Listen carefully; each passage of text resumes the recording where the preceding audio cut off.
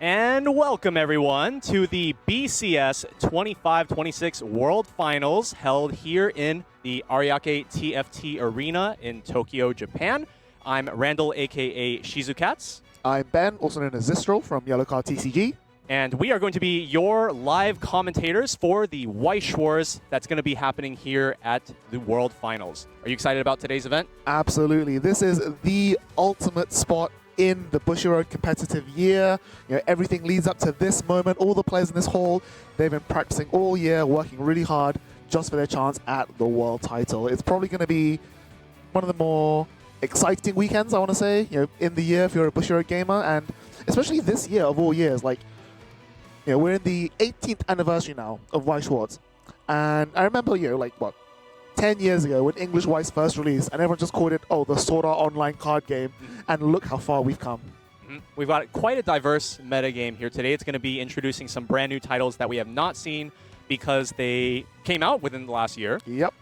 Some of the most powerful sets from last year's World Finals have had some balance changes. Some of them have become stronger, and then even some of them have actually come off the restriction list to become even stronger. These changes happened also just yesterday, for a matter of fact. So it's obviously people they've known about it for a few weeks, so they've had the chance to test it, but it is basically an unknown format, so we have no idea what we're going to see. Now, as far as the schedule today, we do have an action-packed schedule for you guys. It's going to be featuring 6 rounds of Swiss into a top 8 cut. I think this is pretty standard for what we're used to. Yep, I think it's we are on 50-something players. Let me have a quick check. 54 players. So yeah, 6 rounds sounds about right. Most, if not all of the X1s should make it in. Okay. I'm not exactly sure on the whole math behind it. But yeah, I'm sure all of our 54 players are very excited to be here in Japan. Just having the opportunity to come to Japan is kind of a prize in and of itself. But the prizing for the event itself is also pretty awesome. Let's go ahead and take a look at some of the goodies that our players are going to be not only playing for, but just got as part of their entry into the tournament. So as we saw from last year, we are moving towards the sort of supply set, entry supply. So you've got the storage box, the deck box, 2 packs of sleeves, and the playmat, which is really nice. They're also going to get the entry promo here, which is the hot stamp book signing beta, which is going to be handed out in a few moments. And then the same beta with a slightly different stamp is being given out for top 8 and top 4. It is a very nice card. Eminence in Shadow just came out a week ago, and the card itself can be played. It's not an awful card. I think it's one of the better choices from the set for the promo. And then the lovely, lovely, beautiful full art winners promo for the #1 player is going to be the 2-1 Alpha early play. That was one of the first cards revealed, I believe, from Eminence, if I'm not mistaken. So yeah, definitely going to be a nice way to sort of round out that the release cycle. Yeah. And obviously with the Eminence in Shadow having some of these really popular female characters, I think that's definitely the direction that they were going for with these particular supplies for the World Final stuff. So as far as the game that we're going to be taking a look at today, we do have our round 1 matchup all ready to go. Correct. And boy, is it a round 1. We've got Jose Elamar, last year's world champion, up against Mr. Two Sides, I believe? Yes, that is correct. A player who I believe qualified in Singapore. So I'm not familiar with the name, but he's playing probably one of, up until this point, the strongest decks in the game. So I think we're just going to go straight to the game and we can talk about their decks in a moment. Sure. All right. So there we have Jose on the left playing Oshinoko, and Mr. Two Sides on the right playing Overlord. We saw there Nazarick. Sorry, Mr. Two Sides got the first turn, which is really what that deck wants, because it's got a lot of really strong zeros, such as the Irons level 0 bounce back, which he unfortunately has not committed to the board on turn 1. But Jose's list is also very, very well tuned for both going first and second. Yeah, notably, Mr. Two Sides list, as of the recent Nazarick restriction list update, is going to be running 4 copies of the level 0 Searcher Eins with the on-play search effect. I believe that this is the best approach going forward in order to increase the deck's consistency, being able to grab that single copy of the 1/1 Eins that the deck has access to now. Definitely. The fact that he hasn't seen on turn 1 is a little bit rough. But talk about consistency, also part of the restriction. There's the Searcher we're talking about. But yeah, talk about consistency. He's also been able to put back in 3 copies of the 2-1 Maid, which arguably is one of the cards that holds the deck's mid-game together. Having access to the 2-1 Yuri, once again, is going to be a very nice consistency boost for the deck, being able to find those treasure climaxes and continuously utilize the Ain's level 3 combo as many times as you can, which is exactly what the deck wants to do. But then talking about consistency, he's also not running the level 0 Mare, or is it Aura? The on-death, discard 1 top 4. I believe that one is an Aura. I think that's an Aura, yeah. So he's running 0 copies of that, which that one's not part of the new restriction, so I'm surprised that he's not going for that. I definitely think that prioritizing the drop search is definitely a good play here. Now, as far as Jose's side, Jose is not going to be bringing back the deck that he used last year. Whoa, we see a treasure climax getting slammed here. Turn 1. Only with 2 lanes as well, not even 3. Yeah. Really wants to force that damage maybe. 4 damage coming in. So we're not going to be seeing a repeat of Jose's last year's deck that he won with. We are going to see him on the popular Bushiroad deck now, the popular comeback and gate build that I think we're going to be seeing a lot of throughout the day. Is going to be taking the hit straight to level 1.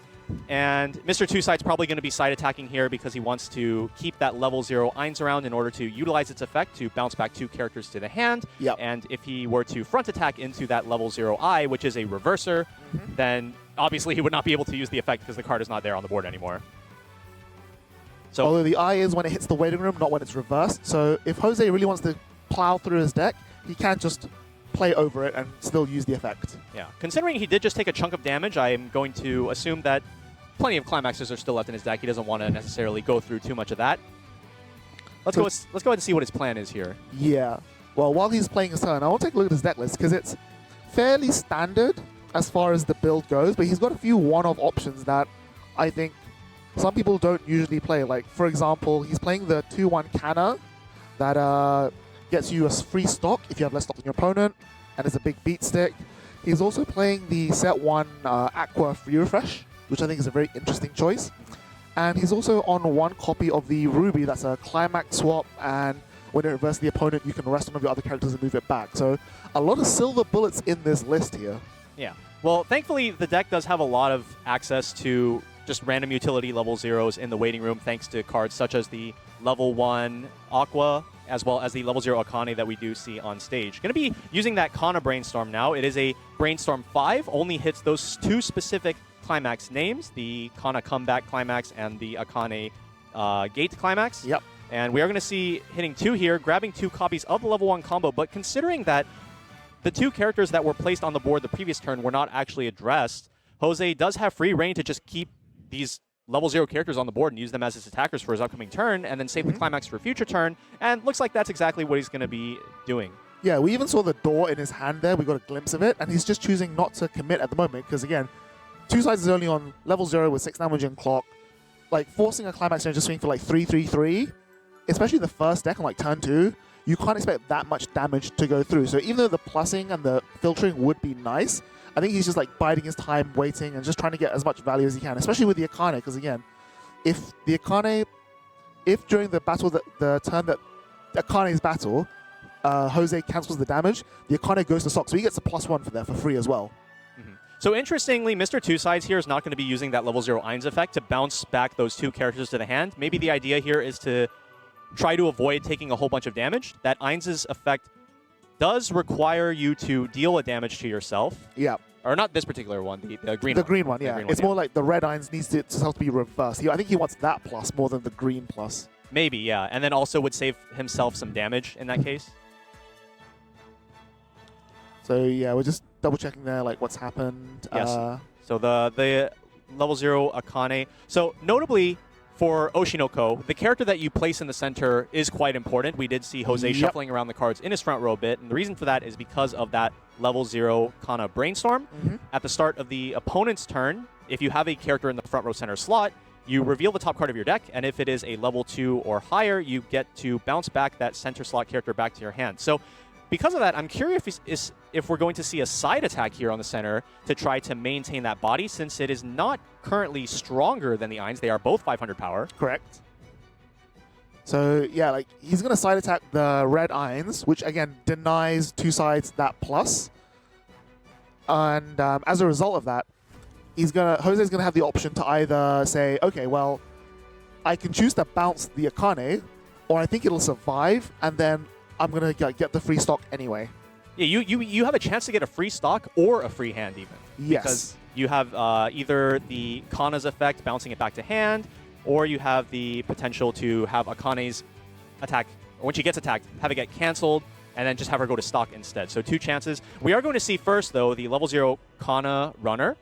Her effect, when she reverses a battle opponent during your own turn, you salvage a character and discard 1 card afterwards. And for those of you who don't know, that effect is mandatory, so if you happen to get a reverse with that Kana while you have no characters in waiting room, you resolve as much as possible, so you just salvage nothing and discard a card. Yeah. Yep.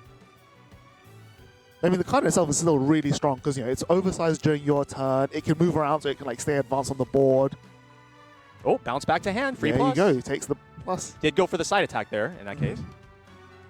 And yeah, critically there, Mr. Two Sides choosing not to use the green Eins means that he's now, like, technically down 1 hand size for, like, not no reason, but he could have had 1 extra card in hand, which could have been useful. Yeah, but it also would have opened up potentially up to 3 additional damage, which is definitely not what I think he wants. We're going to be using a climax swap here to go into the Shell Tier level 1 combo. Notably, he paid out another bar with his... So when he triggered the bar last time, he blind stocked a bar, which is pretty painful. I definitely know that experience. Only single Shell Tier combo on this turn, though. But he does have the runner in the back row, which could become useful. Maybe just run into the empty front row slot once it's open to try to block some damage, maybe? True. Oh, what a great cancel. Nice. Yeah, that was huge there from Jose. So I think at this point, you probably have to front attack with that level 0 Eins now. Do we really want to just let that eye stay on the board for another turn and just gain another additional plus for Jose? I don't think it matters too much because, again, Mr. Two Sides saw Jose salvage 2 level 1 combos just now, and he only committed 1. So if you're Two Sides, you know for a fact that Jose has a 2nd level 1 combo in hand, another bar coming in. This is not when you want to be triggering bars as Nazarick. You really want to be having it happen later in the game. Yeah. Another big cancel. So, okay, the nice thing about Mr. Two Sides' position is that he does actually have 2 copies of the Treasure Climax that he will want to be using at level 2. With the Eins level 3 combo, you want to be resolving that Climax combo multiple times per game. The first time you resolve it, it's going to be gathering the black goats underneath him as markers. And then for the next time you activate the effect, we're going to be sending those goats to memory to pop all of the characters on the opponent's board. And then also it sets up a finisher piece for Nazarick in the late game. Also worth mentioning here that Two Sides chose not to use the red Eins level 0 when it becomes reversed. I think at this point he's a little bit behind on damage. His opponent just double cancelled, triple cancelled actually. You don't want to just be clocking yourself for minimal bonus. So yeah, the eye itself also sends itself to memory if you have 2 or less, so you can get up to 3 cards in memory. Notably, Jose is not running the level 0 Aqua from set 1, the twin drive and send itself to memory to save one of your other characters when it's front attacked, which means that the eye is going to be the only memory compression he builds. I don't think that's a particularly huge problem in this matchup. It could come into play in an Oshinoko Mirror as the level 3 combo in Oshinoko, or at least the most popular one, which is going to be the Akane that this deck is running, is going to scale based on the number of level 0s that your opponent has in their deck. Yep. Shaltair there, also very low power, very easy reverse target. 2nd level 1 comes down as we predicted.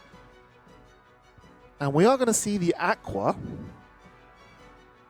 Looking at Jose's hand, he's actually really well sculpted for like the future turns now. All he really needs to find is the early play heal. Huh, I guess you could get that right now with that level 1 Aqua's effect. Has the same on-play effect as the Akane that we saw previously. On play from hand, you discard 1 card as cost and then reveal the top card of your deck and choose a character from your waiting room whose level is equal or lower than the level of the revealed card, which in this case is 3. So he has free reign to grab whatever he wants, and we're going to be grabbing a 3rd copy of that level 1 combo. He is going to be ending this turn with 7 hand, going into a comeback trigger climax combo of his own, but with 3 copies of the combo instead of just the one from Mr. Two Sides. Yeah, so we've talked a lot about the Akane already, which is one of the 2 new combos this deck has. The other one obviously being this level 1 Kana, who is, once she attacks with the comeback in play, you get to look at the top 4 cards of your, up to the top 4 cards of your deck, choose a character from among them and add it to your hand. Then if you added a level 2 or higher card, you get to look at and rearrange the top 3 cards of your deck, which is absolutely insane. Which is what we were just seeing. So yes. This not only allows you to manipulate your triggers, but it also allows you to potentially manipulate other searches. Manipulate the next Kana. So as we saw just now, 3 cards on the top of Jose's deck were the level 1 that he just triggered, a level 2 Taiki, and a Climax. And so we do have the potential to add the Taiki here, and then rearrange the top 3 again. Move the we're gonna move the Climax even further down. So we're going to trigger the level 0. And then with the add third the level copy, 3, add the level 3, so rearrange good. again, and then we can avoid triggering that climax, and it just keeps moving further and further down to guarantee another cancel. And Mr. Two Sides is just taking it over and over. So yeah, just look at the one. Doesn't need to, again, like I said, he has a lot of climax in there. He doesn't need to build too much. Is that a level 3 on top? So we're going to be able to stack the level 0 to be the trigger into the level 3 that's going to remain on top of the deck and allow Kana to bounce back to hand with the brainstorm. And then you have a cancel off the top immediately after that. This is just one of the many reasons that I think Oshinoko is just one of the strongest decks in the game right now. Yeah.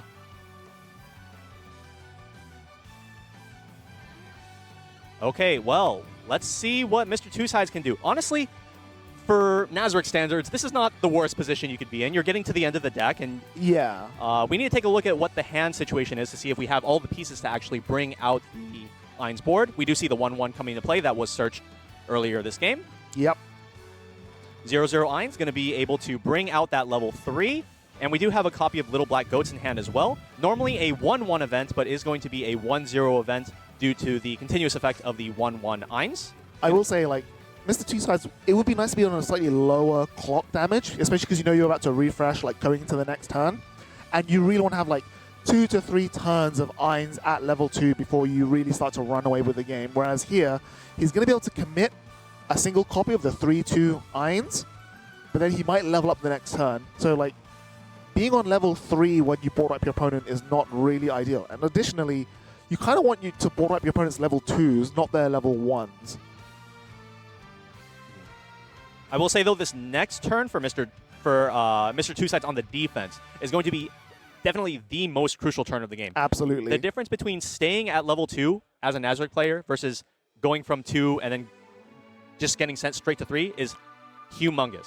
So this turn, we're just going to see the standard play. We're going to be bringing out that level 3 Ainz, playing the Treasure Climax. This is going to give 4,500 power and the untargetable protection during the opponent's next turn to that center slot Ainz. From the 1-1, and then the 3-2 itself heals 1, and then either burns 1, or puts all of your Black Goats from Waiting Room as a marker, or discards all the Black Goat markers to send to Waiting Room that many of your opponent's characters. So you've got 3 markers there, it looks like, maybe 4.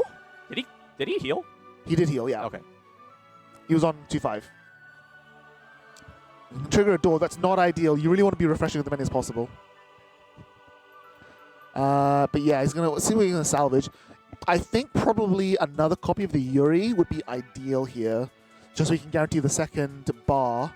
Well, he had the second copy of the Treasure Climax in hand already. No, we saw him was it discard it for the comeback on turn 2. No, but then he triggered another one. He triggered another one on the previous turn. He only triggered 1, not 2, didn't he? No, because he had one already and then triggered 1. He had one already, which he swapped, and then triggered another one. Yeah, so that's just the one which he's now just played. I'm pretty sure there was one more of the Climax in hand. We'll have a look next time we get a peek. But so it looks like this level 0 Cocutus is going to be tying 2-5 base plus the 1k from the Climax plus the 1k from the Little Black Goats from earlier. And just the last 2 Climaxes in the deck are just going to be used to cancel these swings. So Jose just creating a gigantic lead for himself. This one is going to be sticking, though. Plus the refresh damage. Yeah. So all 8 back. Exactly what you want to see out of your Climaxes. Just all 8 going right back into your deck. Huge pile of stock, huge hand. Full board. Like, look at all that compression that he's going to get. What's also crazy is that because with the clock penalty, Jose's going to go to 1-6 right here, right now, into his turn. He can draw for turn, clock to level up, and then that early play is now in his waiting room, ready to salvage, ready to start doing things. maybe to be salvaged off a comeback trigger if he triggers one on the upcoming turn. Plus, the Yuri only gains power during your turn. No, that's a constant, as long as you have a full board. Yeah. Right, okay. But he's not going to have a full board because the Kakusis is dying. Right. Oh, no, this was the swing with the Eins. Okay, so... Oh, that's not great. So going to be taking... it's not the worst situation. If nothing else, it gives Jose clock damage to heal off with the early play, which is still pretty good. Yeah, as we were saying, this upcoming turn is going to be the most crucial for... No, see, there is another treasure climax in the Okay, he just had one in hand as well. Yeah. Sure. So this next turn for Mr. Two Side is going to be the most crucial. Because Jose did go back with all 8 climaxes, he doesn't have one in hand to play on the current turn yet. Yeah. And if there is one thing that Oshinoko is not great at, it is grabbing other climaxes. We have the Taiki. You do have the Taiki, but that's kind of the only card. And we did see him add it with the combo, and it is right there in his hand. But it does cost a stock, and one of the big advantages of the Taiki is that it is a massive body, but the Eins in the middle obviously can't be reversed because of the 1-1 effect. So, Jose, if he wants to dig for a climax here, he has 6 chances. We have 2 off the clock, and then we have 4 off Taiki if he decides to. And we are going to see the clock. Going to be clocking the level 3 Akane here. This is going to be setting it up to fall into the waiting room upon hitting level 3. Or he just drew an early play. Drew the early play. And he's got plenty of stock to work with. Absolutely. So we could definitely just see the early play getting put onto the board here. Plus there's a reverse target in the Yuri to bounce back to hand, which means it gets to dodge the board wipe of the Eins, which is really sick. There's a climax right there. You could just take this climax right now if you wanted to. He doesn't have a climax swap, though. I think he really wants to see a door, maybe. We don't have any copies of the level 1 combo, so I don't think it's that big of a deal. Sure. But he does have the... Oh, we have one combo. We have one. Oh, he does have one, which he bounced. Yeah, we know he bounced it. Yeah. No climax swap available, though, so I think we're just going to grab this copy of the gate climax. And just hold on to it for level 3, yeah. Discarding early play heal. Okay, he doesn't want to heal. Maybe the idea is he just values the cards that are already in his hand higher, and then if he hits the Brainstorm here, maybe 2 on the Brainstorm. Maybe now we get the early play heal back. So even then, I don't think so. He's just spent a lot of stock. I think he's going to, there's the climax off. Yeah, he's really going for it. Which makes sense, because you refresh with all 8, you've just drawn 1, and now you've just hit 2 on the climax, on the Brainstorm. Why not just keep compressing? Just keep building up stock and going for it. Critically, he also milled a comeback off this Brainstorm, so there's a swap target. There was one in the refresh point, though. There was, At 1-4. But we are going to be going for combo here. Now, the question is, what do you put in the middle? So the thing is that Taiki's power is the highest in the middle because he gains 1,500 for each of your other characters. But realistically, you could put anything there with the potential to bounce back to hand. We're just going to be going with double combo. Yeah. Because again, like, you're fronting into the Eins. You can't get reversed. It's basically a 3+1. He has so much hand right now. He does.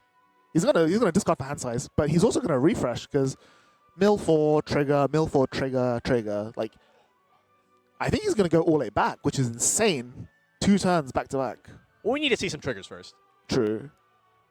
Now, what I think is... But again, you have double Kana, so you can control your triggers. Yeah, what I think is really important, though, in this situation is potentially using your control over your triggers to actually force trigger a climax. Because if you can trigger the gate climax here, it will guarantee you having the climax for the next turn. And we could very well seeing Jose going to level 3 on his next turn and then just going for the Never mind, he just... So we saw now he just moved the Taiki to the middle because he could, like, I can bounce the Taiki. Ooh, two climaxes in that top 3. Not ideal. But yeah, I was going to say, like, Taiki in the middle means that he can then bounce the Taiki and then grab a climax next turn for the Kanas. But adding a Taiki off the combo means that he's pretty much set. But seeing the 2 climaxes left on top of his deck here, we're probably going to see the Kana attack next just to mill those out and just dig a little bit deeper. I do see what you're saying about, like, force a trigger of the gate to grab the climax, but triggering a comeback here is not ideal, especially when you're already going to be overhand. Yeah, the thing that is nice about Oshinoko, and in terms of its late game strategy and its resource economy, is you have access to that level 0 Akane, the one with the, like, purple background that we do. The sack 1 climax up to deck. No. The free play. The free player. Yeah. So the really nice thing about Oshinoko is that with the amount of extra hand that you're able to accumulate in the deck, you can utilize that into the level 0 Akane in order to make it so that your level 3 line is free. So you can spend your you can spend your resources throughout the mid game quite liberally with the ability to fall back on the Akane and still able to produce your entire finisher board, even though you don't have the quote-unquote normal prerequisite amount of stock. So like normally if you want to play triple Akane, you need 7 stock. Correct. So 6 to actually play them. And then 1 for the combo and attack. Oh, good cancel there great from cancel. 2 sides. But with the Akane, it does allow you to go much, much lower. Even if you like get multiple copies of the Akane, like hit a Brainstorm 2 or something, and then you can potentially make the entire turn work with like maybe even like 4 stock. I actually had a game at WGP a few months ago where I managed to do triple Akane on 3 stock. Sounds pretty good. Because yeah, you use the level 0, free play 1, hit 2 on the Brainstorm, add back the free play again, and then play 1 out. So yeah, we did see him mill out all 4 cards there. Get the blind trigger for 3, which does stick. That's going to be huge. Not great for Mr. Two Sides. And what we did see out of that top 3 stack from the Kana, we saw stacking 2 level 0s and then a level 3. So Jose will have the option to bounce back his center slot here, which I think you definitely should be doing considering your board is due to get wiped off the face of the planet anyway. Notably, but at the same time, you don't like the only thing you care if you're Jose is the Brainstorm. Like the 1-0 Aqua, you don't mind if that goes away. The 1-0 Canners, they've done their job. And like you're trying to go for lethal next turn, really. Yeah. Notably, the nice thing about the level 0 Brainstorm's effect is that it returns the card to your hand at the start of your opponent's turn. So it's already past the point where you will have had to discard for hand size, which is what Jose's doing right now. And then we're going to go into Mr. Two Sides' turn, reveal the top card of the deck. Ooh, look, level 3, piece of candy. I'm going to bounce that back to my hand real quick. There it is. Let me put this piece of candy in my pocket. There we go. Was that another level 3 Eins? It was indeed. Gonna Brainstorm here. What do you think is the best card to grab here? Because we have 4 stock. We're probably going to just be playing 2 copies of Eins. And so I feel like it's between you either play double Eins and then resolve triple, or you grab... No, actually, no. You can't really grab Rest Counter here because... No, you don't have the stock for it. You don't have the stock for it. I mean, like, again, he's grabbing it anyway. You grab it for... Just to threaten later. For later. Yeah. So they know you have it. Exactly. But honestly, if I miss the 2 sides here, I'd probably want to try and find a way to get the level 0 Eins, because you want to conserve resources here now, because like, you want a Goats next turn. So maybe it's like changing into an Eins, even though you're already level 3, it saves you 1 stock. You trade a hand for a stock, but then that stock is what then lets you like spam Goats from the memory. Yeah, we have no real way to do that, though. The only play here is just to play the 2 Eins. Oh, yeah, that's what he's doing, yeah. Literally forced play. It's the only play that we can do. And then we just go into triple treasure combo. I mean, he does heal to 0, which is massive. Times. Yep. And then board wiping to... Back row 1 Kana. Yeah. Yep. And then as far as where the protection goes from the 1-1, typically you will want to be using it on the one that is not in front of the level assist because it's just, it's not gaining the power. Jose cancels one of the burn ones as well. That's good for Mr. Two Sides, actually. You want him to be canceling the random burns. Yeah. Cancels the direct. Probably cancels this direct as well. I think there's 1 climax left in Jose's deck, or is he all out? All out. Oh, yeah, he's only 1 card in deck. So 1, 2, 3, 7 back, missing the gate. But yeah, no, the heal 3 there was huge for Mr. Two Sides, because as we know, Akane's lethal range is as low as 2-5. Honestly, depending on what the rolls are, like Akane is just a high roll, low roll finisher. Yeah. It's all dependent on the order of the cards in your opponent's deck. So you can't really say for sure what the card's lethal range is at any given point. It's just... I'm always assuming 2 zeros. Yeah, I think that's fair. Yeah. Like each, right? Yeah, especially in a deck like Overlord, which has a lot of zeros. Wow.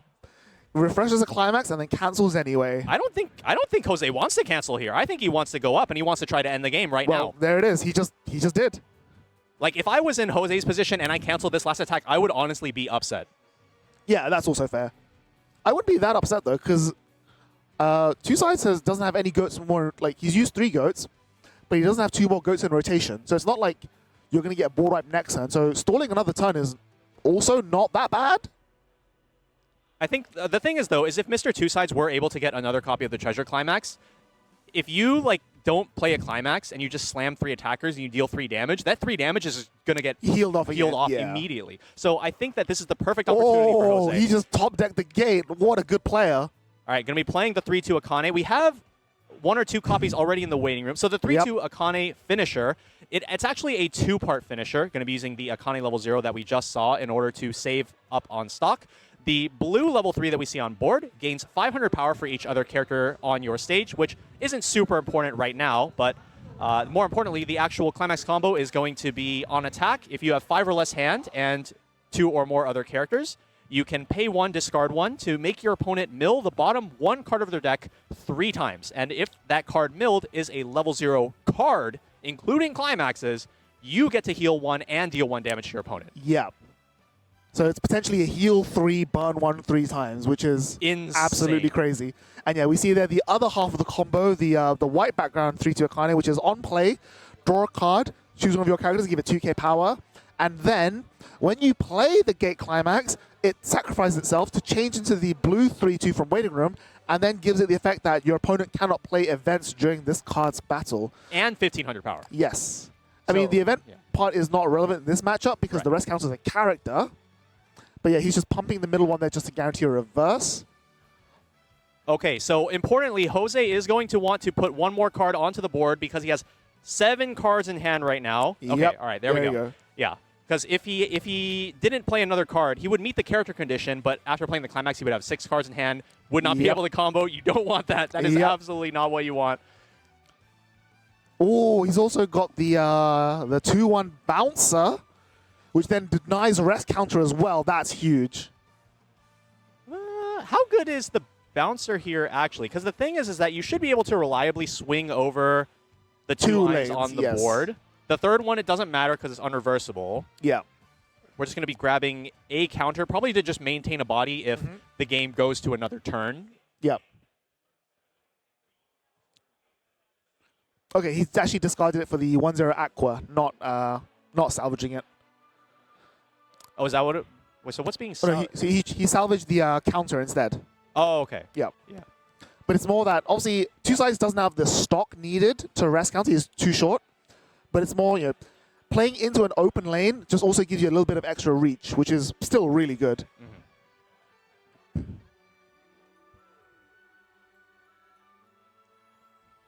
So yeah, we're just thinking if we need to do anything else. Nope, we're just going to slam the Climax. And change out the Akanes.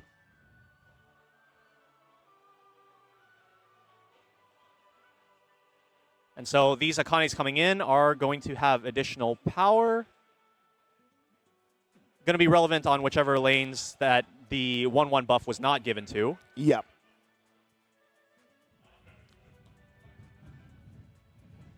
And we're just going to get right into it. So, I mean, the order here, it doesn't matter. They're all doing the same thing. It doesn't matter, yeah. I think the only thing that matters is whether or not you side on the first swing for a side for 1 and then a bunch of burn ones. Oh, because we know the top card is as a soul icon, yeah. Yeah. Now, as far as defense against this, you do want to be leveling as many level 0s as possible, which we did see from Mr. Two Sides, but it's not. It's not. Oh, what is happening right now? 3 level 0s, 3 cancels. Whoa! That is. That's really. Wow! Is going on right now. So yeah, as I was saying, Mr. Two Sides, you do want to be leveling those level 0s, which he has been doing. Yeah. And then we see that happen still. Like sometimes it's just that's just how it happens in this matchup. He just wanted it more. I mean, the cancels. Canceling the burns was a better result than the Climaxes being on the. For sure. These are like all 0s. Yeah. Oh, that 1-0 goes in. That 1-0 goes in. No, this is the damage. This is damage. Is that the damage? This is damage. Oh, okay, sure. So because that's the critical thing about this Akane is that it's not mill the bottom 3, burn 1 for each one. It's perform the following process 3 times. Mill the bottom 1 and then burn 1. That's a clear thing there. Yep. How many 0s are in? Let's take a look. How many 0s are in Mr. Two Sides list? 3, 10, 14, 8, 17, 12, 22? 22. No, 30 because the climaxes. Oh, 30 including climax, right? Yeah. But 22 actual level 0. That said, there was an argument there for not using this combo because we just saw Mr. Two Sides mill four clean cards on the bottom. He could have just swung for 4 and stuck the damage. Yeah, definitely could have done that. Never mind, Two Sides just eats the 3 anyway. All right, so we have potentially a whole bunch of lethals coming in. Now that I think about it, I never really thought about it just because, specifically in my local space, a lot of people have been playing Oshi. Not a lot of people have been playing... Oh, 1, 0, Ooh, sticks. That's it. That's going game. to be the game for Jose. But yeah, just as I was saying at the end of that, not a lot of people in my play space are playing Nazarick lately, even after the restriction list change. And so... Must be nice. Yeah, one thing that I didn't really think about is that in this particular matchup, when you use the goats and send them all to memory, you're eliminating a bunch of missed targets for the Akane. And so as we saw in that game, what was left in the deck was just 0, 0, 0, 0, climax, climax, climax, 0, 0. 1 level 1 Shaltier. That was literally it. Exactly, because you only have like, what, 5 level 3s, like maybe sometimes a bit more. You've got the Shuffleback Mare, you've got your 2-1 Yuri, and like those... A lot of them are on the board. Or in hand, yeah, you want to save them. Like rest counter, you want to save your rest counters in hand. So like, everything else is... Yeah, you just deck's full of targets. Yeah. So I guess like from a metagame perspective, Oshinoko, I guess you could say, would just by default have the upper hand. It doesn't have the ability to play against the rest counter necessarily. So if the Nazarick player is able to... Well, it does. You have the bouncer. Sure. Oh, yeah. Okay. It's not necessarily played in every list, but you do have the option to use the bouncer in order to get rid of one of those potential rest counter bodies. But just in the overall scope of things, because the Akane Changer only disallows the event counters, this does have some counterplay into the Oshinoko matchup. But with all those level zeros, like honestly, they could probably side attack you and get some pretty big impact out of that end game, just based on the number of zeros that are just remaining. Exactly. And again, like I mentioned during the game there, Oshi as a deck doesn't really care about its board being wiped. Like the middle thing that you're bouncing is the one that you want to save, and like all you care about losing is the brainstorm. Everything else is fodder. So yeah, like even a lot of the time in Oshi, the second back row slot, if it's not a second brainstorm, it's usually just something that you played for the on-play effect. Yeah, of course. But yeah, let's have a quick look at the metagame distribution for today. We just got that data in from Bushiroad. So let's see what decks people are playing. Wow, that's crazy. The most popular Not surprising deck is at all. Actually, no, it is a little bit surprising because you and I both predicted 30% of the room would be on it. Yeah, before we predicted 30% of the room would be playing Oshi. 22, it's still high. Pretty high, and it's still the highest, most popular deck. I actually am quite surprised to see this much Bang Dream, actually. Especially after the restriction to it, Yeah. Like losing the bread stock swap event definitely hurt the deck ceiling. So I'll be interested to see like what list people are switching up to. Like, are they sticking onto the Tamari finisher, or are they sticking with the Uika finisher? That'll be really interesting to see then. Yeah, I actually think that with the restriction list, I think that the big reason to play the Anon and Tamori comeback finisher is quite a bit lower. Yeah. That deck had the ability to spec into a lot of late game utility options to help out with the finisher line, and with those helpful finisher additions being restricted, you really don't have as much of a reason to play that particular top end over the other two, the Tamori gate top end and the Uika comeback top end that you were mentioning earlier. We did also see 13% of the field were on the Nazarick deck that we just saw, which then, again, not surprising given that it has been both buffed and nerfed. And yeah, there's a few other like one-offs that we'll talk about throughout the rest of the day. But quick update from the people in my ear. They did give a warning to Jose that game because apparently he did not discard for the canna on turn 1, the level 0. So he did technically have an extra card in hand all game. I don't think it really mattered. Eventually, he did discard for hand size. I know, like, people in the chat are probably going to be like, oh, but he still had the extra card. But as far as we've been told by the people in our head, the warning has been given. So we'll keep an eye out for that in the future. Thanks for you guys in the chat for catching that.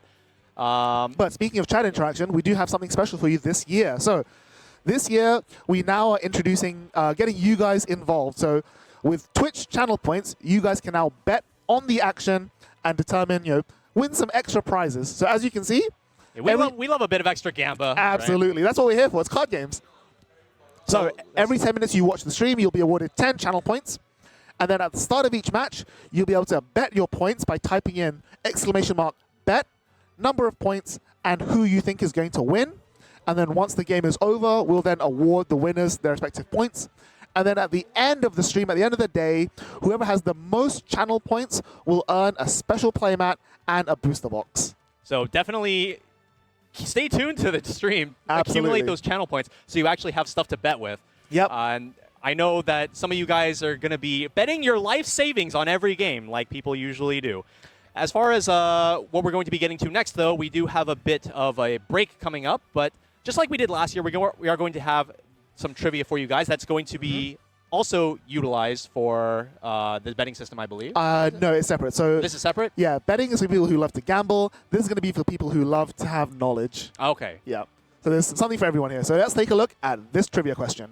So our first trivia question of the day is going to be, which title won the Bushiroad Championship Series 24-25 World Finals? This was played by one of the players that we just saw, Jose Elamar, the Spanish sniper. So if you guys know the origin of his name and what deck he played, go ahead and let us know in the chat who or what deck Jose played last year to win the World Finals. And we will see you guys after this quick break. Bye.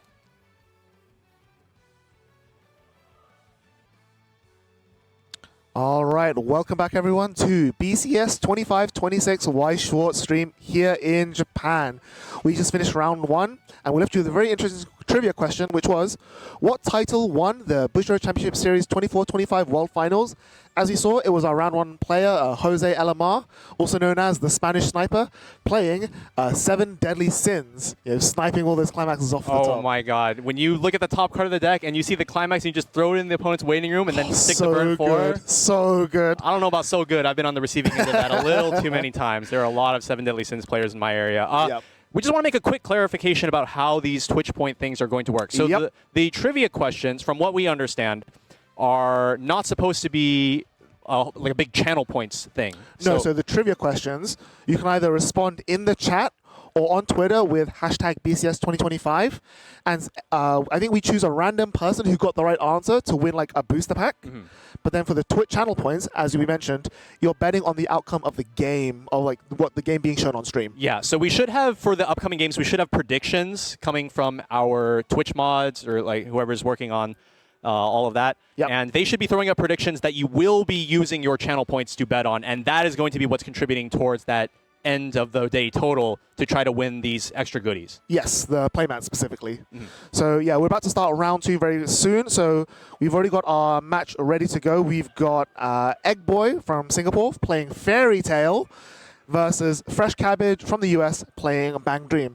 Fresh Cabbage is, of course, known to us as Hansen, very well-known, well-loved member of the Weiß Schwarz online community. Yeah, played Pixar last year at He Worlds. did. That was a very interesting title to bring. Yes, he is also, I should mention, the first ever online Weiß champion.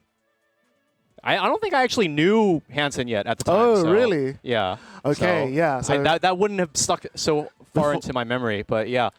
On the other hand, Fairy Tale, going to be a very interesting game. It's not the most popular set, but it definitely has some tricks up its sleeve. So, well, it's worth mentioning, of course, Fairy Tale is obviously one of the first English Weiß sets to release. Right.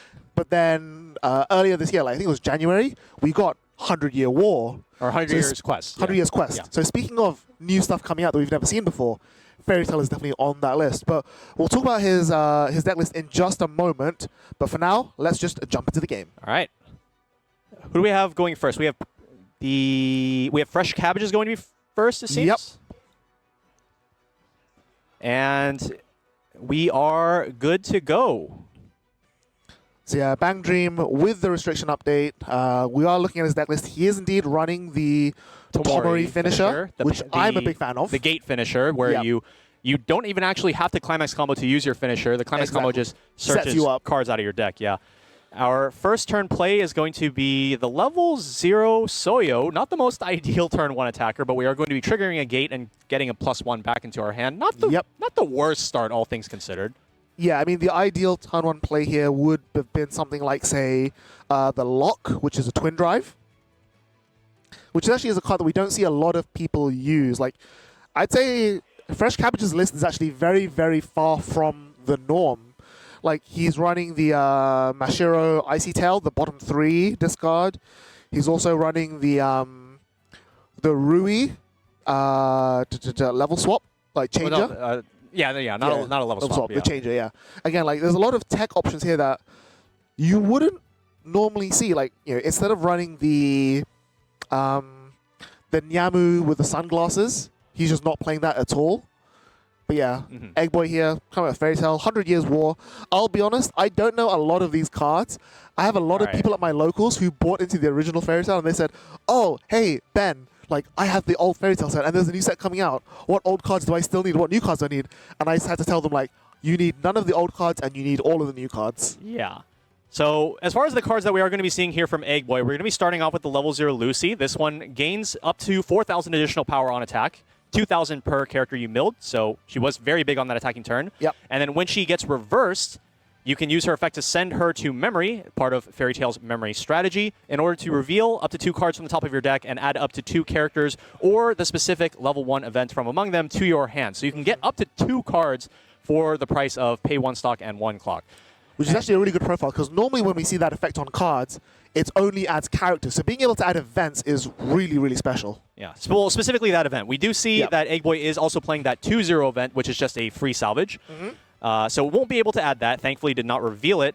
And then the other card we see here on Egg Boy's side is going to be that level 0 Gray. This one has the on attack, discard 1 to top check 4, add a character. Just a very basic ability, allow you to get some deck speed. But in this case, was allowing him to add a copy of the level 1 combo, which is going to be great for later.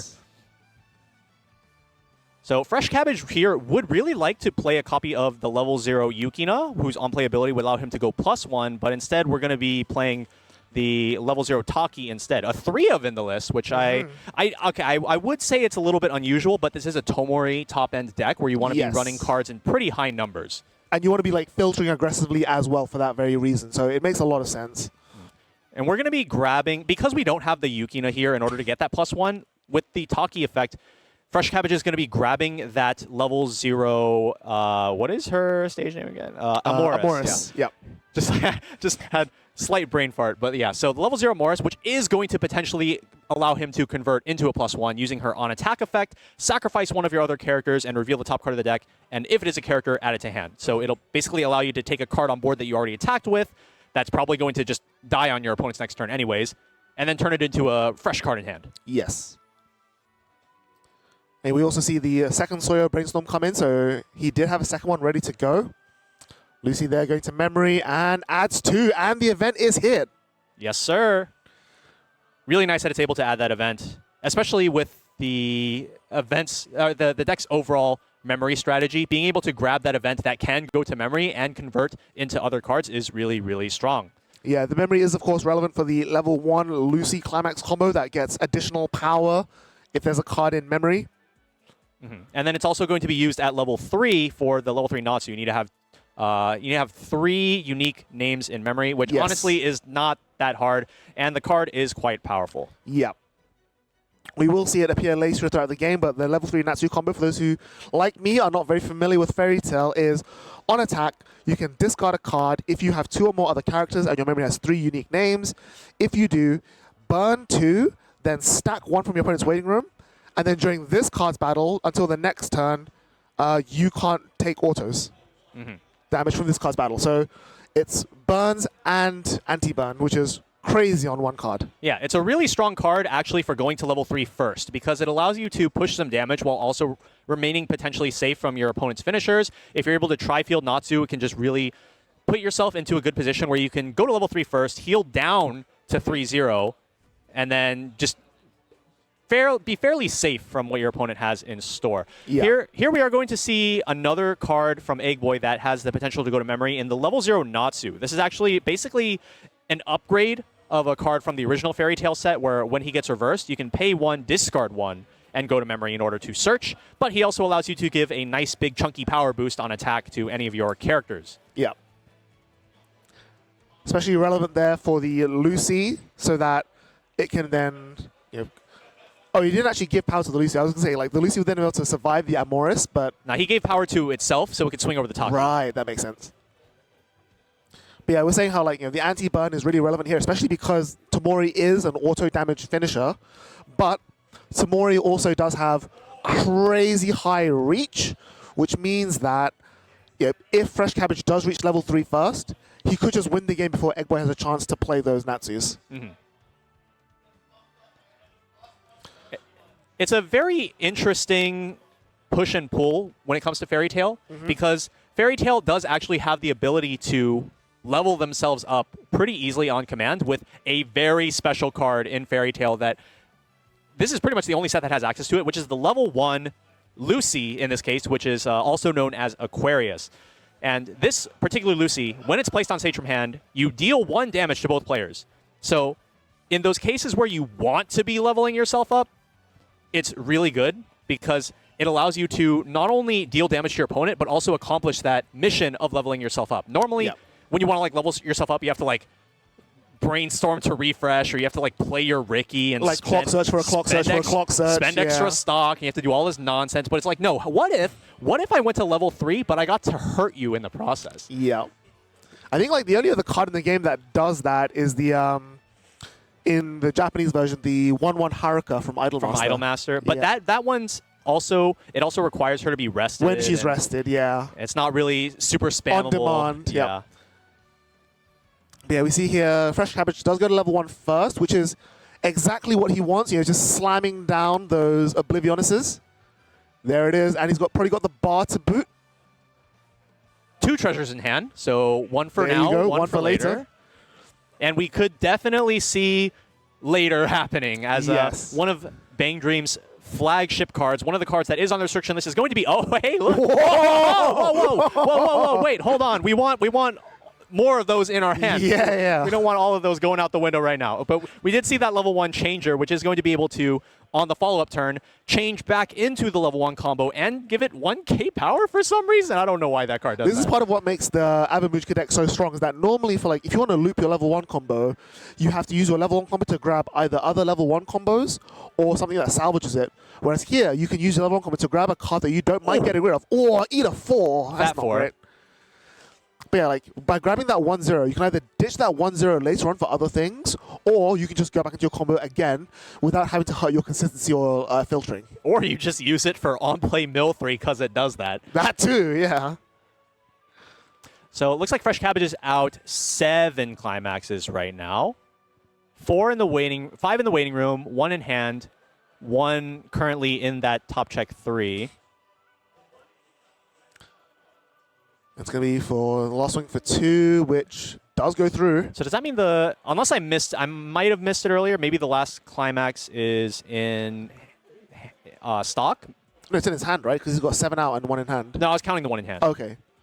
Then that bottom card must be a climax, which is still pretty good. But yeah, like, this is the one thing about Bang Dream is that because of how much utility the set has, you know, it's got like, what, 4 or 5 boosters at this point, it's very, very, very hard to interact with. So it's very hard for you to like stop them from doing what they want to do.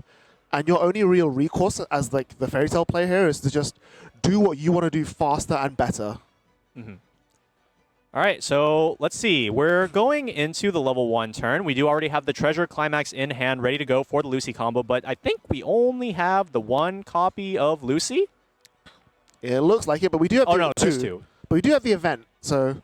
So this event is going to allow us to salvage any character and then reveal the top card of your deck. If it is a level 2 or higher, you get to send the event to, or you send the top card to stock. Yep. And it is free stock, free event. And then itself goes into memory, which now fulfills the Natsu line. Yeah, we're now 3 in memory, all set to go. We probably want to get some back row now. We did attack with a Brainstorm on the previous turn, so maybe we'd like to get that back. There it is. There it is. The Brainstorm does have the additional effect of giving a global 500 boost to all of your characters on the opponent's turn, which is not super great. A lot of cards in this particular lineup are very weak on defense. Yeah. So it's not the most useful secondary effect, but, you know, a Brainstorm's a Brainstorm. Importantly there, the event revealing a climax off the top. So even though you don't get the stock refund, you do get guaranteed plus, which is always nice to have. Mm-hmm. Going to go in here with the Treasure Climax. The Climax combo is going to be a top check for add 1. Very basic stuff. It can also add events. Any event, which is really huge. Including the 2-0 event. Yep.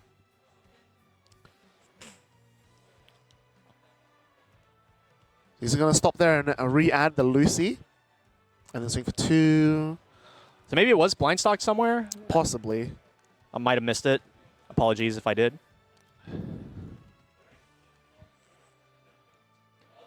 But it looks like Fresh Cabbage is going to be refreshing here with 6 then. So yeah, battle of 2 top check 4 combos. You know, we're going to be seeing a lot of brainstorming to get these back and triggering treasure climaxes and going for climax combo again. You know, that's just kind of how these sort of matchups work. But we will be able to see a lot of actually like branching decision as a result. You have to decide whether or not you're willing to settle for taking a suboptimal card in order to mill less through the deck and like try to maintain more climaxes in your deck, or if you want to greed and go further and just try to find better cards, but giving up a bit of your deck state. Ooh, refresh point climax. Ooh, and he eats the damage. Little bit not ideal for Hansen. But yeah, like when you really look at these decks, like from a distance, they kind of feel like the exact same deck, right? You have like this level 1 plus in combo that feels really, really strong. You generate a ton of compression for free. You've got incredibly overstatted early play for both decks. And then both decks just have like these nice little like super efficient reach burn finishes. Mm-hmm. The one key difference between these two decks, though, is definitely going to be in their end games. Yeah. So the biggest complaint that I have about the Tamori end game, for those of you who don't know, the Tamori has Climax Combo Search 2, and then her non-Climax Combo effect requires you to discard 2 cards on the turn that she's placed on stage from hand. You can either choose to heal twice, or you can mill the top 4 cards of your own deck and deal 2 damage, an instance of 2 damage per Climax milled. The problem with this card is that if you want to commit them upon hitting an early level 3, even if they survive the turn, you cannot use that on-attack discard 2 effect again, because it only activates on the turn that it's placed on stage from hand. Yeah. So if you get sent to early level 3, you're kind of put in a weird spot where you either have to choose to heal or you have to choose to try to kill them. And if you make it to another turn, you basically have nothing. Yeah. Whereas Natsu is the exact opposite. You want to go to level 3 first and then heal down and then force them to play into your board without having access to burns. So they have a very different way of playing the level 3.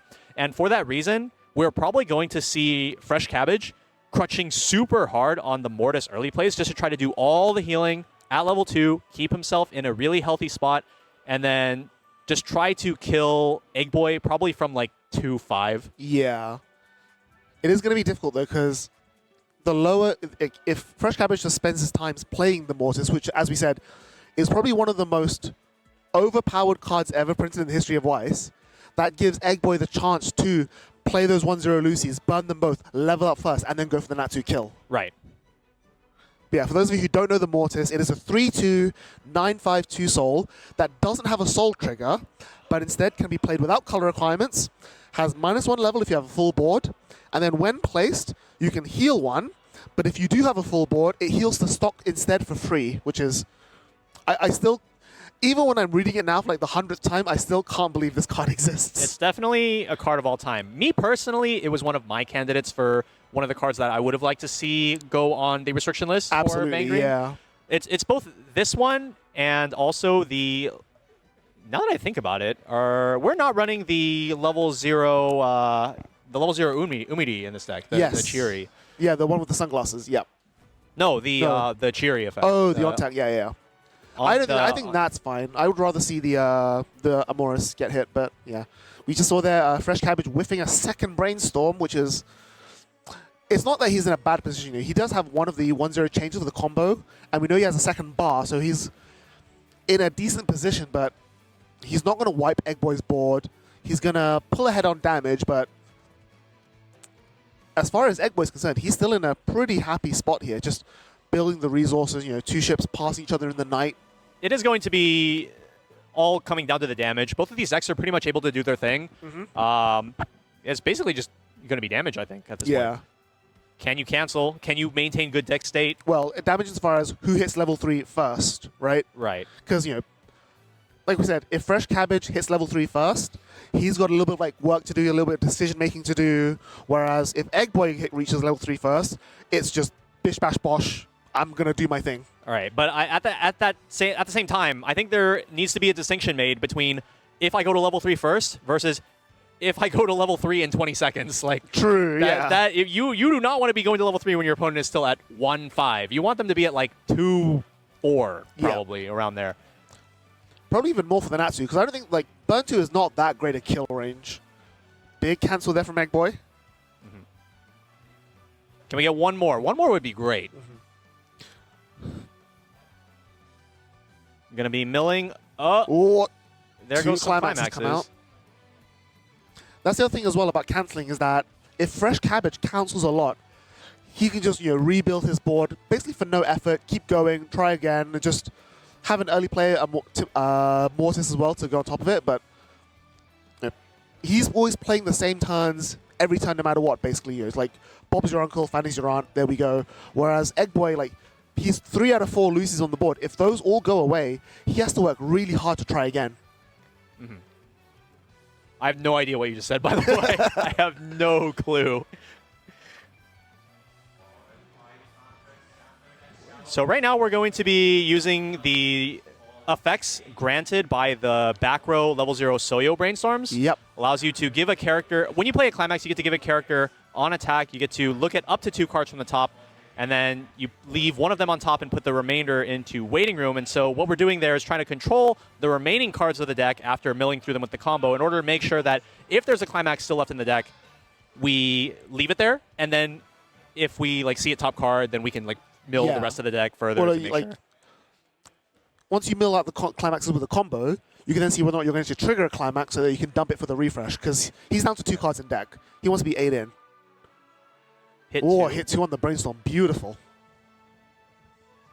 Grabbing the early play. So if I remember correctly, this early play, you either get to choose between a normal heal or a top check X add 1. Yes.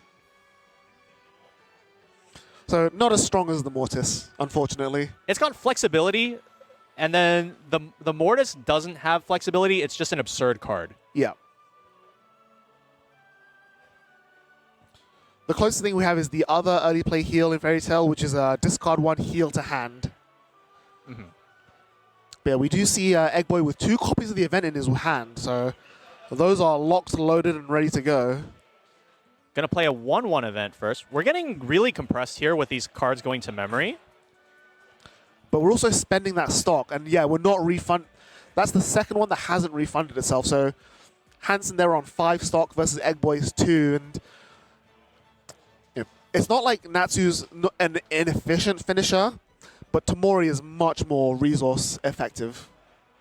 So here we're using the on-attack effect of that level 0 Lucy to clock swap for free. And this is going to, interestingly, put the level 3 Natsu into clock. I feel like it... Okay, so... Well, it's fine, because he levels it off and then gets back with the event. Okay, but we need to get red somewhere. True. So, if it were me, I would have considered just putting the event into clock. And then you could level the event. But you want to play the event. But I would also rather keep my Natsu. I think he's got enough red elsewhere in the deck that he can just, damage the level 0 Natsu or the cat and just go from there and pray. Hopefully. I mean, he did add those early play heals that he didn't actually play down, so he could always clock the early play heal.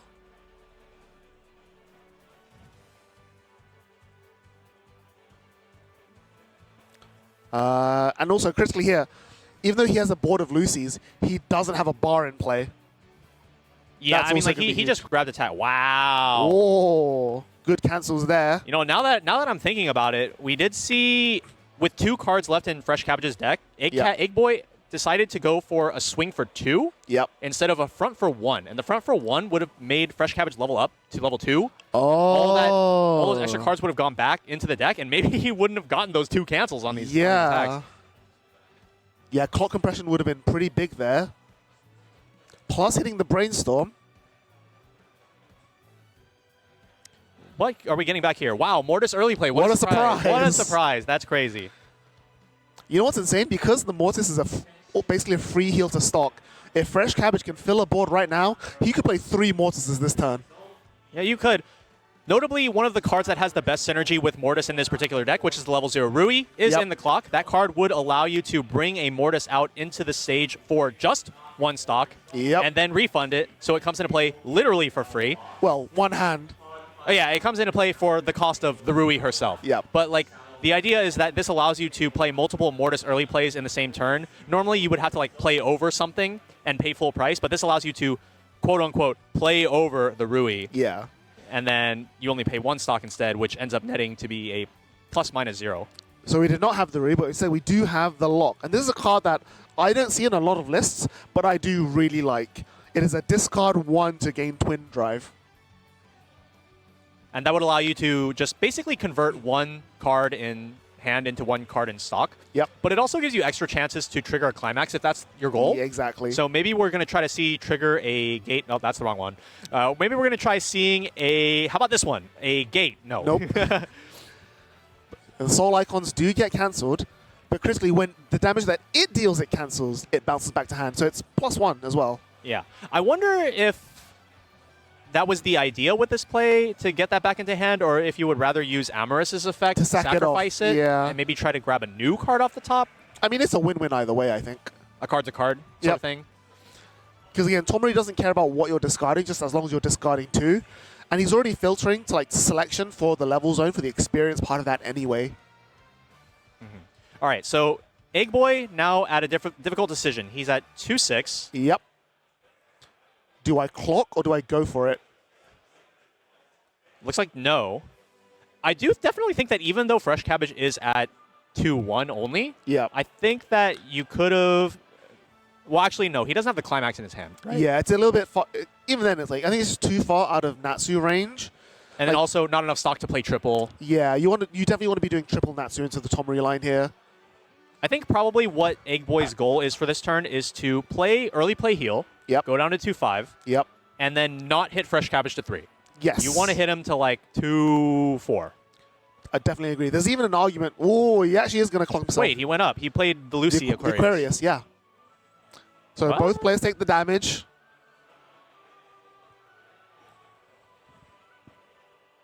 Interesting play, and with no climax in hand. What is the idea here? Maybe the idea is just to... Is he going to use the early play to top X for a climax, maybe? Playing the event, grabbing back Aquarius. Oh, Wait, what? he's canceling with all the doors that he needs. I've definitely done that, where I played a bunch of Lucy Aquariuses before playing my Top Check X, and then I canceled with all of the comeback triggers, and then I was like, wait, no, I need those. No, come back. I had to jump through a whole bunch of hoops to get my climax after that. So 5 stock, Egg Boy can play a Natsu, can play an early play top X ad, but I think he's out all of his comebacks already. Yeah, we were out all the comebacks. So he's going to bring them to refresh. Which Refreshing is pretty solid. 7. Refreshing 7 here.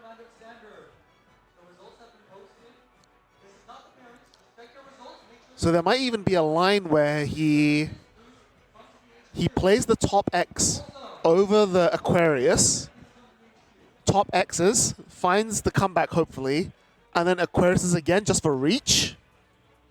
But we did just say that he probably doesn't want to level up Fresh Cabbage to 3 because he risks just exploding. The thing is, with this little amount of stock, you can't even put Natsus on multiple slots on the board to block multiple burns. So they're just going to put all the Tomoris everywhere else. Yeah. So I'm curious, what exactly was the goal here? You prevent triple Tomori, but even double Tomori when you're at 3-0 is very scary. I mean, burn damage is burn damage. Yeah. But instead, what we're seeing here is not only is Egg Boy kind of like pigeonholing himself to play his healer right now, even though he doesn't have the climax, but Fresh Cabbage is now 2 damage closer to going level 3 himself and then just sending it. Yes.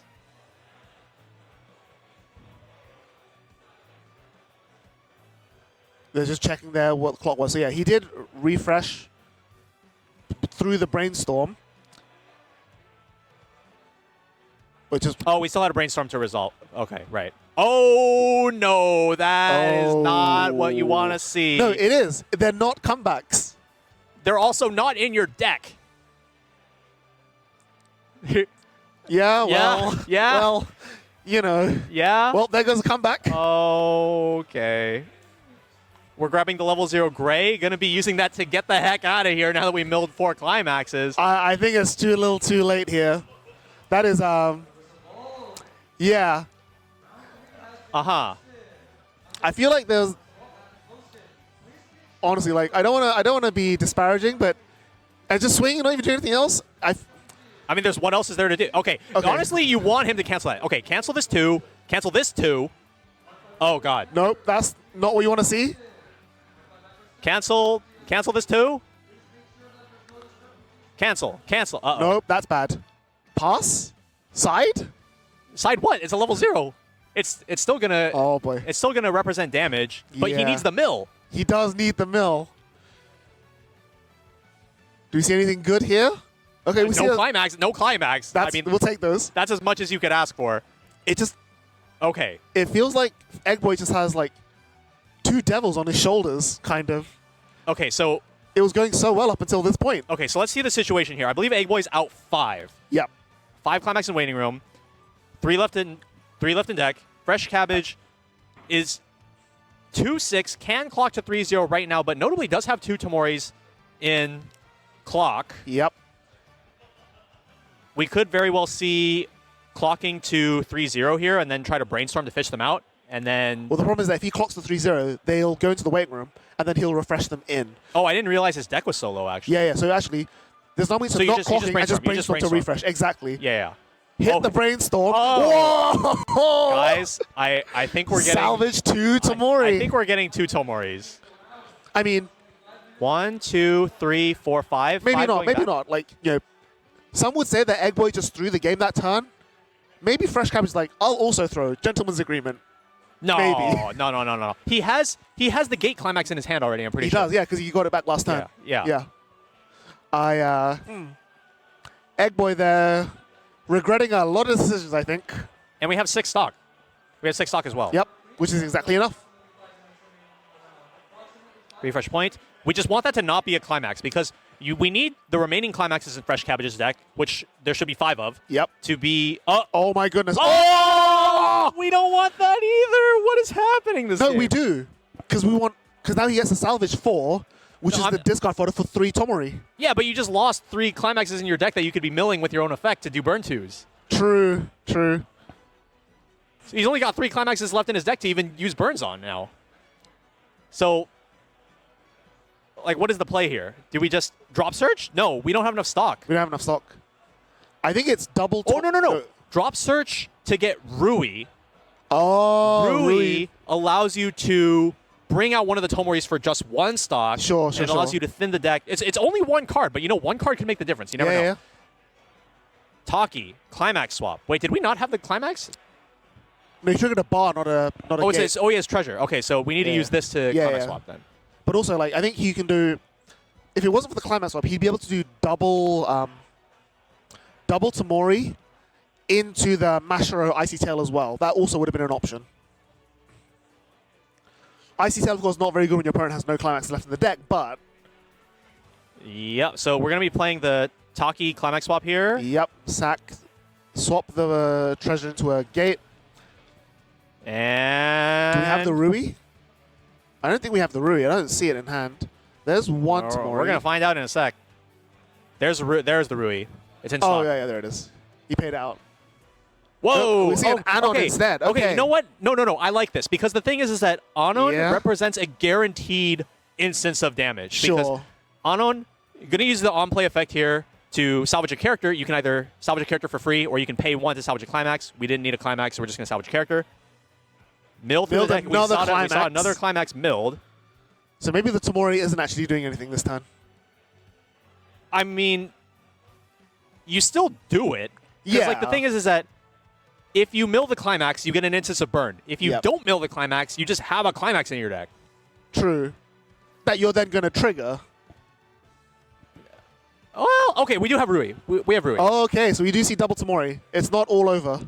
Okay, so the Anon here is going to represent a guaranteed 3rd instance of damage using her on-attack effect. Yep. You can pay 2, discard 1 in order to reveal the top card of your deck. But it's not going to be the first attack, though. It's definitely not. It's the last attack. Yep. And you reveal the top card of your deck, and then you deal damage equal to the revealed card's level plus 1. And so what's really cool about this play is that you can combo it with the level 0 Soyo Brainstorms in order to manipulate what the top card of your deck is going to be. Now, the question is Fresh Cabbage going to put those abilities on Anon to manipulate the amount of the burn damage, or are we going to put it on the Tomoris in order to manipulate the top card of the deck and try to mill climaxes? Because you do have options here. You have options. Yeah. I mean, I think one of the brainstorm effects definitely have to go to the Anon because you want to maximize that guaranteed burn. Yeah, I think one of them just has to go on the Anon, right? Because since that's your guaranteed source of burn damage, you want to maximize that guaranteed burn damage. Whereas, yeah, that's what he's doing. And then one Tamori gets the top check effect. All right, starting with the Tamori, the Anon does have to go last because it does have to pay 2 stock. Yep. Tamori on attack going to be discarding 2 for cost and then revealing a copy of any card that you have in your level zone. 4 We're whiffs that one, unfortunately. Triggers the climax here. No, there it is! no, wow. no. Cursed with the gift of prophecy. Why did you do that? 4. Egg-Boy just eats it my anyway. God. Doesn't matter. I think you just heal here, right? Because you know there's none left. There's nothing to heal. That's in his hand. Oh, right. It's the reveal for the experience. Sure. Yeah. Discard the climax. Get that climax out of here. Yep. Reveal the Tomori. And then there should be 1 climax left? None, right? Oh, 1. Sure. 1, yeah. So it's a burn 2. Burn 2, which is what you want. You want to burn 2 here because Egg Boy is looking to be low on deck. Yep. So if you stick the 2 here... You refresh for lethal. Refresh for lethal, right, exactly. But the thing is, there's 3 climax left in the deck. There's 3 climaxes Yeah. left. So it could... But that's fine, because then what you do is, because he's got the Sawyer top check 2 on the Anon, he can then stack the Anon to burn 1. Instead, like, he can control the burn, which is crazy as well. So as long as this 2 sticks, I think it's all over for Egg Boy.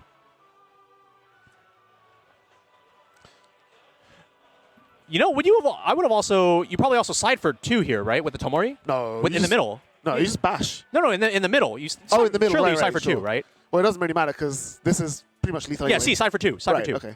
Cancel anyway. Cancel. 2 climaxes left. 2 climaxes left. You have to cancel both of these. Have to cancel Anon. Gonna stack the top card of the deck. If it's a 0, surely you just Leave it there. Yep, there it is. Pay 2. Discard 1. Show the 0. Burn 1. 1, and Oh, there it is. that is gonna be it for Egg Boy. Yeah, the game was like... Egg Boy was playing that super well up until that last turn when it just... He literally just fell down the stairs. It was like, 1, 2, bang. Like, I've never seen a game go downhill that fast. I do think that, like, you really just have to, for Fairy Tail specifically, you have to just take a different sort of scope of, like, what your game plan is compared to other decks. I would be curious to know what the goal was for Egg Boy to try to play those Aquariuses into the early play, or not into the early play, into going to level 3, into playing the Natsu. Yep. When, in my mind, I feel like you just try to early play, deal a couple damage to your opponent, and then once they hit you to level 3 and you're actually all set to go, then you fire your Aquariuses as part of your finisher game plan, because they're just effectively discard 1, burn 1. Yeah. Effectively. And so that's the sort of thing that you would love to have on your finisher turn, and not from a position where you probably don't even want your opponent going to level 3 yet, at least from my perspective. I would not want my opponent going to level 3. Yeah, it's one of those ones where I think I can understand the first Aquarius to get yourself to 3, because then that sets you up for the Natsu, but he didn't even have the comeback in hand. Right. But maybe you could have selected for it somehow, but it was definitely a case of, I don't know, I feel like once the Mortis comes down, you kind of get the red mist, you're like, oh my god, I have to deal with this. You almost like forget that, oh, he can just blow me up straight away. You could like, you forget to play around this one tiny thing, you give Bang Dream an inch and they take a mile. Right. That's the big thing there. Like, whereas a Fairy Tail, you're playing a fair game, and if you're trying to play a fair game into an unfair game, that's never going to work out. Fairy Tail it's playing a fair game until the exact point where you start playing those Lucy Aquariuses. Yeah. That is the exact point where Fairy Tail actually borders into being an unfair deck. Sure, Aquarius is just such an insanely strong card. It's so efficient, and it's able to accomplish multiple things for you. It's able to boost you up in damage if you need to get to level 3 to try to establish Natsus. It allows you to deal damage to your opponent at the same time. Yeah. It allows you to, it even synergizes with your Natsu, because the Natsu is a healer on play. Right, yeah. If you deal damage to yourself while you're already at level 3, who cares? I'm about to play this Natsu, I'm about to heal it off. So there's just a lot of stuff that you can abuse with that particular card. And then, at least in my opinion, I feel like it just wasn't the right way to use the card for the situation. Yeah.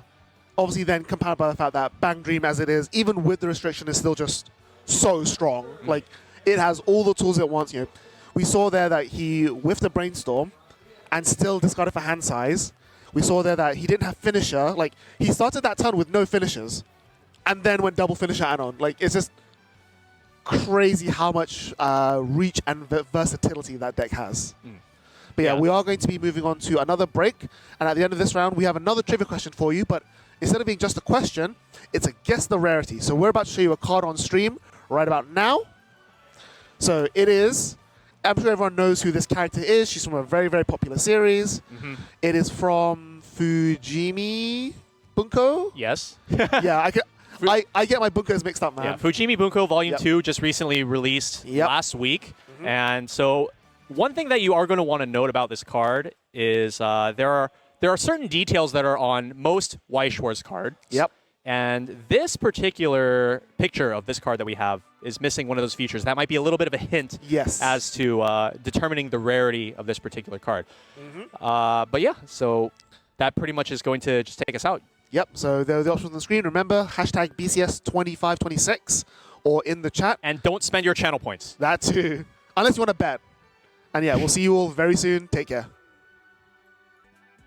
And we're back with the live coverage from BCS 25-26 World Finals here live in Tokyo, Japan. I'm Randall, a.k.a. Shizakats. I'm Zistrel, also known as the Yardcard TCG. And as for the trivia question that we left you guys off with, it was a guess the rarity. And the rarity of this card is going to be SR. For those of you who may or may not have noticed, the piece of the card that I was alluding to earlier before the break was actually the flavor text. Correct. The flavor Foils text. never have flavor text. They do sometimes. This one in particular just does not have flavor text. And this one, probably out of the ones that we're going to be showing you guys today, is going to be one of the harder ones just because the art doesn't actually change. It zooms in a little bit. Like the actual art, shot. yeah. It doesn't change between the SR version and the double R version. So yeah, this one is going to be SR. Yep. And we're going to be getting into our next game coming up. We have Licorice Recoil going up against Gun Gale Online. So yes, a couple of the less popular decks throughout the tournament. Do we have? Are those both also one deck, one player decks? I think Licorice Recoil has a lot more than that. Yeah, Licorice Recoil have 3 players, and it's actually the 5th most represented set in the room today after Nikkei. Oh, there's actually 2 GGOs. Oh, there are 2 GGOs. I didn't notice that one. So yeah. Neither of these. Fairy Tale was a one-deck Andy situation, though. But yeah, both these players really, really well known. We'll get to them in a moment. But just before we get to the game, just a quick reminder, guys. If you didn't get that trivia right, there is still betting on the players. We're about to set that up right now. So player 1 is known as Eskatana, one of the NorCal players, if I'm correct. Yeah, he's going to be representing that 88 card house drip that you guys will see on camera soon. And then player 2 is going to be one of the Titans of Europe, Elio Kataoka. You know, the little prince of Big Italy is what we like to call him. We used to call him, well, his previous nickname was Chungus Humongous. But as you're about to see on cam, he's lost a lot of weight, which is really great for him. He's looking great. Looking really, really good. But yeah, let's jump into the game. All right, so as far as the 2 decks, so it is going to be Eskatana with Licorico on the left, and Elio is going to be on GGO on the right. GGO, of course, being another one of those sets that got a new extra booster this year. So a lot of new cards, a lot of updates. Pretty decent still. We haven't really seen a lot of it. Like, I haven't seen a lot of it at my locals, at least. But yeah, Elio does get the first player, which I think is generally favored for Gun Gale, considering how much reach that deck has, which is, of course, very on theme. Okay, we're opening here with the clean cut. It's basically just going to be a 3K attacker in this instance. Yep. But I mean, a 3K attacker is pretty good. It doesn't die to utility zeros. Meanwhile, Licorico, we've seen it actually won BCS Manchester. I think it came top 3 at a bunch of other European events. So really, really popular over in Europe. You know, again, it also got premium booster support late last year, so fairly recently, which again also put it quite high up on the map. Ooh, the first play we're going to see from Eskatana is going to be the, oh my god, the level 0. So we have the level 0 Chisato. It has on play, if your opponent has 1 character in the front row only, and it is a cost 0, you just get to nuke it, which is exactly what we saw here. 3K power, no big deal. But you can also clock yourself in order to put the top card of your deck into stock. Kind of like a similar deal to what we saw from the last game from Fairy Tale. You get to hit yourself for potential benefit, in this case, the extra stock. But we did see clock a climax into stock a climax, and we're going to be using that stock immediately to use the level 0 Chisato to grab level 1 combo from deck, and ending off our board with the level 0 Takina. This is both a level 0 stock bomb, as well as when she gets reversed, you can clock herself to reveal the top card of your deck, and if it is a character, you get to add it to hand. So we have a lot of plussing coming out here. 1 stock into 1 card, into potentially another card off of Takina on the next turn, and just getting really aggressive with this early game. The only thing Escatana needs to be aware of is that he is dealing a lot of damage. So like, it's 5-1. Well, now 5-3 now, but any extra damage he deals to himself is less work that Elio will have to do in the next few turns. And as strong as Licorice's level 1 combo is, I don't know if it's strong enough that you want to go to level 1 first. But yeah, no, Elio there just eating a bunch of damage, going straight to level 1. Yeah, so the level 1 combo for Gungale is actually going to be more familiar to JP players because it is a carbon copy of a Puzzle and Dragon card. Yep. Puzzles and Dragons card. Yep. So it's a 1-0. I'm very familiar with it. Oh, okay, all right, yeah. Just double checking. But yeah, so this particular 1-0 combo, it has a soul trigger for some reason. And then the climax combo with a treasure climax is going to be on attack. You reveal the top card of your deck and then salvage a level X or lower character, where X is the level of the revealed card. We're going to be try-fielding the combo. Great start here from Elio, even though he just got sent straight to level 1. And then if the revealed card's level is 2 or higher, you also get to send the bottom card of your deck to stock, completely blind. Yep. So I will say the Puzzle Dragons version is slightly better because Puzzle Dragons plays choice, whereas this deck looks to be comeback treasure. Yeah. So yeah, we see the treasure there in his hand. He's about to slam it. But yeah, it's just so many free resources. And if there's one thing the Gungale card design is known for, especially with people who are familiar with the set, is that it's a lot of high-level cards. You've got lots of level 3s, you've got a lot of top-end, which makes a lot of sense thematically. But then the fact that this deck lets you get rewarded for that in-deck building rather than punished really meshes and puts that deck into a much more consistent territory. Whee! Free stock, free stock. Revealed the level 3 off the top. Yep. So yeah, Elio there just explaining how it works. So notably, the attack order here, I think, is quite important. We want to be attacking the level 0 Takina in the center last, because if you attack it earlier, she has a chance to filter a card off the top with her effect and then potentially dig closer to a climax cancel. Yeah. So you want to attack it last, in that case, just to prevent your opponent from getting the potential cancel. A nice big fat 3 coming in here. And if there's one thing that, the other similarity that Gungale has with Puzzle Dragons is that it wants to play a really fast game. You just want to push your opponent as hard as possible, just get as much cards into their damage, just not give them the chance to like set up and filter and compress. Yeah, you do want to be establishing a nice stock base for yourself, though. In the meantime, going to be revealing another level 3 off the top in order to get that bonus stock. And then at level 2, typically the game plan for Gungale is going to be to take control of the board with cards like the level 3 Pito Hui early play. Yep. And in this deck, we are also going to be seeing the, oh god, I don't remember these guys' name. They're guys. Jacob and Doc, 3-2 and 2-1 combination. Wow, a lot of damage coming in here from Elio, sending Escatana straight to 1-6. It's exactly what I was saying before about how Escatana is just dealing a bunch of damage to himself, and it's not really paying off. Like those climaxes we lost like in the early game would have been nice to cancel with here, but to be at level 2 on turn 2, that's really, really dangerous. Especially because, like, as good as Licorice is, more so than Gungale, Licorice is the one that needs to establish his resource base. Sure, you've got the new 3-2 Takina Chisato combo card that makes your level 3 finisher 3 stock cheaper, but that's still, you still need 4 to 5 stock to pull off a triple finisher, and you need the time to set that up. I believe the triple finisher turn, even with the new 3-2, I think it costs 7 stock, if I remember correctly. I think it's 7 stock to 5. do. Is it 5? Yeah, because... Oh, you play one of each for free. Right, okay, yeah. No, you're right. And we're actually going to... So the 1-1 here doesn't get seen in a lot of decks, but the 1-1 Majima is pay to rest this salvage one. So Katana, they're going to use all of his resources just to be able to play the game. Doesn't even salvage a combo, salvages a level 1 reverser. We don't actually have Climax right now for a combo. So I'm actually surprised that he went with that immediate tri-field at level 0 without having Climax combo. To restock, to refill his hand with it. He does play the combo just as a body, but... Yeah, so the idea behind this Majima is, considering that Elio has already established a lot of stock using the effects of these level 1 Climax combos, Escatana is going to try to use the other effect of the Majima in order to gain advantage while maintaining stock parity. The Majima gives the ability... Oh my god, we're triggering a comeback immediately. Climax. So the idea behind the Majima is that the characters in front of him gain the effect where when they get reversed, if you have less stock than your opponent, they can send themselves to stock, which is what we're going to be seeing here. Going to be crashing each of these level 1 reversers, getting rid of the board, and then also sending them to stock. But that climax is going to get buried pretty deep down. Okay, we're seeing all the climaxes come out now. That is 5 climaxes out of Katana's deck, none of which have been used for cancelling. Also, the problem here with the Majima putting characters into stock on reverse is that you're then opening up lanes for Elio. You've already taken so much damage. You've already taken so many climaxes out of your deck. And I think almost every single card in Elio's deck that isn't level 0 has a soul icon. So you're just chunking a bunch of extra damage for no reason.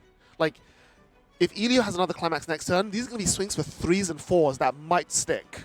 And if they stick, that's even more dangerous.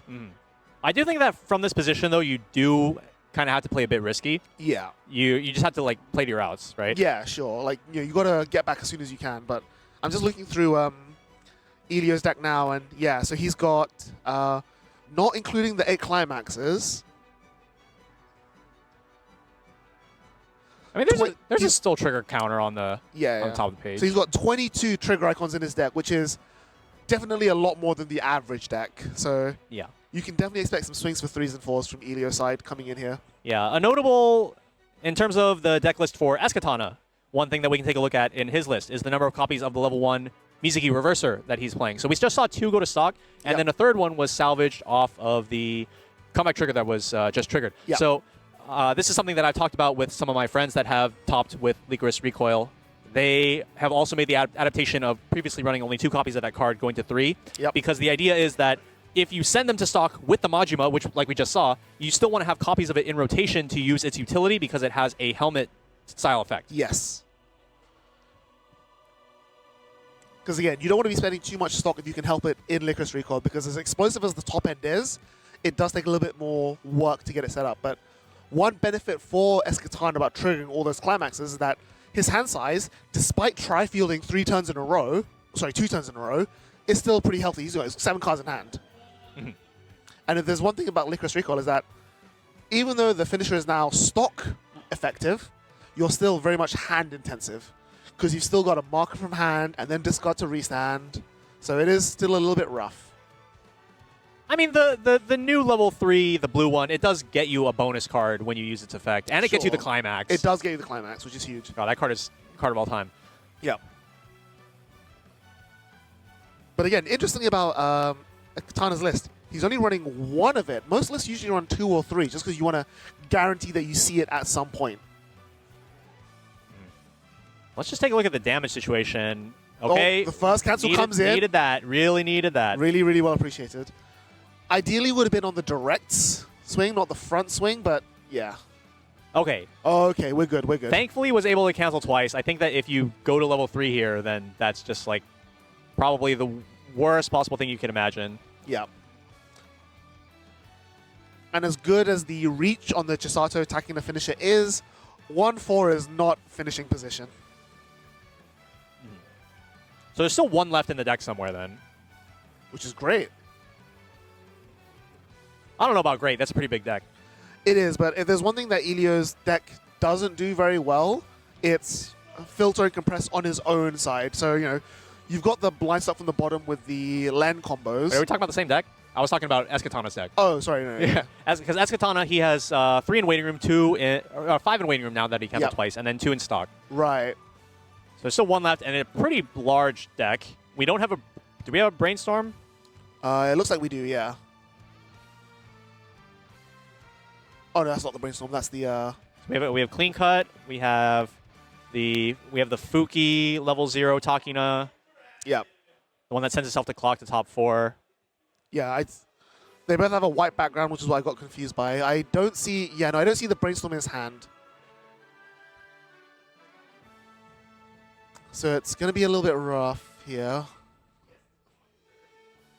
I mean, his hand is healthy. It's got a lot of cards in it, but the quality of those cards leaves a little bit to the... We do see the 3rd Mizuki, which is huge. We see 2 of the finishing pieces. It looks like he's like all set up for level 3, and then his opponent's at 1-4. Yeah. But again, like, Gungel is not super good at compressing. Like, a lot of that stock that Elio has is, I don't want to say it's fake stock, but it's not as reliable stock. So you have to, like, you can probably assume there's a climax in there. We are going to be grabbing the Brainstorm here off of the effect of that level 0 Takina, being able to pay that climax out, go through the deck a bit. Ideally, you probably want to mill the last climax, but we didn't. So that means it's still in there somewhere. Hopefully it's not on the bottom, because you know what they say. Yep. I don't know, nothing beats a Jetsu holiday? If any of you guys in chat know what that means. Seize the means of production. I don't know. What do they say? The comeback's always on the bottom. I've never heard that before. It's always on the bottom. What do you mean? I'm always used to just barring the bar. But yeah, also I was going to say, notably here is that when he used the Rico, discard top check Takina, he discarded the clock self Takina. So he doesn't even then have the chance of milling through the rest of his deck to get that climax out. Unless he somehow tries to brainstorm again. But that's a lot of stock that he has to pay, which is stock that he's not using for the Chisato Takina. No, we're just throwing more reversers. I mean, I guess that's fine, because they kind of refund themselves, right? Well, this one is actually going to be swinging over the level 0 Pita Hui. We want to keep that level 0 Takina in the center slot because she gains +1 soul. Sure. Being able to push more damage.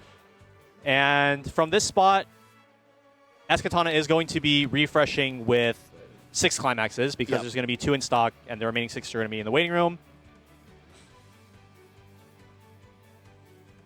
Hopefully able to stick some damage here. We really need to get caught up. But again, having not played a climaxes, his only real bonus soul output is that Takina in the middle. So he's not just behind on damage, he's struggling to catch up on damage. Unless there's a soul icon, which it is. This is going to be a big 3, but there is a cancel. It's a cancel, so yeah. Not catching up on soul icons. Well, that is definitely bigger. That is bigger. Okay. Managed to deal a whole 2 damage that turn. Not what we're looking for. Still basically a level behind. Now, I guess, depending on how you look at it, this could be a good thing for Escatana. Elio has 2 cards in his deck, but he doesn't have a way to clock himself and stay within this deck cycle, because that would allow... Oh, wait, no.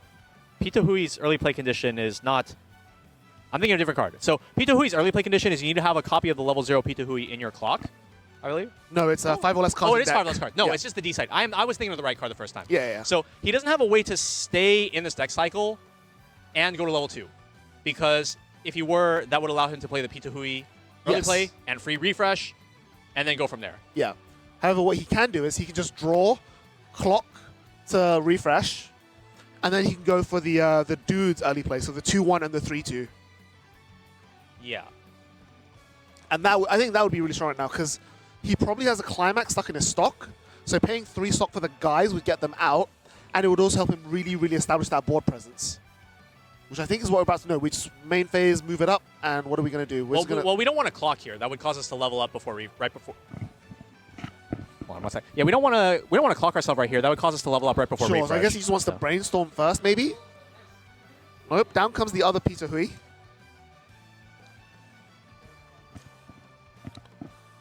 And honestly, you could just swing. You could just swing. Yeah, just get a bunch of resources. That's also totally fine. Just compress. Yep. That is what? 8 stock he has now, goes up to 10 at the end of this turn. Yeah, it looks like it. 10 is enough for triple N plus Pita Hui, right? In terms of finisher strength? Yeah. Well, okay, so each of the lens, they oh god, what is it? It's like free, something's free, and then something's pay to ditch one. Yeah, the on reverse bird one is free with a combo, and then at the beginning of your encore step, if everything is, if you're winning the whole board, it's pay 2, ditch 1, burn 2. So in that case, you would want 9 stock to start with. Yes. Yeah, 9 stock. Yeah. Yeah. So he's got exactly enough to triple. And then if he gets an extra turn on top of this, he can throw stock swap in there as well, because of course Gungale has stock swap now. I mean, I feel like if Elio doesn't make it to level 2 or make it to level 3 on his next turn, I'm pretty sure the play is just going to be prioritizing early plays, heal down, things like that, fix deck state. Just try not to get exploded. Try to find a way to not lose the game from this spot, because you are well ahead in damage. The only thing Escatan has going for him is that Elio is going up to 2, and he might refresh to 2-1. And 2-1 is potentially lethal range if you're lucky, but it doesn't look like it. So you would have to get like a pretty insane scam turn with Ligarico. you'd have to like mill all zeros for the burn, yeah. Wow, milling zeros. That seems to be a recurring trend today. I love milling zeros. Well, milling level 0 cards. Yeah, same as Oshinoko. Mill level 0 cards. Oh, yeah. But this mill's off the top, not the bottom. Yeah, milling's milling. A climax getting milled off the top is basically the same as a climax getting milled off the bottom. They're both a climax getting milled. True. Right? Yeah, so Escatan here at level 3 with 7 cards, 7 stock, sorry. Can he pull a finisher out of thin air? So, should he pull a finisher out of thin air? So kind of in a similar vein as last game, I think the play here is just to try to poke your opponent as close to level 2 as possible without actually giving them a way to go up to level 2. Yeah. That way you just set yourself up for the best optimal starting place for when you actually go for a finisher push. Yeah. I think like the one not mistake that Elio made is that he left the bodies for Katana to reverse. So if Escatan does want to take that, like, you know, play it slow, have one more turn, he's going to have that option available to him. By characters to reverse, you mean like not leaving open lanes to push damage sort of thing? Well, I mean like Escatana's lanes were open last turn. Right. So, yeah, there's nothing you could have done about that. It's not like he can just not attack. But it means that, like, especially with, like, you know, leaving the 1-0 lane on the board, if Escatana really wants to control damage and, like, you know, leave Elio like 2-3, 2-4, he could just, like, not play climax and side the level 1 for 0. Mm-hmm. Although in this position, he has the Takina in the center slot, which can side for 1. Which is not bad. Do we even want to put the Takina there if we want the flexibility to attack for 0? I think you should probably put that Maybe elsewhere. move it to the side, yeah. We're also going to see the level 0 Miski, which is the on-death Rize for a climax. So top 3 get 1. So it's milling. I assume he already has the 3-2 Chisato Takina combo in hand. He has the custom card in his hand as well. Yeah. So that's fine. It looks like this is going to be our attacking board. Side for 1, direct for 2. Direct for 2. Which sticks. I think you should attack with the Mizuki first because side, you want... Yeah, definitely want to... Oh, front for 1. You can front over the Pita Hui. I think you want to front on the side for 1. Yep. I'm not a fan of that. Yeah. I'm not a fan. The 2. Okay, that sticks. That does go to stocks. Okay, now, well, now what? Now, the like... problem is, like, yeah, now attacking with that Mizuki is dangerous because if he goes to 2-5, Elio can just clock Ricky. And send it. Yep. Because he has the stock. Do you just pass here, maybe? No way, right? Because you want the compression. I definitely think that it should have been front with the Mizuki first, and then side in the center slot. Well, if you front with the Mizuki, if that cancels, you can then front with the two-soul. Right, You have that choice available to you. Whereas now, his only choice is to pass, which is really bad. Unless the top card is a climax. If Escatana can tell the future and the top card is a climax, then he's just the best player in the world. Well, it wasn't that card because he would have drawn it, but Brainstorm hit 3. I mean, that's fine, right? You just grab 3 Rickies. Or we grab Doc Jacob. You can't even play that right now. You need 2 or less climaxes in waiting room to play the level 3. It's one of the best cards to play after you use the Free Fresh Pita Hui because she completely resets your waiting room. Yeah. But we're not in that position. We just hit a Brainstorm 3, but we're grabbing early play heals. Maybe... How much deck speed does Elio have access to? Not a huge amount. I'm trying to think if it's possible that we mill through the rest of the deck and then... we have the loopable helmet, right? Yes. Oh, right, the helmet mills 3, yeah. Brainstorm. Hit 1. Hit 1. Maybe if we have the helmet, we can loop mill 3, get into a position where we can Pita Hui early play, Free Fresh, heal down with Doc. Yeah, but then at that point, we'll just be able to... At that point, wouldn't it be better to just grab Pita Huis and like clock search a bunch of times? Oh, we do see the helmet coming out here. Okay, yep. Sack it, ditch 1, grab itself back. Yep, we're looping. Right. We're looping. Mill 3. We're trying to get down to 5 or less deck. Does not matter. Does not matter that we mill those climaxes. We are looking to get all the way down to 5 or less deck, and we're gonna use Pita Hui early play coming up. Grab itself back again. I think he already is on 5 or less deck. Yeah. All right, there we go. There's the Peter Hui. So this card is such an insane card. It's an early play with 5 or less deck, and then also on play if you have 5 or less deck, you get to free refresh, and you get to search a character from your deck and add it to your hand. Yep. And this card, while it's in the front row, gives all of your characters on stage 1,500 additional power, including herself. What an insane card. And like you were saying, this combined with the Doc Jacob, you just win board at level 2, kind of like the Pixar deck in Japanese with the Monsters Inc. combo. You just, stabilize, win board, like slow down, generate a bunch of resources, and then eventually win from that point onwards. But yeah, Elio here is just, he's so far ahead, he could just push. Yeah, the fact that you're also able to, because of the 1,500 boost from Pizza Hui, you're able to win the board very easily, especially when you're establishing many, many, many early plays like we're going to see right here. We're going to see the 3-2.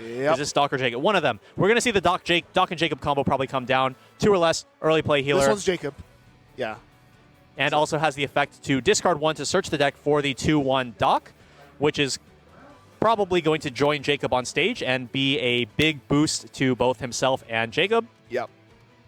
And so by winning the board, this also very easily sets you up for the level 3 comeback combo, which requires you to defeat your opponent's entire board. But if there's nothing there, it still goes off, then it still goes. So the only downside is that if there's nothing there, you don't get the on reverse burn 1 from the climax combo, but at this point, who cares about that? Yeah. Again, like, Elio is just so far ahead. These 3 soul swings might just stick and kill. That's also a very real possibility. I sure would hope not. Another helmet. Just going to mill 3 for the sake of it, maybe? I mean, you don't need a mill here. Sure. There's no reason to jeopardize your deck state potentially by milling 3. We're just going to salvage memory kick back up. Yes. Yeah, memory kick back up. Oh, wait. We went with Jacobs. two Jacobs. So and the Doc. He's going to slam the Doc eventually. He has to, right? Yeah, there it is.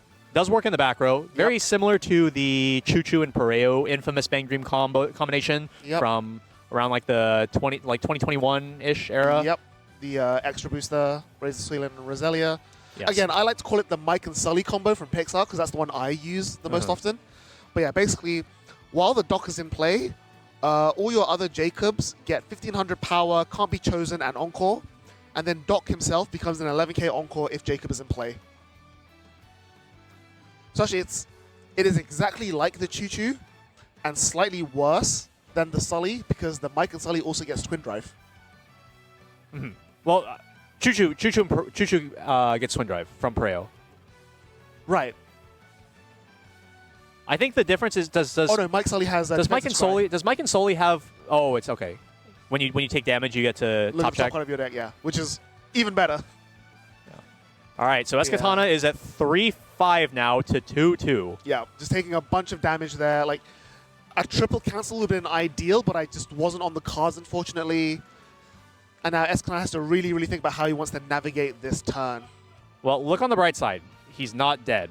And the true, where there's a will, there's a way. And his deck has a custom card. True, which is in his hand. Yeah, so let's talk about this. Let's talk about this card real quick. So this is a 3-2. It's a brand new card. Well, I guess it's not too brand new anymore, but it's out of the most recent Licorice Recoil Premium Booster. Yep. This card says, on play, you can salvage a copy of the Comeback Climax, Level 3 Comeback, for free. Yep.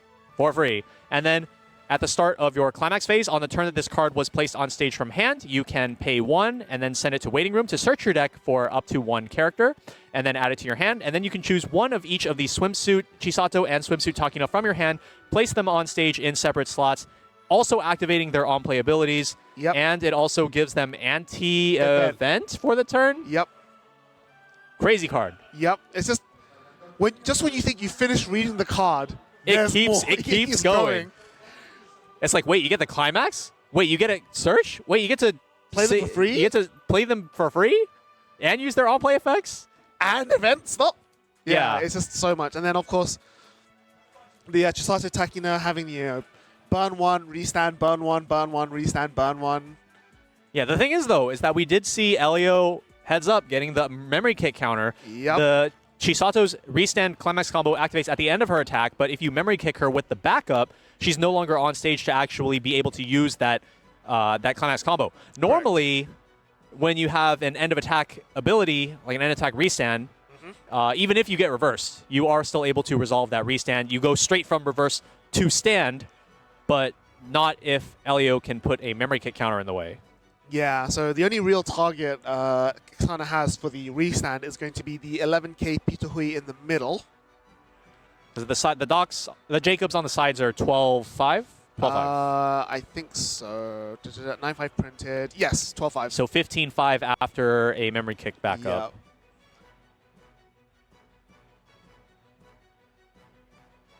Although the Takina does give 3,000 power. Oh, okay. So they would be the Chisato will be 14. Still not within. Still not out of range of memory kick backup. Yeah, it does. No, it even in the middle. Correct. Unless he goes double Takina single restand. No, there's no way. There's no way. You just don't have the reach from here to kill like that. Well, that's what I mean. Like if he goes for double Takina single restand, he doesn't have enough damage output. Yeah. Yeah. That's what I'm saying. Yeah. Yeah. Going for double Takina, I mean, you heal twice, you get more power on your restand, you get out of range of memory kick counter, but like we were saying, you just don't have the reach.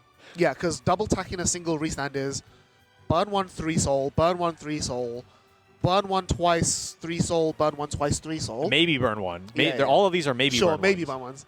Whereas the double restand Takina is burn 1 3, burn 1 3, burn 1 3, burn 1 3, which I think is a little bit more. It's the bigger number in this particular scenario.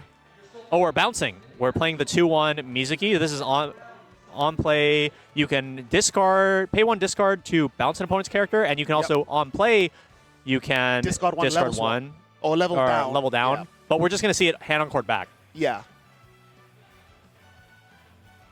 So now what? So that's exactly what just happened. So now we're at that 7 stock that we. Oh, wait, no, you said it was 5. It's 5 stock. 5 stock. 5 stock, yeah. But 7 stock means that he can then. 7 stock is enough to do double restand. That's the critical part. Uh-huh. And it does look like he has 2 in hand. We just bounced the free fresh with the Mizuki's other effect. Yep. Which then shrinks the Jacobs down to 11K. 11, yeah. 11K. Which is still not out of range. Well, no, it now ties with the memory kick. Yeah. So you still You still lose. Tying is losing in that case. So there's the custom card. Salvage Climax. Yep. So I have a random quick question for you. When you play Rico, so you have 2 arts for the level 3 comeback. Yes. Do you have the Takina art and you have the Chisato art? Do you play 4 of one or do you play a mix somewhere? Personally. What do you mean? personally. The climax art? Yeah. Oh, I play 2 of each. 2 of each? 2 of okay, each. that's what we see here from Escatana as well. It's correct. I'm factually correct. I think most players, they play 2 of each. Yeah. And then the high rarity players, they have 4 different arts and they just play 1 of each. I know a guy here in Japan. He has 4 of each in foil. Oh, okay. That's a bit excessive. And what he does is, whenever he plays the game, he takes all 8, shuffles it, and then picks the top 4 at random. So it's always a different stare every time. Okay, so we are not seeing a triple finisher turn. We're just seeing 1 of each. Which, again, is just not enough damage, but it is a heal, it is a stabilize. But especially with memory kick counter, I don't see Elio losing in this position. I could see Elio going to like 3-3. Yeah, maybe even worst. 3-5, to be honest. Like, if all the burn ones hit and stick. But then again, the Len is a healer, and the Len just has so much reach. Like, and if you're winning board, like, if Elio chooses not to memory kick here, you're giving him 3 targets for on-reverse burn 1 when you're at 3-5. Well, we're putting the Chisato in the middle. So she's going to be directing for 4 and 5. Yeah. And not being at risk of memory kick counter in the first place. But again, like, if I'm in Elio's shoes, I just don't play the memory kick. I just triple Len, slam the bar, slam the door, burn 1, burn 1, burn 1 on reverse. Pretty good. Okay, so we're going to be putting the Chisato underneath the Takina for her climax combo, which gives all of your other characters 3,000 extra power, and the effect when they attack. Did he heal, by the way? I don't think he healed. I don't think he did. He's on 3-5? Yeah, he's still on 3-5. He just, I guess, either forgot to heal in all the excitement or just chose not to heal. So the ability that's given to all of the other attackers is your opponent mills the top card of their deck, and if if it is a level 0 card, then it gets sent, or then your opponent takes a burn 1. Yep. Yeah. I mean, at the same time, I don't think forgetting to heal in this scenario would have lost him the game, but yeah. So the Takino is already losing into the Jacob. Elio there just not even bothering with a memory kick, or they're trading. 4 damage does stick. That is huge for Escatana. Lethal is now on the board. Lethal is now actually on the board. Mill, whiff. Trigger comeback. I'm very doubtful that Escatana is going to be able to get a kill here. Yeah, there's the cancel. Also, the huge thing to remember is, because the Chisato is restanding in the middle, the direct attack, it keeps the +1 soft from the direct attack on the second attack. Yeah, so this is now is going for to be 5. 5, exactly. Mill 1, hit, burn 1 sticks, and it's only, yeah, so even if this sticks, Elio survives on 3-6. But he cancels off the top. Even 3-2 was a bit of an overestimate. And then at the same time, Escatana triggered 2 of the remaining comebacks in his deck. There's only 1 left in the deck from what I saw. Yeah. And that deck is 3 cards. I mean, you just have to stick a 1 here. Yeah. You literally just have to stick a 1. And guess what? There's a reverse target in the middle. There is indeed a reverse target in the middle for this level 3 Len that will probably be coming down soon. No combo yet. No door specifically. Yeah. I mean, that's what I meant. Sorry. Yeah. There's a bar. Can we you have, climax swap it? Do we have climax swap? I think we got the climax swap previously. Which character was it? I believe it's the Clarence. The Clarence. Yes. Yeah. Yeah, we saw him salvage that for sure. So I think there's no way he doesn't have it.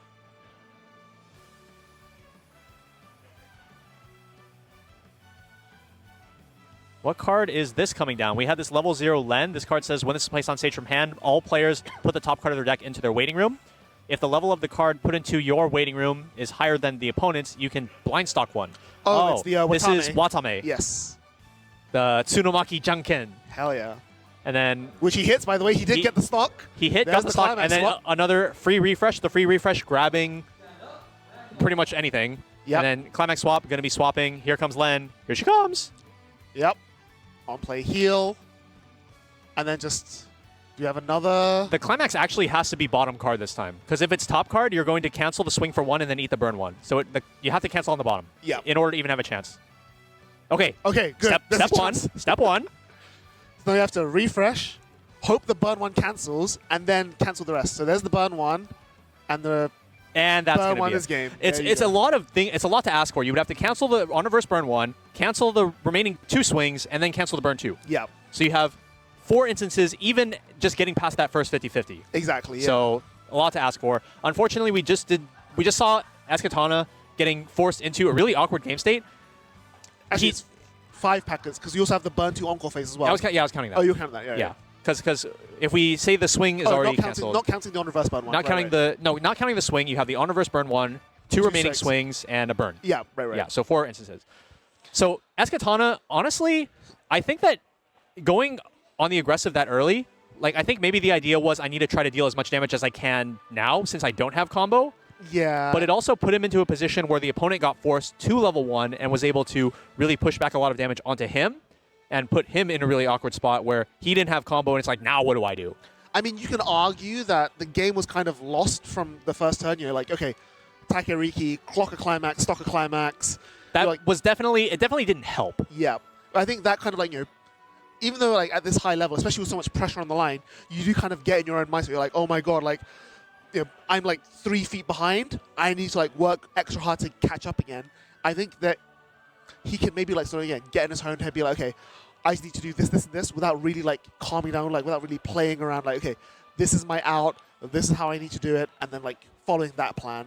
It's can be a bit rough. So, and then Elio there meanwhile just pretty much textbook executing. Like, okay, I'm just gonna get a bunch of resources, push some damage, and then go from there. Yeah, but I mean, we really just showcased the power of the way GGO wants to play its game with that high level 2 and higher count, using cards like that level 1 combo, level 1 treasure combo, being able to stock charge a bunch, and then you just spend it all on all those early plays that we saw from Elio. We saw 2 Pita Huis, one of which was played at level 3, obviously, but I mean, like we saw 2 of them. We saw 2 Jacobs with Doc on the board, so just being able to take full control and still have plenty of resources to use for the late game on things like the level 3 Len combo, or being able to use like a memory kick, things like that.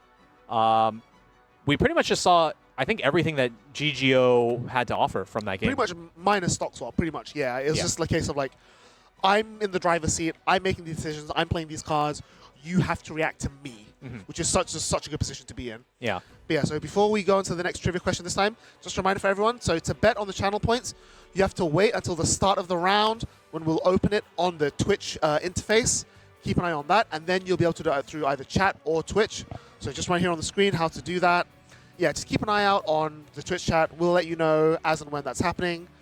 And that is it. So yeah, it's just like the whole normal Twitch points thing for those of you who are frequent Twitch watchers. You just stay tuned to the channel. You accumulate those channel points, and then on like other channels you would be able to spend them on like in random things for the streamer. But in this case, we're going to be gambling. We know you guys love gambling. We got to open the packs. You got to gamble the points, things like that. I mean, if Elio can win the Tsugunamaki Janken, you can too.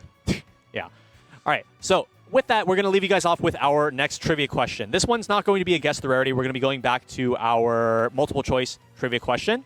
And our next one is going to be, what do we have for our next one? Which title was featured on the Bushiroad Championship Series 24-25 World Final Supply Set? So this was the one from last year. Yep. And this was a pretty iconic set of supplies as well. Absolutely. Featuring a very popular character. One of these three, I'm not too sure about, if I'm being completely honest. But yeah, go ahead and let us know in the chat what you think of the three options. Was the correct answer to the trivia question. Remember, don't bet your channel points on this. You just need to say in chat what you think is the correct answer. Yeah. Or go on to X and use the hashtag. What was the hashtag again? Hashtag BCS2526. And go ahead and let us know your answer. And hopefully you'll be one of the lucky participants to win yourself a free booster pack. Yeah. Until the next break, until the end of the next break, we'll just be right back. All right, see you soon. Go once again to the Weiß Schwarz Bushiroad World Championships 25-26. I am once again Zistral from Yelka TCG here with Randall, aka Shizakats. So before we left you with the break, we had that trivia question for you of what was the supply set featured, or what was the series featured on the Bushiroad World Championship Series 24-25 supply set.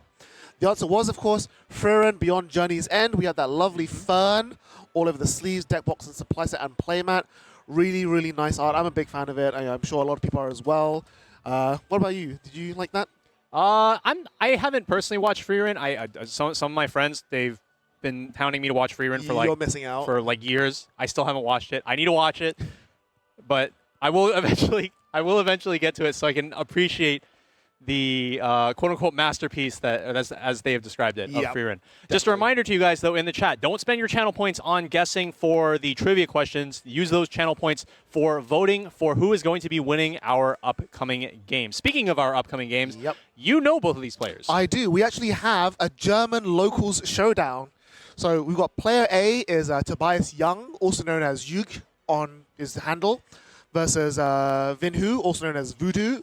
But again, both players from the same locals in Germany, both really well known in the Weiß community in Europe. Both really excellent players who have been around for like 6+ years at this point. So yeah, truly a Clash of the Titans. And not just that, they are both the only players in the room on their respective decks. So Tobias is going to be on Dandadan, and Vu is going to be on Sayakano, How to Raise a Boring Girlfriend. That is not one we've seen in a while. Now, as far as the current placements of both of these players, we have been told that some of you guys in the chat have been interested about knowing the current standing of our stream players. So for the third match, the last one we just saw, those players were at X1, and the current players for this game are also both at X1. Correct. So yeah, let's jump into the game. I think the players are ready, and we'll see how it runs. All right, let's get into it. So while we're transitioning here, just to let you guys know, so Tobias, whose first name begins with a J, not an H. Yeah, he actually won BCS Manchester. So he is the BCS Manchester champion. And then Vu, I think, got second place. Second or third. But yeah, both really, really good players who know exactly what they're doing. We have a very interesting Psychono list here from Voodoo. We were taking a look at the list, and the Climax lineup it's going to take some keeping track for sure. It's a pretty unique lineup. So for those of you who know Saikano like me, I mained Saikano for years when it was good. The engine that most people are familiar with is the Treasure Door combo. So for the Treasure, you've got the level 1 Megumi that bounces back to hand and twin drives. And then for the Door, you've got the level 0 Brainstorm that changes to level 1 Brainstorm, that changes into the 2-1 Assist, that changes into the 3-2 Untargetable Burn. Voodoo is playing none of those cards. But he is playing four different climaxes, one of which is empty, and the 3 combos that are being played, none of them are the ones that you just described. Yeah, so he's got the level 0 Megami, which is Climax combo, put Day of Encountering Destiny, which is a treasure, from your Climax area into the waiting room, beginning of the encore step, pay the cost if you do salvage 1. Notably, he's only playing 1 of the combo and 1 of the Climax. He's then playing 4 copies of the level 1 green Utaha. That is, discard the sack the Climax. Yep, sack the Climax. End of attack, top 4 for 2 characters, which is also on a bar that he's playing 4 of. Which he now has in his hand. Yep.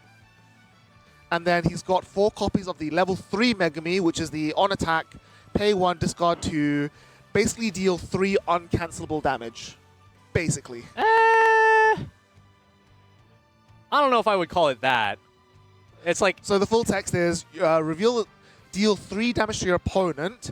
Any level 1 or higher cards revealed this way are put into clock instead of, being put into the damage area. So right, but if you cancel on 1, then, who cares? You stop, yeah. So you do stop taking damage, but the cards still go in even if the damage is cancelled.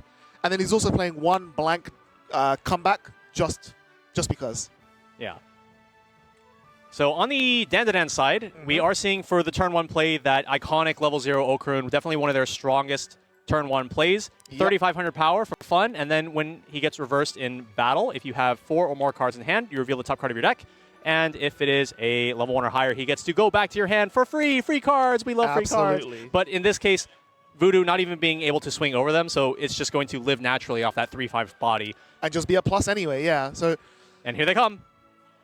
Yep. I can tell you for a fact that Tobias's list is completely unchanged from Manchester. It is the same double Ira list that he won with, which is weird because when you say Dandadan, 8 bar, people are much more used to the Turbo Granny level 3, the Mokatu trial deck fusion. Yes. Yeah. Whereas here he's running the Ira level 3, which is the that's a lot of cancels. The Mill Soul Burn. Right. Well, it's like Gura at home. Exactly. I think that's probably the most apt description of this card is it's Gura at home. But it is actually really, really good because both the Ira level 1s, the Ira level 1 combo and the Acrobatic Silky level 1 both have soul icons. So there's actually a lot of consistency and a lot of soul output there as well. Yeah, notably, this particular build wasn't super popular when the set first came out in JP, with the main reason being that they didn't yet have access to the level 0 Brainstorm, which has been thankfully added to the English version of Dandadan as an uncommon card. Yes. This card is like 2,000 yen in JP to this day, by the way. So very fortunate of them to just add this card to the set as an uncommon. We are also maybe we might have a little bit of a trivia question about Dandadan later, so maybe some of you apt Dandadan players will have the answer to that trivia question coming up. But for now, we are going to be seeing some side attacks into these 3/5s, man. These things don't even need to reveal the top card of the deck to get their plus. They are just going to live naturally. This last level 0 Momo is going to get run over here, I believe, with the Utaha being 2,500 power against the Momo's 2K. But, when 2 cards are living for free, you're pretty happy with that. You can't complain about that. But then you look at Tobias' hand. He's got combo. He's got climax. He's ready to go. Yeah. 2 copies of the level 1 he actually doesn't want them to live. He wants them to get reversed and bounce so that he can convert them into other better cards. Right. I mean, he's pretty down to just play over one of these right now. It's not fair. It's not that's also true. So yeah, Voodoo there just reading the finisher and not shaking in his boots, but definitely thinking, man, I wish I was playing the other combo right now. Looks like Huge is going to Huge, right? Huge is how you just say it with like a Y. Yeah, it's young, so right, German. Okay. Yeah. So looks like the plan is just to go for the single brainstorm. Maybe the idea is if we get another treasure climax for the level 1 back into our hand by triggering it, we can just save that copy in our hand for a future turn and go for another turn combo. Yeah. I mean, one of the strongest things about this Ira combo is that it's so easy to like loop because it mills a bunch and then salvages. But then you've also got the 1-0 acrobatic silky that is just a big fat beat stick that also bounces itself. So he can just do whatever he wants even without combo. So we actually see there 2 soul icons being milled. So you just, there you go, grab the combo for next turn.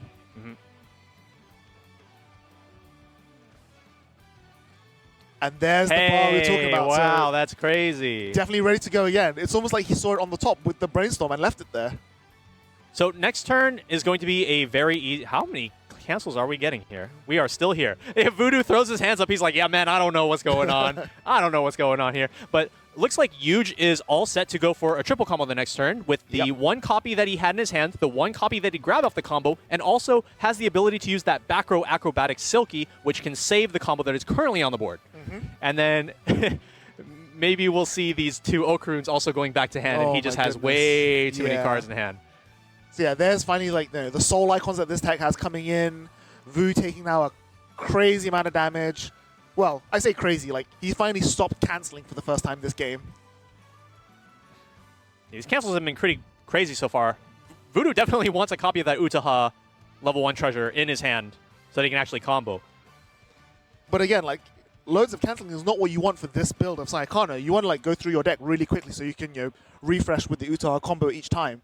Whereas if you was playing the Megumi Twin Drive Bounce combo, that's where you want to be canceling a lot, so you just keep like generating those resources for free. So I think I saw in Voodoo's hand, I believe he has the 1 empty comeback. I think you're right. So there's the combo. I think he has Climax Swap though, so it should be fine. Notably, actually no, he doesn't have... No, the Climax Swap is not in memory, it's a memory... So yeah, the level 0 Megumi is... from the newer set, when it gets, it's a reverser, goes to memory, and then while it's in memory, pay 1, discard 1 Climax Swap, which notably has not been played to memory this turn, or this game, rather. Yeah.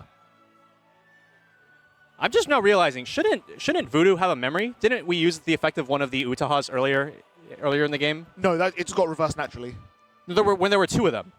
There were 2 of them on the board. They both just died. Oh, they both did they? Got swung. Yeah, they both swung to... Okarun just crashed into both of them, I think. I could have sworn one of them was sent to memory. Maybe. Oh, no, it could just be off screen, yeah, because I don't see it in his waiting room. Oh, it's off screen. Oh. Yeah. But yeah, Voodoo here just going to keep pressing a little bit of advantage where he can. You've got the, the 1-0 Eri that needs memory, so I think he has that condition online, so it should be fine. This is the level 2 killer, right? Yes. Not going to be really doing much here. It's just an attacker, but yeah. We do have the climax. Yep. And then we're going to use the Magi effect on climax play top 4. Somehow there's still a climax left in the deck. Crazy. What are we grabbing here? Grabbing another copy of that level 0 Utaha. And for this Utaha, it's really nice that you only need 1 copy of the climax combo because it just sacks the climax and allows you to get 2 cards off of just a single copy. Yeah. You have to look it up to top 4 cards of your deck, choose up to 2 characters from among them, and add them to your hand. And it's also really good at the end of a deck rotation because it sacks the climax for cost. So even if revealing the top 4 and then picking the 2 and setting the rest of the waiting room would cause the deck to refresh, your climax has already been put into the waiting room. Yeah, for sure. Ready to go for the next deck rotation. And the fact as well is that the one downside to the Megami combo, which is the Twin Drive Bounce, is that it has very, very poor selection, which is why you need to rely on having 8 brainstorms in your deck to get through it. Whereas this, the Utaha gives you not perfect selection, but gives you some of the best selection Saikano has access to. Because if it's not this, it's going to be the 1-0 red door combo from set 3, the mill 2 salvage, which I've had that blow me up much more than I would like. Ooh, another door on top there. So Okarun revealing a climax. You mean a treasure? Sorry, a treasure, yeah. So Vu just knows this, okay, swing for the 2, get the easy reverse, go from there.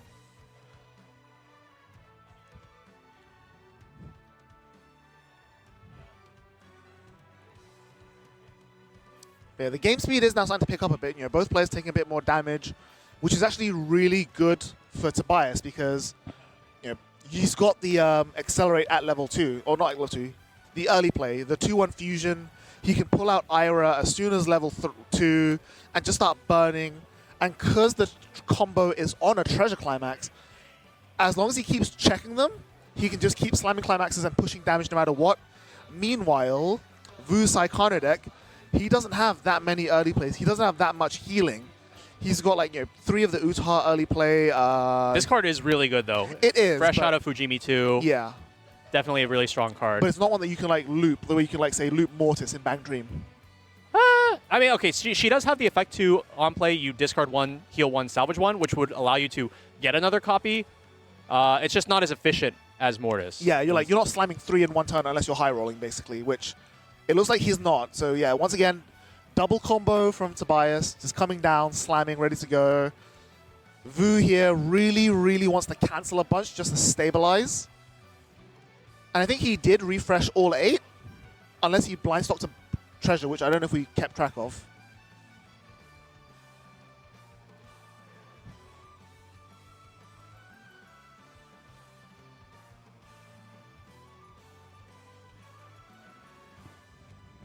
Okay, so Vu there milling for the mill runner Izumi in the back row, refreshes, and then trigger for 3. Yeah, looks like 3 to me. Oh no, we're just adding that. We're just milling it and adding it. Oh, right, gotcha. So it looks like the idea behind the 1 empty No, comeback. it was the trick because he already did the top 4. He added something else. Because also he blind stocked because that 1-1, the 1-1 that he just triggered also gains bar in all places. Oh, yeah. That's what it was. Yeah, okay. That's what it was. So there's the second mill 4, grabs the level 0 Ira. This is the helmet. Well, it's not just a helmet, actually. It's a helmet that also recycles your fusion pieces. Yeah, but notably, have you read the activation timing of the effect that lets you put back 2 copies of the fusion pieces? Oh. Yeah. That's misprinted, right? No, it's not. It is not. That is an on-death effect, or an on-play from waiting room effect. So the play pattern is you want to revive this with the Acrobatic Silky, which allows level 0, which allows you to bring it back, put 2 copies on the bottom. Oh. And then you helmet for the pieces you need. Okay, so I am apparently getting word that the reason for the 1 empty comeback is probably because the Climax Swapper from memory requires you to swap different colors. Right. So if you have the red one, you can swap it to any of the green ones. Gotcha. That makes a bit more sense. The only downside being that if you have the wrong bar, you then can't turn into the right bar. Right. And a little painful. Yeah. Are we running a normal Climax swap in this deck? No. It doesn't look like it. No? I don't think Saikano has one. There's no way. Do they not? If there was, I'd be playing it, and I don't play it, so I don't think we do. That's crazy. We are seeing their Vu resolving probably the strongest card in Saikano, in my opinion. No, they do. It's an Airi. It's an Airi. Oh, right, yeah. It's the one where she's wearing a dress. Yes, I know the one, yeah. Again, I don't play that one, so... But yeah, so like I said, Vu there resolving, in my opinion, the strongest card in Saikano, which is the 1-0 Gaming All Night event. Rest to search, bottom deck this again as stock. The characters you rest for the card don't stand again afterwards, but it's fine because... They're not going to be there anymore. Exactly. Yeah, notably, Gaming All Night is probably one of the most universally playable events in Saikano, and then the rest not nearly as much. Yep. And then the recent Fujimi Bunko Set 2 introduced a finisher that requires you to have 4 events in waiting room. Yep. Yeah, not too sure about that one, Chief. I mean... Even after you play Gaming Up All Night, it goes into your it goes to the bottom of your deck. You just have to play other events to mill. It's fine. Yeah, I think that particular finisher should stay in Fujimi. Yeah. So yeah, we see there Vu grabbing the anti-salvage level 0 Aerie, which is probably the second strongest card in the set, in my opinion. So it punishes a player that salvages a character from the waiting room during the attack phase by reducing the soul of all their characters by 3. This would have been really good like 2 turns ago if it was used before all of these Ira combos went off, but, you know, it is what it is. At this point, yeah, you know, you just like set up, he's ready to go. I think he has at least one of the 2-1 Silky in his hand, so the 2-1 Silky, bot decks the 3-2, and then just goes for it. There's really not much more to do here. We're also going to grab the 1-0 Aerie that puts an Utar to stock on attack. So this is kind of Vu's way of like, maintaining resource parity. But look at this. He's resolving the second Eruri run. Not Eruri. Izumi runner to go to memory. Vu has 0 stock. He's going to end this turn with at most 4, compared to Yuja's 8, like 9 even. That's just such a massive disparity in resources. And he's a level behind.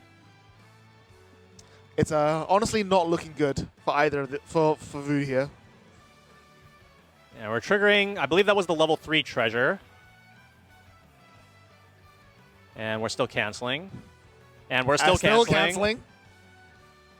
And this is the one downside. So the combo, if you put the Uta into memory, you then can't combo. So that's why it's the wrong bar coming down here. 3 cancels. 3, Randall. 3. It's a pretty big number. And again, Yuj like, arguably, Yuj may not have wanted to cancel that much this time, because he does want to get to level 2 so he can like start playing his Iras out. Can he clock to refresh? Yes, he can. He can clock Brainstorm. And then you don't even need to shuffle back all of the level 3s. They're already in there, exactly. That's kind of ridiculous. Are we clocking here? Maybe not. Maybe you just... No, yeah, okay. We're clocking.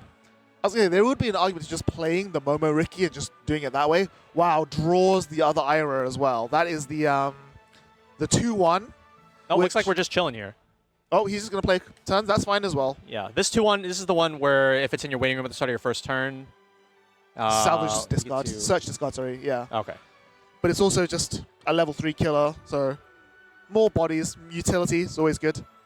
It's a soul icon, that's also always good. Looks like we're just chilling. Does he have another bar to slam? That'd be crazy if he does. Nah, just attacks. Okay, that's fair. Swings for 1, it's clean. That is a lot of stock to be building against a deck that doesn't have stock swap. Yes. For the folks at home that aren't familiar with what stock swap is an effect that your opponent loses all of their stock. Some variations of it send all the stock to waiting room. Other variations shuffle that stock into the opponent's deck. But the end result is going to be however many cards they sent from their stock to that other zone, they're going to replace it with that many cards from the top of their deck. And so the idea is if your opponent has a bunch of stock that doesn't have any climaxes in it, you can make it so that they potentially have some climaxes getting thrown in there, make it easier for you to stick damage, and also maybe get some climaxes. If they have like some guaranteed cancels coming up, you can get those out of the way and just clear the way for your damage to come through. Yep, so they're just catching there that the event should be above the level 3 because the event was the damage coming through and the level 3 was the refresh penalty. So on the off chance Vu has the early play heal, that he then can't salvage the level 3 finisher. Refreshes a climax. That's not ideal. I also wouldn't be too worried, though. I would not be worried at all. If anything, losing the 2-0 turbo grindy there is probably the bigger loss. But he already has one in hand, so he's actually still fine there as well. Interesting that we're leveling yellow into green, or yellow into red here. Especially considering that this deck has no yellow to use. I think it was just a case of the Ocarina was the only card in his clock at level 1 that he was happy to get rid of. But like, the deck has so much green that you're okay with clocking a random green card at some point. Yeah, the thing is that your finisher is a healer, though. Yeah. But again, like, your finisher wants to come out at level 2, so it doesn't really, like, you don't have to heal because it's coming out at level 2. You're going to be like 2-1, 2-2 maybe. Just play the game, right? Well, I mean, what if it makes it so you can't play the climax? Then just don't heal. Again, you're already level 2. Your opponent's like, Vu's on 2-4. If you're going to play Iris next turn, he's going to be at least level 3, if not dead. No climax from Vu either. Just swing for 3. Just the early play. A 3's a 3. A 3's a 3. That's a 2. Another cancel coming in. That's really good for Yuj. And then, yep, Vu now finally getting back on the parity with resources. So he's even out on damage and, well, not quite stock, but close. But yeah, he's a little bit more back into the game. That's critical here. This level 1 Eriri in the front row, this one has to can an Uta, right? He's paying 3 for the combo. That's interesting. that tells you a lot about what you just going on in hand. Like, no climax. Wow, he just... Did he just tell the future? He just paid 3 Encore the combo and then top decked the level 1 climax. Not sure why you would 3-stock here, not having the combo. My only assumption is that he only has 1 copy of the 2-1 Silky in hand. Yeah, he's only got 1 in hand, so you can't do multiple finishes. But surely there's still an argument to do so. Just... All right, so the 2-1 Fusion is going to put up to 2 copies of the level 3 Ira from Waiting Room onto the bottom of your deck. Yep. There's the Ira, and he's going to fuse into it. He's going to heal.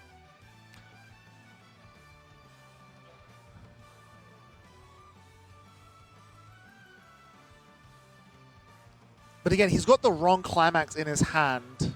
So, unless he's just going to play the 3-2 as a big healer.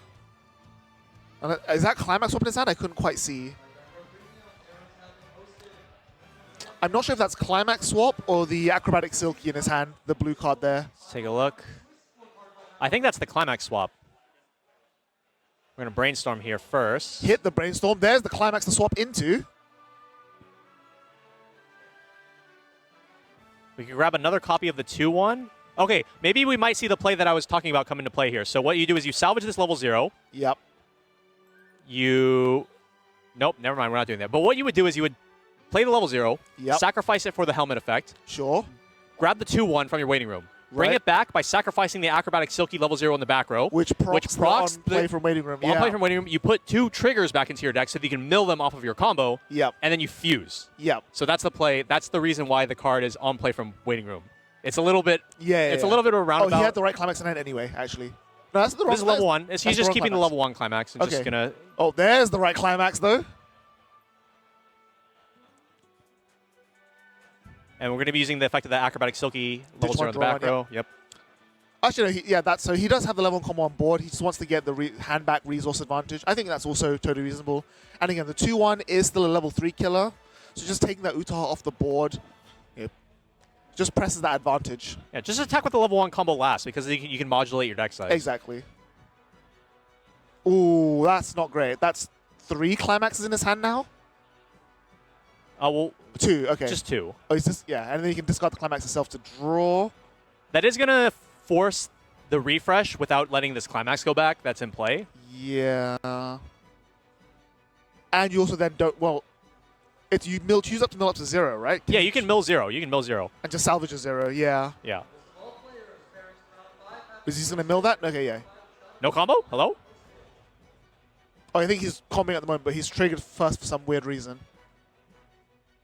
I'm not sure. No, this is because if this was combo, then that 1-0 would be going back into the Waiting Room because it's a direct mill. Right. But I think he's just salvaging a 0 while he triggers. Or nope, he's just counting. He just chooses not to salvage. Oh, wait, anti-salvage.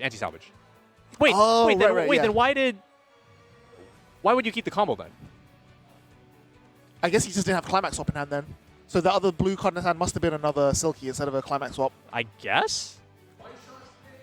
In any case, we do have the copy of the correct climax in our hand for the next turn. Correct. And the level 0 Brainstorm is giving a global 500 power boost to all copies of the level 1 and level 3 combo. So that level 3 combo is going to be sitting at 11k defense. Pretty solid. But he doesn't play any counters, and the Utaha early play also gets to 11k. So. Well, no, she doesn't get any extra power. Oh, she does not. Okay, no. So it could live. Yeah.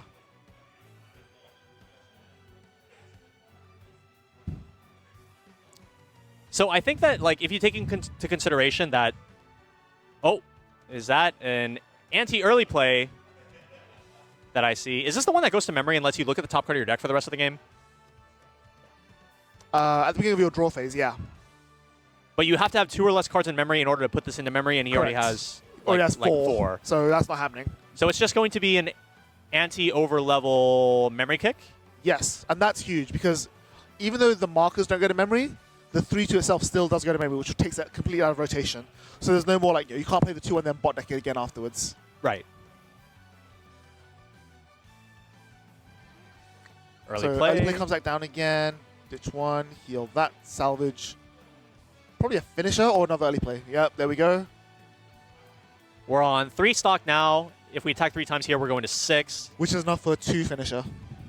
because it requires 1 stock on attack, right? Yeah. The problem with this finisher is it requires so much hand, though. Yeah. And it doesn't even like get you a hand back on play because it's a healer. Correct. But it's a heal to stock. We don't need that much. We don't need it that much. I mean, it lets you pay for Brainstorm to get the hand size, I guess. Well, it does let you triple combo at 6 stock. Yeah, yeah. There's the wrong bar. Level 1 treasure going to hand right now. He will take the blind stock.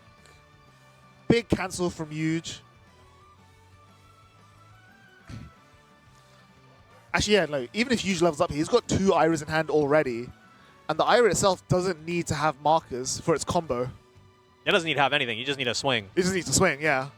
The marker's just like free compression, basically.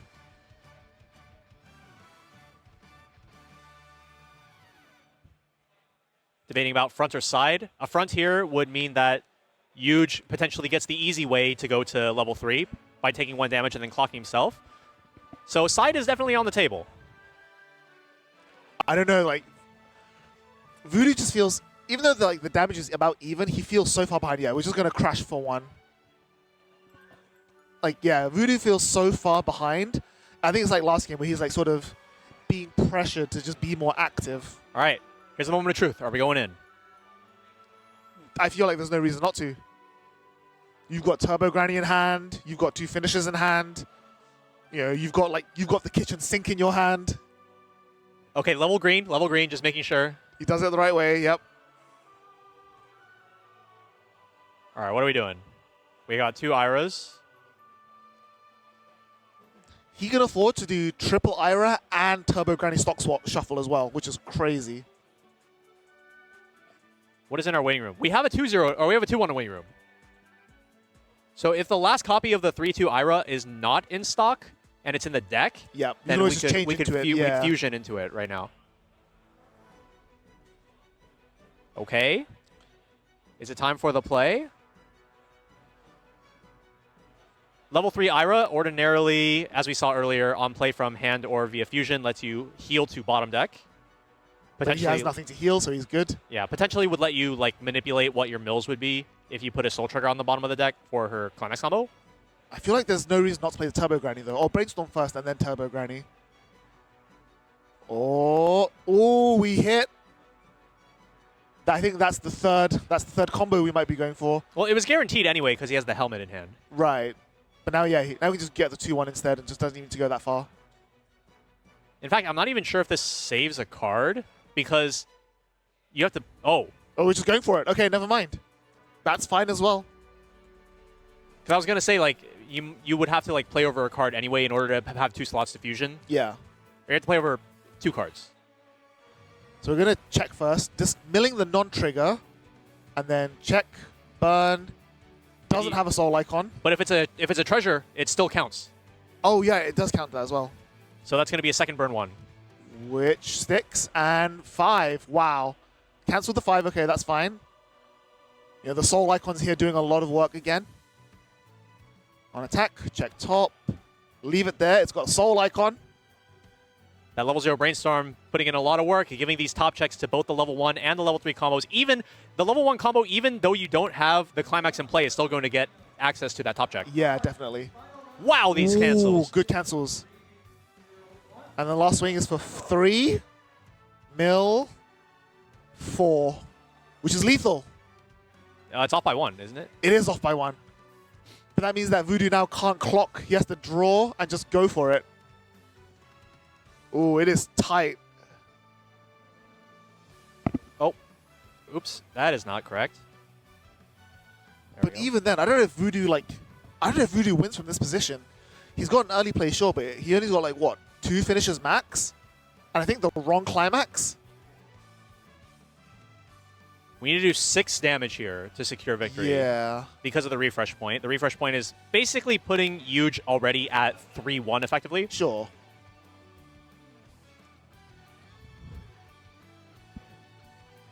Yeah, he also needs to commit a 4th body to the board before playing his finisher, just so he can get the heal to stock. Well, he has 4 stocks, so you can just play the first finisher and then play the second finisher. Sure. Heal. How did that treasure get there? When did that get mine? I think actually he forgot to heal off the early play as well. I think so, yeah. Because he discarded a card to salvage. Huh. Well, okay, there's the second one. I feel like if Voodoo doesn't win the game right now, it doesn't really matter it anyway. probably isn't going to matter. But I mean, double finisher could get there. Like, it is possible. And I don't know the foil art, but is this I'm assuming this is the right one. It is, yeah.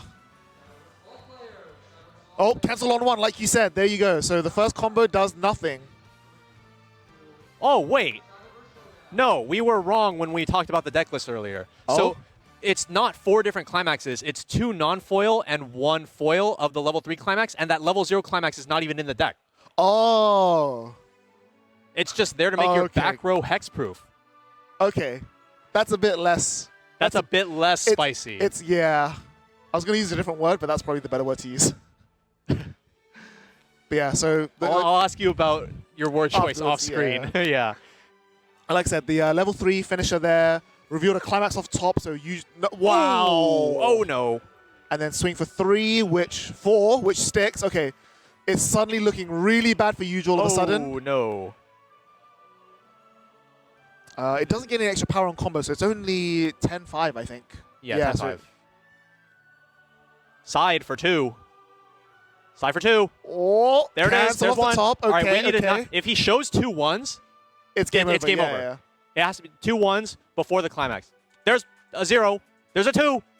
No it's climax. Just over. That's it. Wow. And Voodoo is going to take it here with the Saikano. And it looked like Yuge was in a commanding position for a majority of the game. Yeah, like you're saying, like Voodoo just felt like always on the back foot, like a little bit far behind on damage, a little bit behind on stock, like playing by pretty much the edge of his seat, like, okay, this will let me do this, will let me do this. Whereas Yuge's like, okay, cool, I'm chilling, slam climax, Yuge was just like, I have all of these options. Look at all my options I have in my hand. I could do this and this and this. I think what it really came down to, though, was Yuge had some really insane streaks of canceling that game.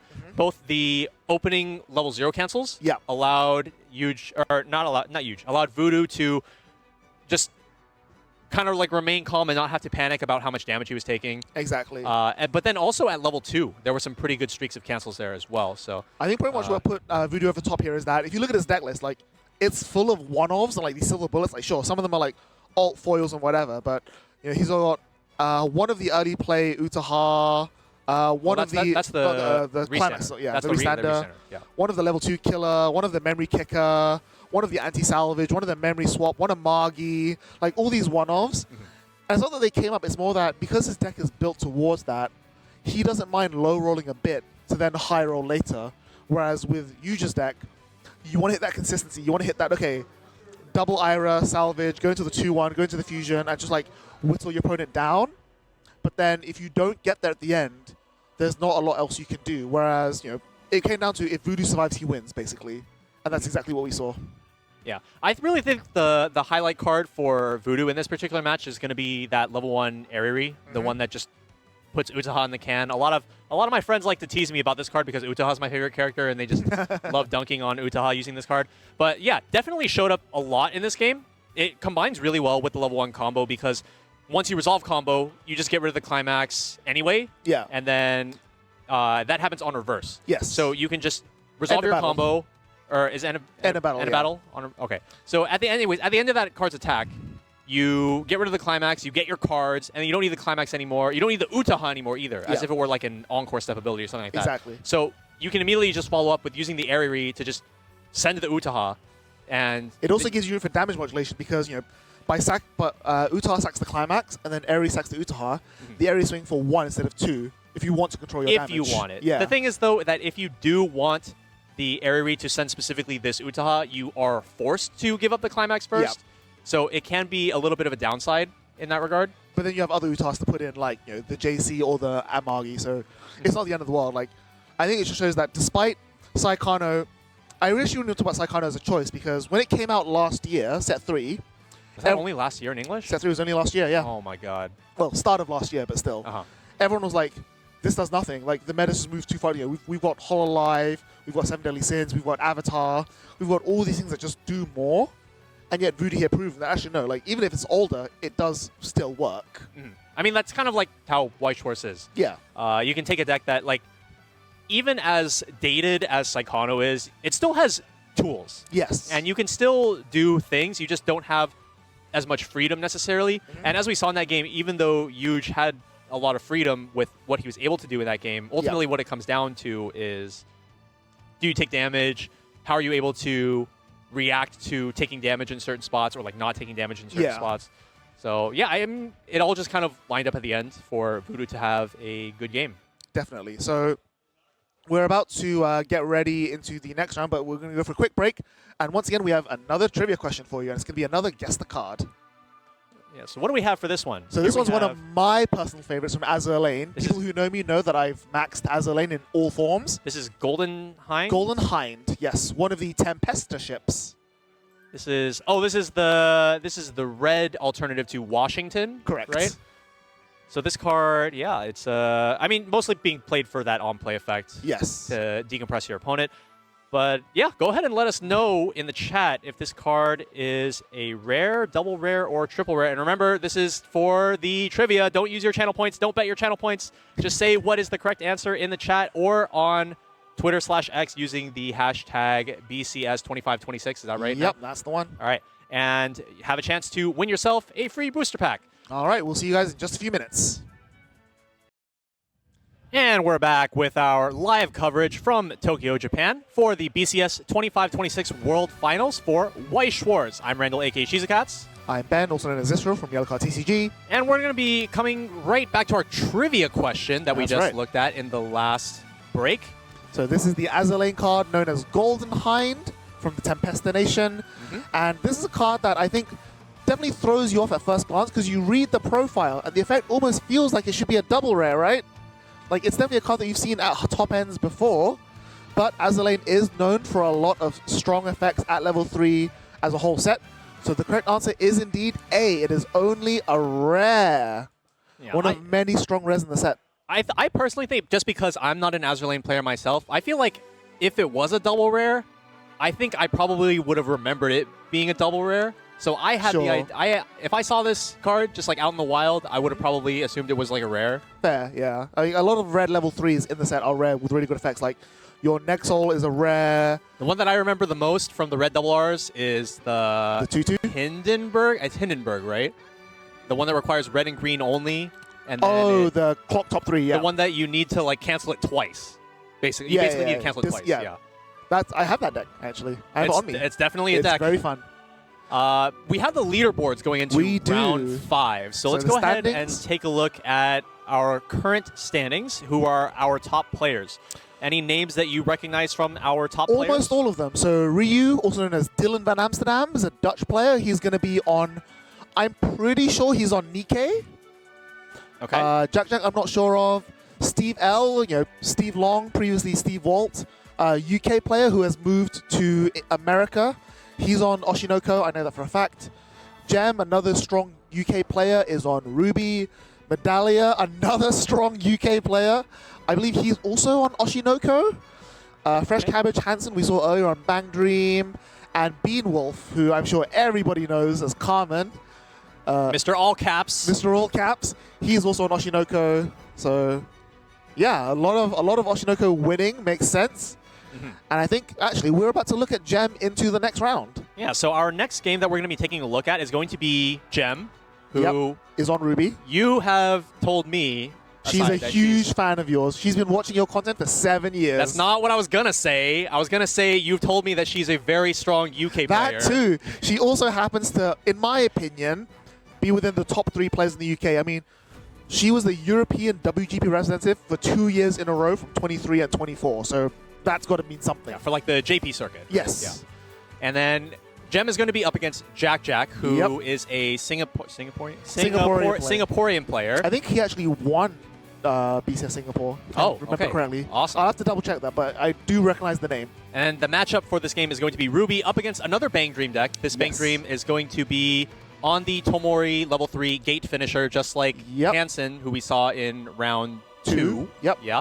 But it's got a few tech options, which we'll get into in just a moment, but the players look ready, so let's jump into the game. Let's do it. Yep, so the players are set up, ready to go. It looks like Jack hasn't even mulliganed, which is always terrifying to sit across from. I mean, like, the thing about mulligan, I think, like, keeping... There's, like, a good thing and a bad thing about mulliganing. It's good because that means your hand is nice. It's bad because you don't have anything in waiting room to, like, maybe get off if you run, like, a comeback trigger or something like, or a standby. Yeah, that's fair. In this case, we are running Treasure Gate, so that's not really too much of a problem. Yeah, thankfully. like if you don't want to discard a climax, salvage it back, it's fine.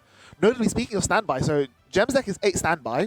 She had 2 in hand, and she clocked 1, meaning that she didn't want to play it on turn 1, so she clearly doesn't have a standby target, a level 1 in the waiting room to standby out immediately, which is not great, but it's fine.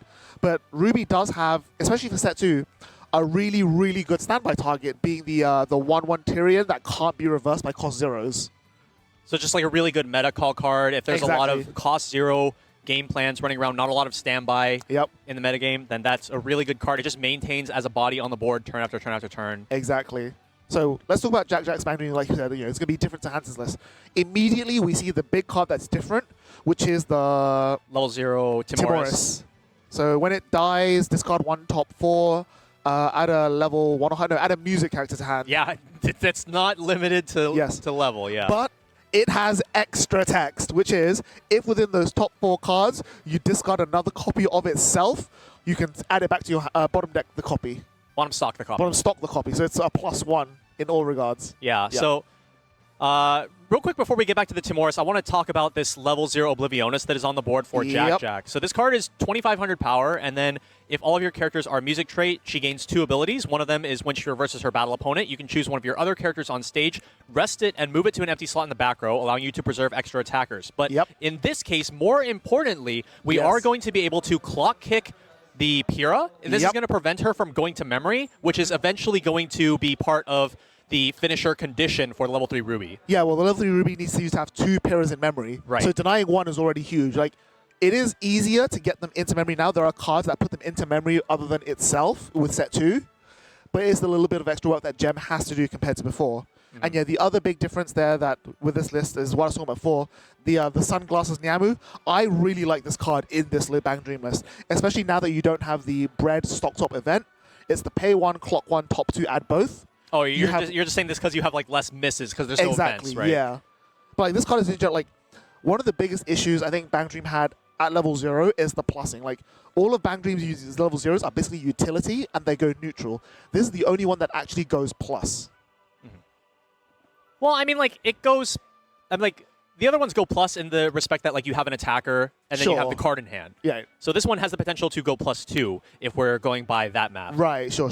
But, like, it's more cards in hand than you started with. That's the key point for me. So we're seeing the level 0 Weiß come down. This one is actually a Fukujiro, unlike the Timoris. So Fukujiro being...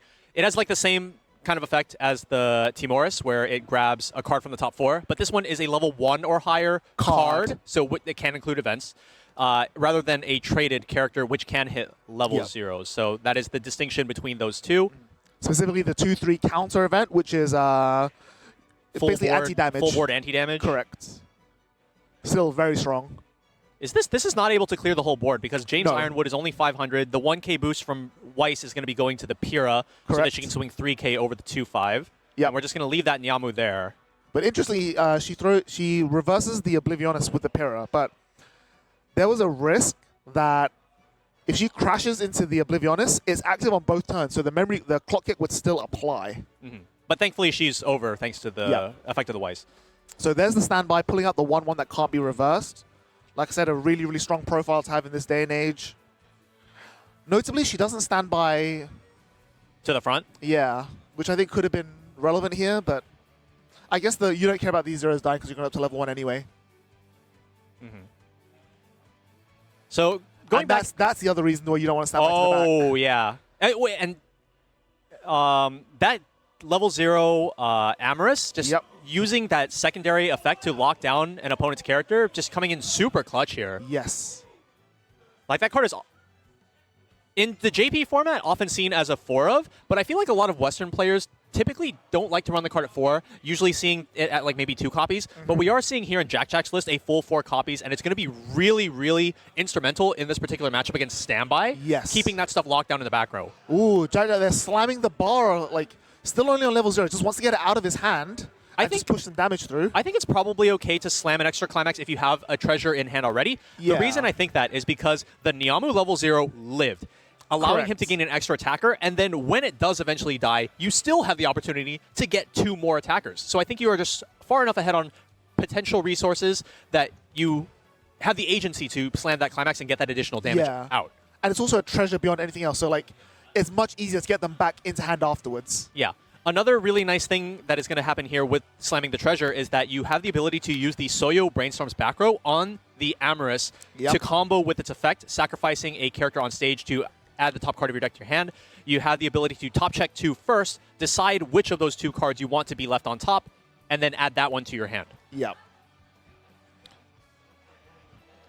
So we're going to add there another Para. Discarding the level 1 Reverser and then sending this to memory. So that's 1 out of 2 conditions fulfilled. Gem does go to level 1 here, while Jack's only on 4 damage.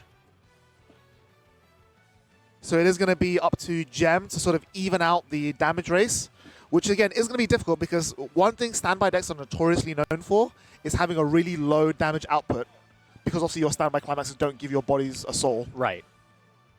I think we... Wait, what?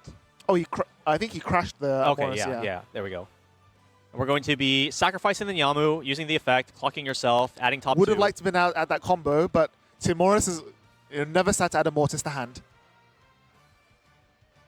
And the last one, cancel. So 2 big cancels from Gem that time. Oh, wait, you know what? I just realized. This deck is running Buns for Luck. We're not running the Changer in this deck. You're so right. I didn't see that. So we're running the level 0 Nyamu, which you praised for making so much sense in a deck that doesn't have events anymore, and then the deck just has He's just events. Buns anyway, yeah. Yeah. I guess he just likes high rolling. He's gambling and it's paying off so far. I mean, you can still play the level 1 combo just as a conventional combo if you have the ability to get it back through means such as Brainstorms or using effects such as, like we have 4 copies of the level 0 Taki in this deck. Those ones can increase your ability to get copies of level 1 combo into your hand.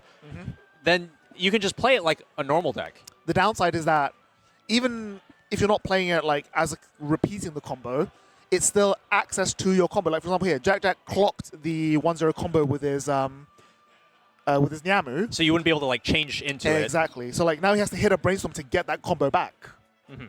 6 climaxes out for Gem.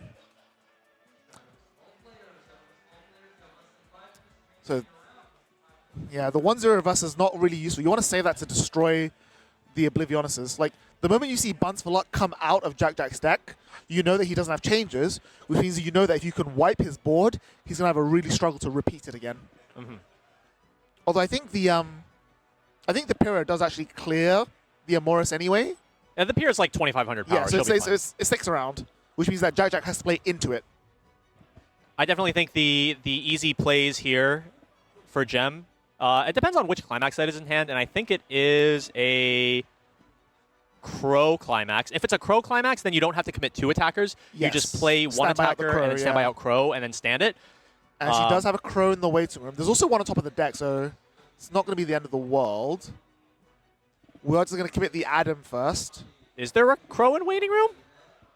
Actually, no, there isn't. Yeah, it's just on top of the deck. I think the card that in the waiting room that I thought was, or not Crow. Wait, is it Crow? No, it's Crow. Yeah. I think the card in the waiting room that I thought might have been a Crow was just another copy of the 1/1 Tyrion. Right. Okay. We're not going to. Okay, that's what I was afraid of. I was like, are we going to draw Pyrrha to get Crow? Then ditch the Crow. To ditch Crow. But like obviously from this point you've already committed all your attackers. You don't need to play the standby anymore. Yeah, I mean I think you still want to play the standby just because the Crow is like a really efficient body. And I think you're okay to just play over the James, right? Like, sure, it's a neg 1, but it's filtering, which is what the deck wants. Because again, standby notably has really bad outputs on everything other than the board. Yeah, so we are just going to call out the Crow there just for value. Maybe to get through the deck as well. Yep. Because, or like you just want to like get the climax out, go through the deck, maybe use the top check 2 given by the John Brainstorm to dig a little further. 3 coming in, big hit. So Jack finally levels up. Leveling green. I feel like the most common green card to level, especially in the Tomori builds, is going to be the level 3 Mortis. You typically run 4 copies so that you can level one of them for green, have the other 3 in rotation, potentially even keep one in your hand in order to use for Resonate cost at level 3. Yep. But here we are going to see that low damage output from Exactly. standby. That's the other We have reason- a few triggers. That's the other reason I think the calling out the Crow was really relevant there, because again, Crow is a 2 soul beat stick, and it helps Gem like really even out that damage race. Yeah. Here we're going to see the on-death effect of the Timoris, the discard 1, top check 4 at a character. Yep. So I have this like, well, what's the word I'm looking for? I have this like not comparison. This what's the word? Simile? Metaphor? Simile, metaphor, that sort of thing. Like Yeah. I have this like sort of saying Okay. regarding this card and the Mortis level 3. Sure. Mortis level 3, I like to think of it as cashback Okay. because you pay and then you get cash back. Yeah. And then Timoris, I like to think of it as finding 20 bucks on the ground. Yeah. Because it's like you just like happen to mill a Timoris. It's like, oh yeah, free stock, cool, 20 bucks. Yeah. That's the way I like to think of those Sure. 2 cards. Yeah.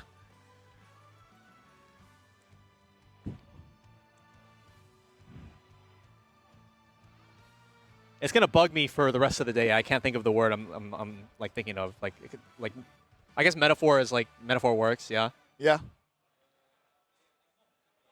Yeah, so Jack here with full grip, all the options in the world. Only one combo, as we said, he doesn't have the changes to loop them again. He does have the climax in hand, though. Yeah, we're going to see just more zeros hit the board, just try and eke out what value he can. I think this particular build of Bang Dream is really greedy because he's got what? Like, over 20 level zeros in this deck here. Let me count. 5... Oh, we're using the alarm here. Oh. So the alarm on the 3-2 Mutsumi, yep. 3-2 Mutsumi is going to level down, but she's just gonna go into another level 1 big, Tyrion. Yeah. That can't be reversed by cost zeros. It So kind of does the same thing, basically. Jack basically just discarded a card to reduce its soul by 1 for the rest of the game. Yep. I also want to point out he had a second copy of the Soyo Brainstorm in hand. Given his combo does what it does. Yeah, put it on the bottom. And something you could also have done is that Or put it on the back row, sorry. you can stack both top checks onto the same character. Yeah. That we get to look at 2, discard 1, look at another one, and then discard 1 and again. Uh-huh. Which is like, given how low his deck is, could have been really good if he saved it for after combo. Mm-hmm. That being said, the fact that Jack even has 2 brainstorms, I think, says a lot about what he'll be able to do on potential future turns. True. So he'll just have that double brainstorm in the back row, maybe use that to get more copies of level 1 combo, and just keep going for more climax combo to gain advantage. But because he only has 1 stock, he only has 1 combo, he will be gated on stock in terms of what he can do. Like, that's going to be what, 5, 6, 7 stock this turn? Yeah, that's plenty. That's plenty. That's enough for 3 minutes to be sure, yeah. But yeah, so I just looked through his deck. His deck has 21 level zeros and 8 climax. That's 29 hits against Oshinoko. That is dangerous numbers. Mm-hmm. Whereas again, if he was playing like, say, Changers instead of Buns, it'd be close to like 19 or 18. Yeah. Notably, by leveling that level 3 Mortis in the Oshinoko matchup, it does mean that it would get taken out of the game effectively. So that's another miss that you're actually taking out of your deck against Oshinoko. But you kind of have to level the Mortis because it's one of your few green 4-ofs that you want to reveal for the Tomori finisher. Yeah. I mean, the only other green 4-of in most decks is going to be either the level 1 combo or the Changer. Exactly, and you don't want to get rid of those for sure. But yeah, Gem here just eating a bunch of damage, which is good for Jack, but also bad for him because now she can start standbying out the really strong level 3s. And the one level 3 that you're really afraid of, as always, in any deck, it's not you can't standby it out because I'll play from hand, but the Salem is probably like... I think the Salem is the glue that keeps the Ruby deck held together. The stock swap? Yep. Having the ability to also Icy Tail 5 off the bottom is quite strong. If you that's the thing. Like, if you know your opponent is like giga compressed, you stock swap them. And if they're not that compressed, you Icy Tail just rip out 1 climax, burn 1. It's not even necessarily a question of whether or not they're compressed. It's also a question of whether or not you just need the damage ceiling. Yeah. Because stock swap doesn't actually add any damage, even though it eliminates climaxes. But using the Icy Tail effect to mill stuff off of the bottom of the opponent's deck has the potential to not only get rid of those climaxes that you would have gotten rid of with a stock swap anyway, but also deal an instance of damage alongside it. Yes. Ooh, refresh climax. That's not great. Or no, not refresh climax. It was the clock climax from off the of Timoris, yeah. Yeah. Just like, I guess another part of the way that Jack is going to utilize his health as a resource to get more cards, but that was a little bit unfortunate that a climax did come off the top from that. The Tyrion is finally going to make his way out of the back row. Yep, there was no Amoris played that turn, thankfully. And another Pyrrha. So this will be the second one she needs to go to memory. Hopefully. Hopefully. Well, she has to crash into the level 1, right? Nope, we're just going to swing. I mean, like, it can make its way into the waiting room eventually. Yeah, well, it needs to be reversed, right? Yeah. Standbying out the 3-2 ruby. So the 3-2 rubies, both from the original set and also from the premium booster, do use the same standby climax, and it's going to allow them to combination attack in tandem. It's quite a crazy finisher, actually. Well, what it actually does is that, so the 3-2, the old 3-2 ruby that she just stood by out, that rests itself as part of the combo to clock kick burn. And then the new 3-2 ruby stands the one that rested itself so that you still get 3 attacks on top of the clock kick burn. Well, actually, what you want to be doing is you want to have two old ruby in the front row. Yep. And then you want to have one new ruby. Yep. You rest both of the front row ones, so now they're both rested. You standby out another copy of the new ruby. Yep. And then the one you had on board will stand the one you just standbyed out, and the one you just standbyed out will stand the original ruby that you had. Yeah. That's the ideal line. Yeah. It might be a little bit confusing if you don't see it like visually, but basically the idea is you get 2 burn 3, 4, 3. What is it again? It's 4, right? It's burn 3, I think. Burn 3? Yeah. Burn 3. You get 2 burn 3s and 2 clock kicks, and then you still get 3 swings. Yes. Here we're going to see one of the 4 copies of the level 0 Taki coming out here. She has on-play drop search and on-play discard climax salvage. Going to be using that to grab back the level 1 Oblivionis combo to go for another round. The other huge thing I want to mention there, it was in Jack's waiting room, he was like scrolling past as he salvaged, is the 1-0 Rana. I've never seen anyone play this card before. I haven't either. I imagine that this sort of card is useful for a matchup like Shakugan no Shana, where Shana represents the anti-burn that can sit around on board and prevent him from using his finishers. The thing is, though, is that if you do run into Shana, they like to play a very board-heavy strategy at the level 2. 0 experience, right? Oh, no, I'm just talking about just like a whole bunch of early plays. Right, that too, at level 2. And with that many early plays on the board, this Rana, she does have to reverse something in order to bounce, right? When her battle opponent becomes reversed, pay 1, bounce anything. Yeah, so I'm not sure how you would go about doing that. Yeah.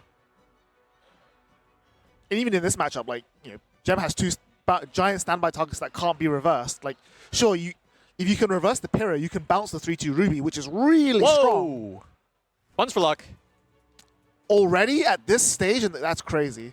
I guess her stock is clean, so it does make sense. Well, there was one recently triggered, which is how the Ruby got out. Sure. But other than that, it's a 9-card stock swap. If this puts her near the end of the deck rotation, then it could be extremely strong. Could make it so that a bunch of climaxes that would have been used for canceling are not even going to go back into the refresh. Yep. And again, Jack here with only one single lane of climax. Sorry, one single lane of combo, but he does have the Mortis on the board for pressure. And it's also going to get to reverse one of the Tyrions. True. Because it is not a cost 0 character. The 3 does stick. Uh-oh. Don't you hate when you get stock swapped and then you just you just keep flipping cards and you're just like, oh no, oh no, oh no, oh no, when does it stop? Make it stop, please. See, it's the Schrodinger stock swap. When I stock swap them, they cancel immediately, and then when they stock swap me, I eat all the damage. Yep. Oh no. Oh no. This is please don't eat this gem. Please don't eat this gem. Climax combo, just going to be adding a Taki. For 2. Okay. It's not that bad. Salvageable. I mean, it's bad. It is bad. The Pyrrha was cited. Yes. The Pyrrha was cited. Okay. Yeah, because he doesn't want to reverse it, send it to memory. Uh-huh. Because it's on reverse, not on death. Which means that now at this point, it's pretty much the onus is on Gem to crash the Pyrrha to get into memory now. Fortunately, there are really, really good targets to crash into. Yeah. I mean, you could crash it in, but you also do have the effect of the 1-0 Piras on death, which unfortunately, I don't think any of the Piras that were put onto the board were able to find a level 0 to even send to memory. Correct. Yeah, the ones we saw like 2 turns ago, they were just played as bodies. Another James. So I feel like from this position, we're going to see a theme that has been familiar throughout the day, and that is don't hit them to 3 yet. Yes. Do not hit them to 3. You probably want to save the last attack of the turn to be the one attacking the 1-0 Oblivionis in the center, so you have the option to side attack in case you don't want to. Or actually, no.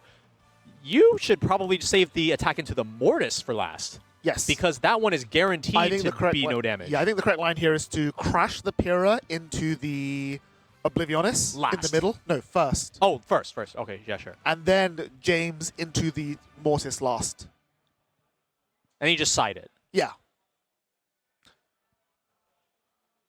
That is a really good. She also does have the level 3 climax in hand, which is huge. She has a lot of the endgame setup in hand. She has one copy of each of the level 3s in her hand. And climax. And the climax. Yeah, it's insane. If she hits a standby, she can stamp out the second level 3 as well.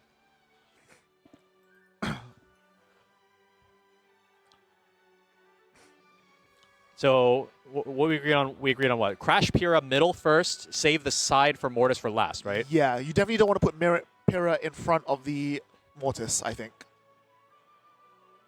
We are going to start there. I guess that's what we're going to do. Yep, swing for 2. Maybe she has the same idea I had, but it ends on the James just siding for 0. That also. Or attempting to side for 0. Well, now she's crashing this again, so hits the standby though. That's not the worst thing in the world. Bringing out a 3-2 Ruby. Which is probably going to get reversed next turn. Well, it's 10k power. That's fair. Nothing on Jack's board currently threatens it without a climax. No, because Jack is also playing the 2-1 Morris. Which is in the level zone. It is in the level zone. I didn't see that. Yeah, it is a one of in this list. You see it sometimes at 2, but yeah, 1 or 2 I think it is a really good card, because like you can use it to like sack the Nyamu during your main phase to get the immediate plus for playables. Or you can use it to sack the Timoris. Sorry, not Timoris. The Timoris. To like top 4 during your main phase, which is also really huge. Now, what I think that card is ridiculous for is it lets you open up a slot for another Mortis early play. That too. Aw, yeah. Don't even have to neg 1 playing over a character. You're just like, I will simply sacrifice this card and draw 1. Oh, hey, look, I drew a Mortis early play, and you just slap it on the board. You just look at your opponent and be like, sir, a second Timoris has hit the board. Okay, yeah. I mean, yeah. All right, surely we just chill here. Oh, 3-stock. For the James? Oh, to get out the standby. Okay, that makes a little bit of sense. Gets a standby back into the deck. Yes. You probably want as many standbys as you can work with here. Well, it looks like 5 plus 1 in hand, so the stock swap only hit 2. Unless that bottom card of her deck is a climax. But she's still... I mean, we don't know. We don't know for sure, but I think she's still on the back foot here. She's 2-6. If Jack can find a way to get to 3, I think she dies. Well, Jack just refreshed. And would need to find multiple Nyamus. Instead, we're just going to chill here, brainstorm, probably try to grab Mortis early play here if we can. Well, just try to the heal one that he just milled off the brainstorm? Yeah. Yeah, that card's pretty good. Yep. Surely just slam it here, right? Just reading the Ruby.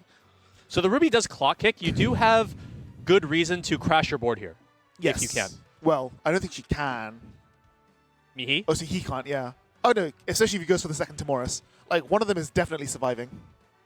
Mm-hmm. In fact, no, the James, it's impossible to crash into that James unless you overplay. Oh, the level 0 Amorous is going to be great here because she can crash. She can simultaneously crash into Tyrion to clear up the lane and lock down the Ruby in the back row and sacrifice a lane so that your opponent can't clock kick it. So this will actually allow Jack to clear his entire board. The Mortis that he just attacked with is going to crash. It's 9-5 into 10k, so it's just not going to be there anymore. The one in the middle is going to attack next, and then finally we're going to attack with Amorous, and then sack the middle. And open up that lane. And it's just going to be completely open board for Jack. No clock kicks here. and the Ruby in the back row can't even move. So it's looking like a pretty good spot for Jack Jack. So yeah, Gem here going back with 5 climaxes, so indeed 2 stuck in the stock.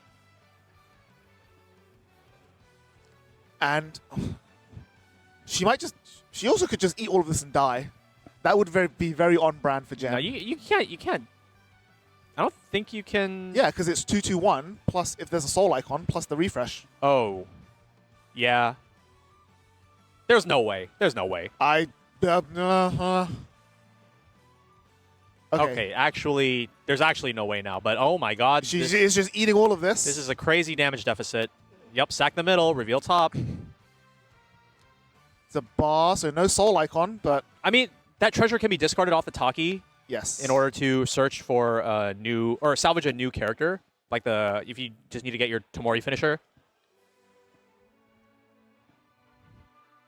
But yeah, it's now really rough for Gem. She's got nothing to clock kick. She's got no burns. I think probably the best she can do here is to just slam 3 of the new Ruby and just do burn 1s. Right? Well, no, having double of the new Ruby is still, because like having some combination still allows you to get extra attacks, and that's still more valuable than just doing burn 1s. No, because if she has 1 on the board. If she just plays 2 more, well, that's 3 attacks with 3 burn 1s. Because it's standard character or burn 1.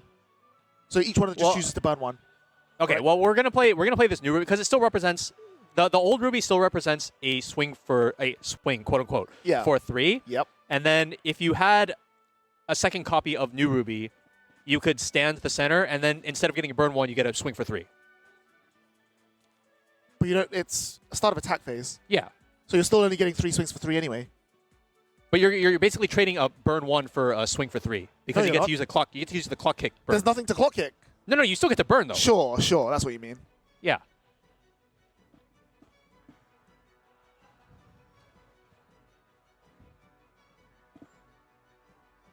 So we played the level 0 Nora here and drew into a copy of the 3-2, I believe. Yep. So we're gonna go for. So it's gonna be 2 attacks with 2 burn 3s. If there's another of the new Ruby in the I waiting also room, just saw her draw a standby, so she's got 2 standbys in hand. we get the full finisher turn just minus the clock kicks here. Yeah.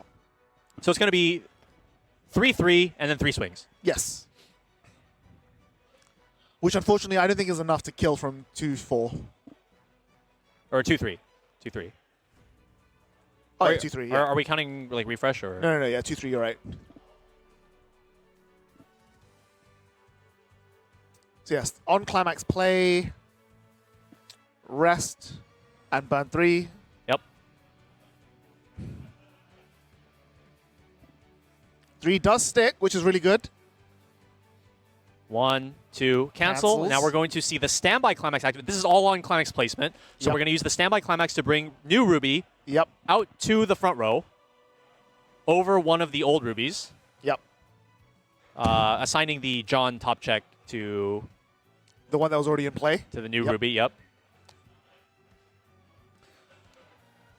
So yeah, there's only one play here. You got to bring out that new Ruby.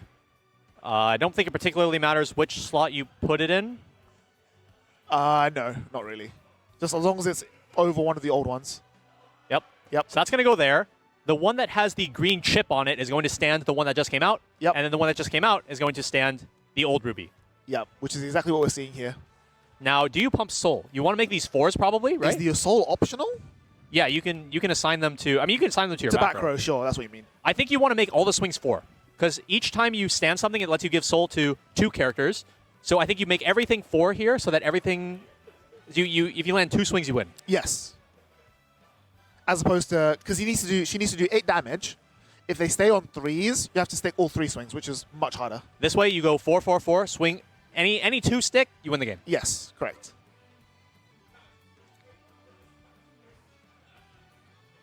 All right, here we go.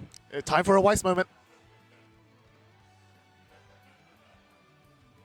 Swing for 4. Well, I think I would have kept one of them 3 because of the chance of triggering a standby or any soul icon. But yeah, 1, 2, 3, 4. Oh!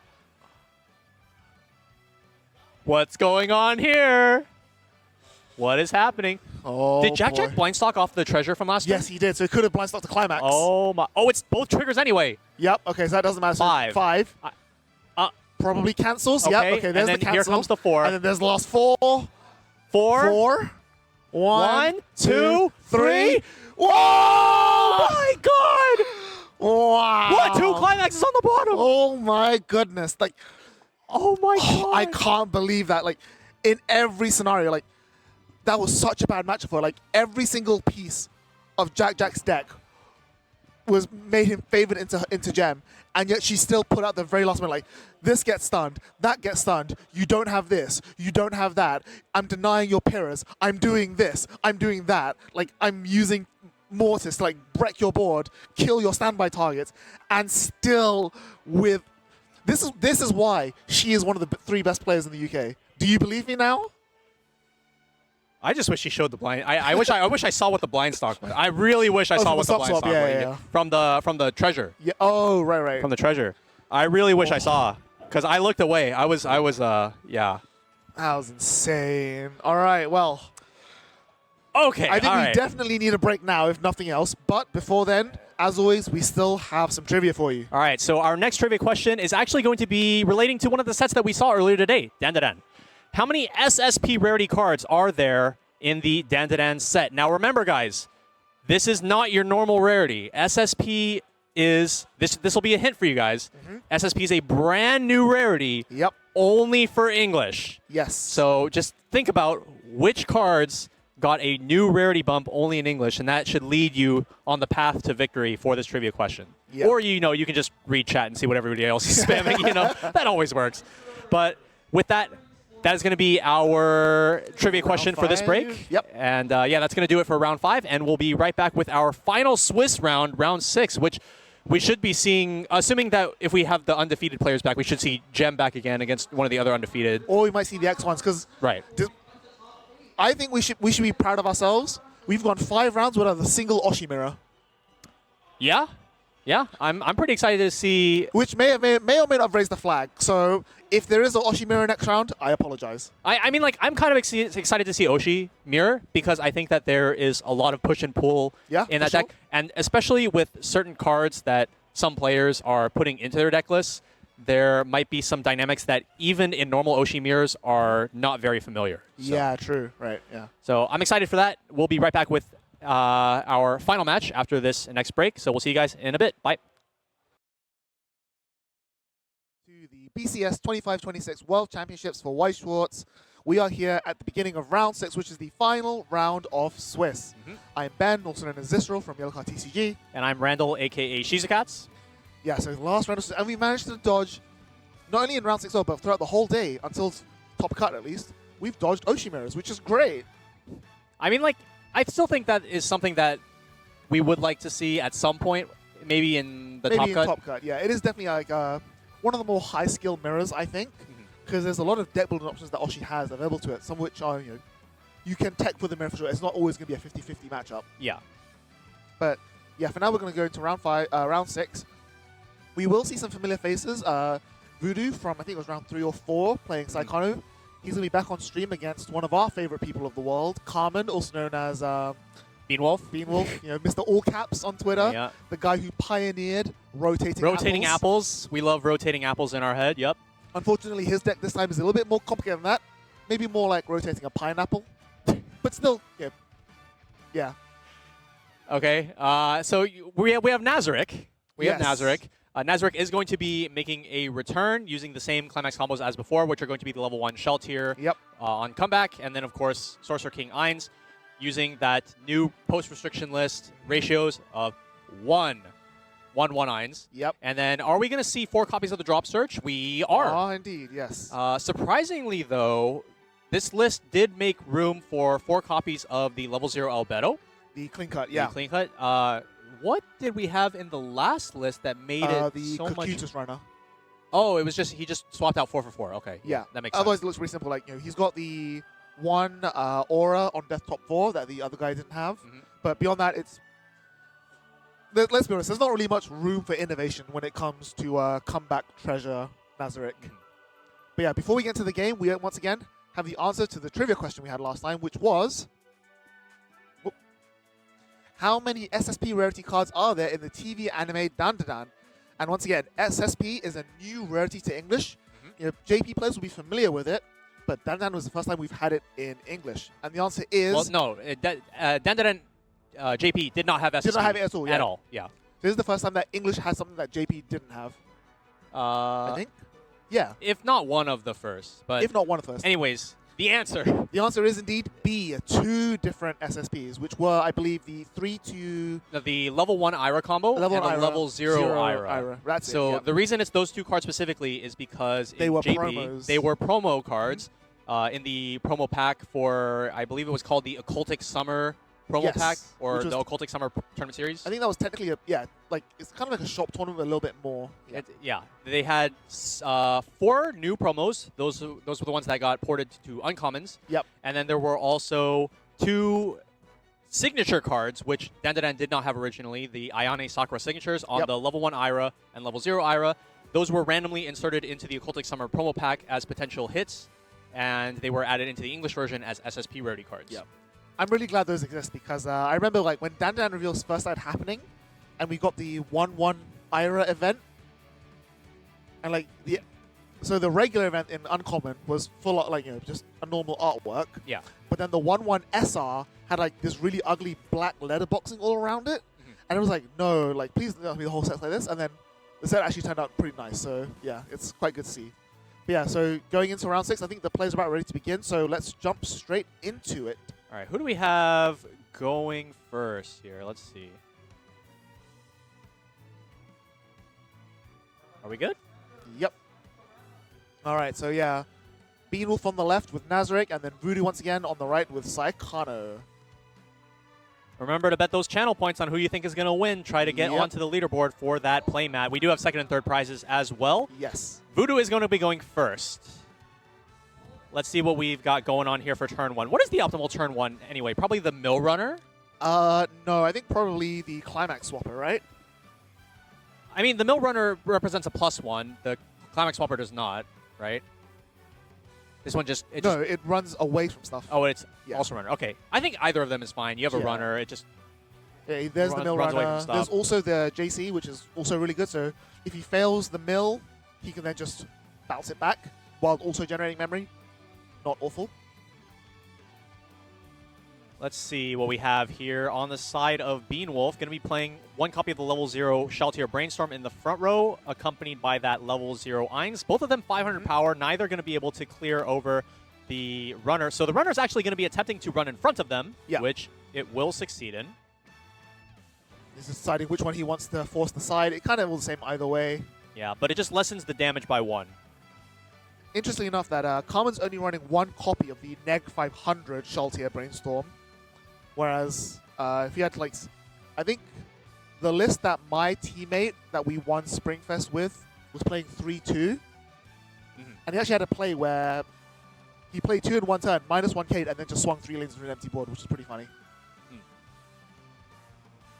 So yeah, we do see the side attack. Izumi survives, which now means Voodoo can choose to either pay that 1 stock on the go to memory top 4, or you can save it for later and just have that free stock available. Yeah, it's clean stock. We'll just leave it there. Yeah. So that down comes the Climax Swap Megami, and again, knowing that Beanwolf is going to want to use the Eins to clock 1, bounce 2, he gets to set up his board in such a way that it doesn't matter what's there, he's going to keep his board no matter what, which is really great. Combo goes in, 2 sticks. 1 cancel. And 2 sticks.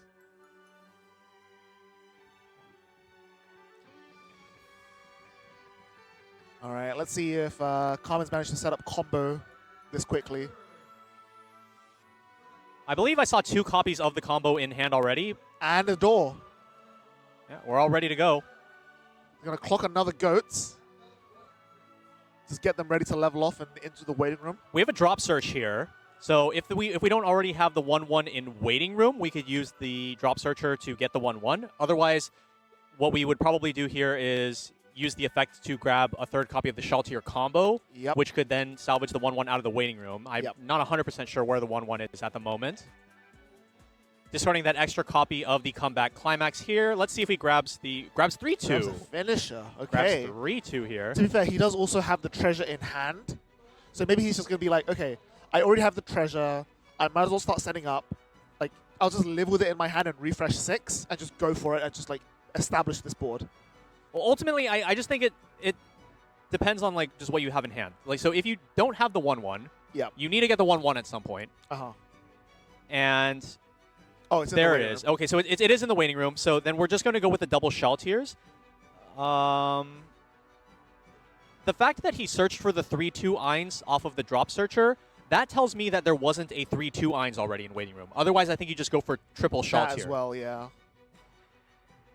He's also gonna. It looks like he's preparing to salvage the climax swap there, which I think is smart. Like, you know, if there is a world where you just cancel a bunch and stay at level 1, then looping shell tier is also totally fine. I actually disagree personally. I think that grabbing the climax swap there is to prep for trying to find the second copy of the treasure climax for the Eins. And I feel like if the shell tiers, if you resolve shell tier combo here and then they go to memory and then come back, and then you do stay at level 1, I think I would be perfectly okay with just swinging them vanilla. With the idea that I would rather prioritize having my treasure climaxes for what is ultimately going to be a bigger part of the overall game plan. That's also fair. But I will say that I think the big reason that he chose not to go triple shell tier here is because there's 2 JCs on the board. So at most you can only ever resolve 1 anyway. Well, it's not an on reverse combo. It's at the end of the attack yeah. if the character crosses. Actually, Voodoo they're just choosing not to JC on the first one, which makes a lot of sense. I mean, you can always do it on the second one because it reduces the incoming damage.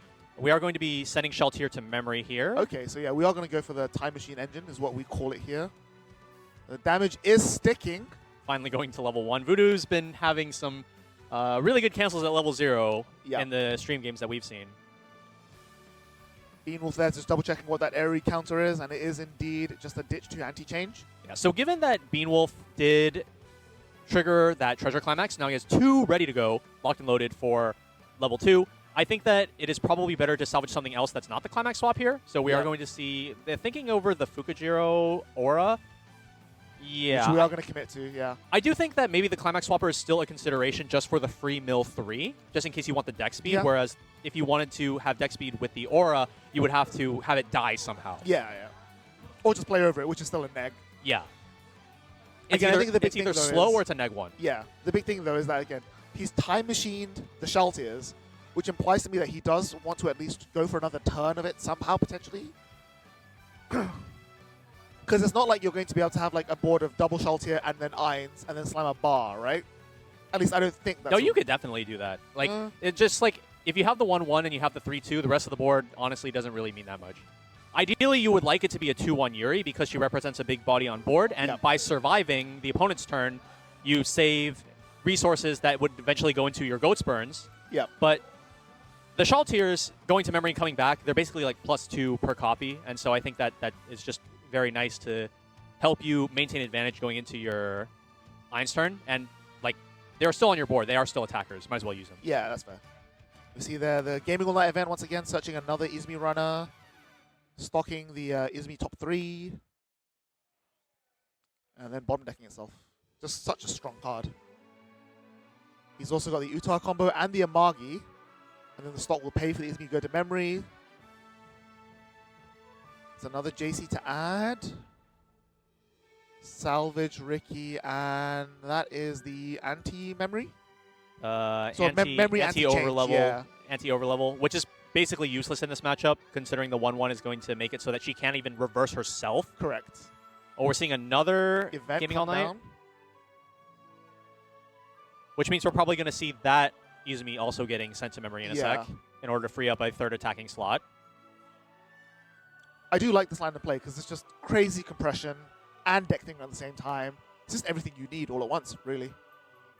The only way this board could be any better is if Voodoo pays for the Izumi to go to memory and then has the 1-0 stalker area as his last attacker.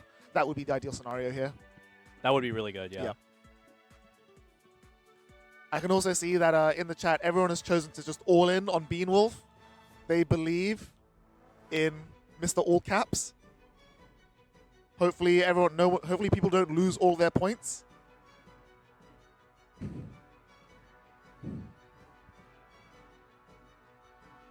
What is our final attacker going to be? Wrong area. It is an area. It is an area. And we are building a lot of memory so far this game. We have 4 memory already. Yeah, I mean, plus this yellow one, it still goes to memory, so it's more compression on top. The Amagi will grab... which one is this? That's the level 0 that makes your back row hex-proof in the Nazarick matchup. The one with the no combo, yeah. Yeah, the one that we thought had a combo, but Yep. he's not running the combo. So we're going to be using that to try to keep the back row safe from the Ein's Assault. That is a direct for 4.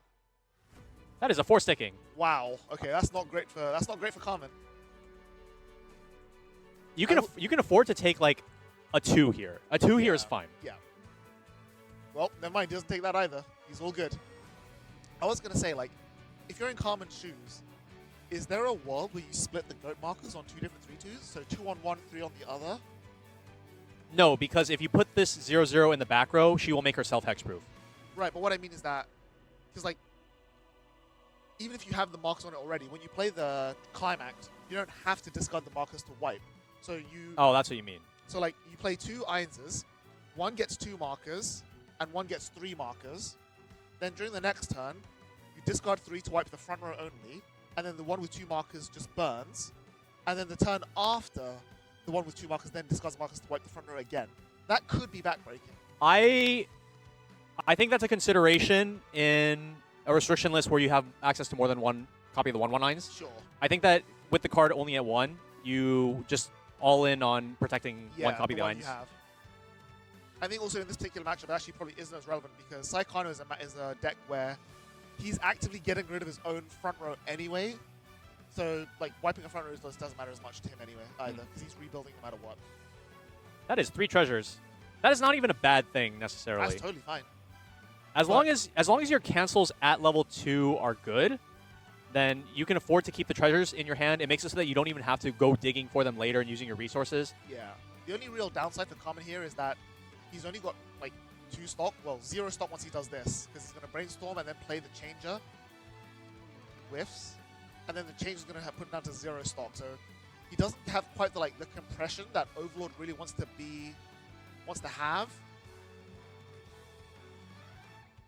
Like, ideally, if you're playing Nazarick, you want to be in a position where you have, like, 4 or 5 stock going into the Ein's turn, so that the next turn you can have 5 stock to use all the goats with, right? Yeah. Well, you don't necessarily need to have 5 stock to use 5 goats. I mean, like, you just use as many goats as, like, you deem necessary for the game state. Yeah, that's fair.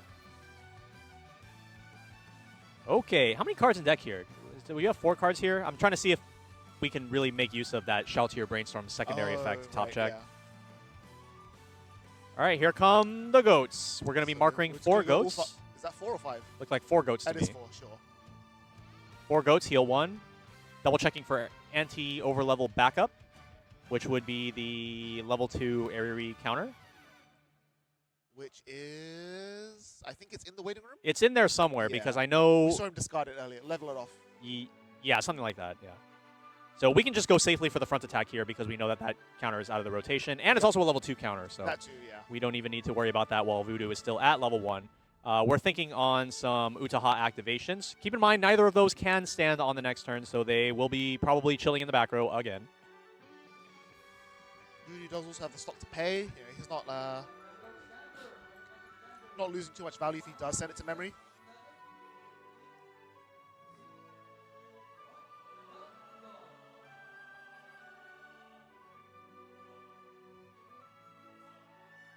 There's a big shuffle here.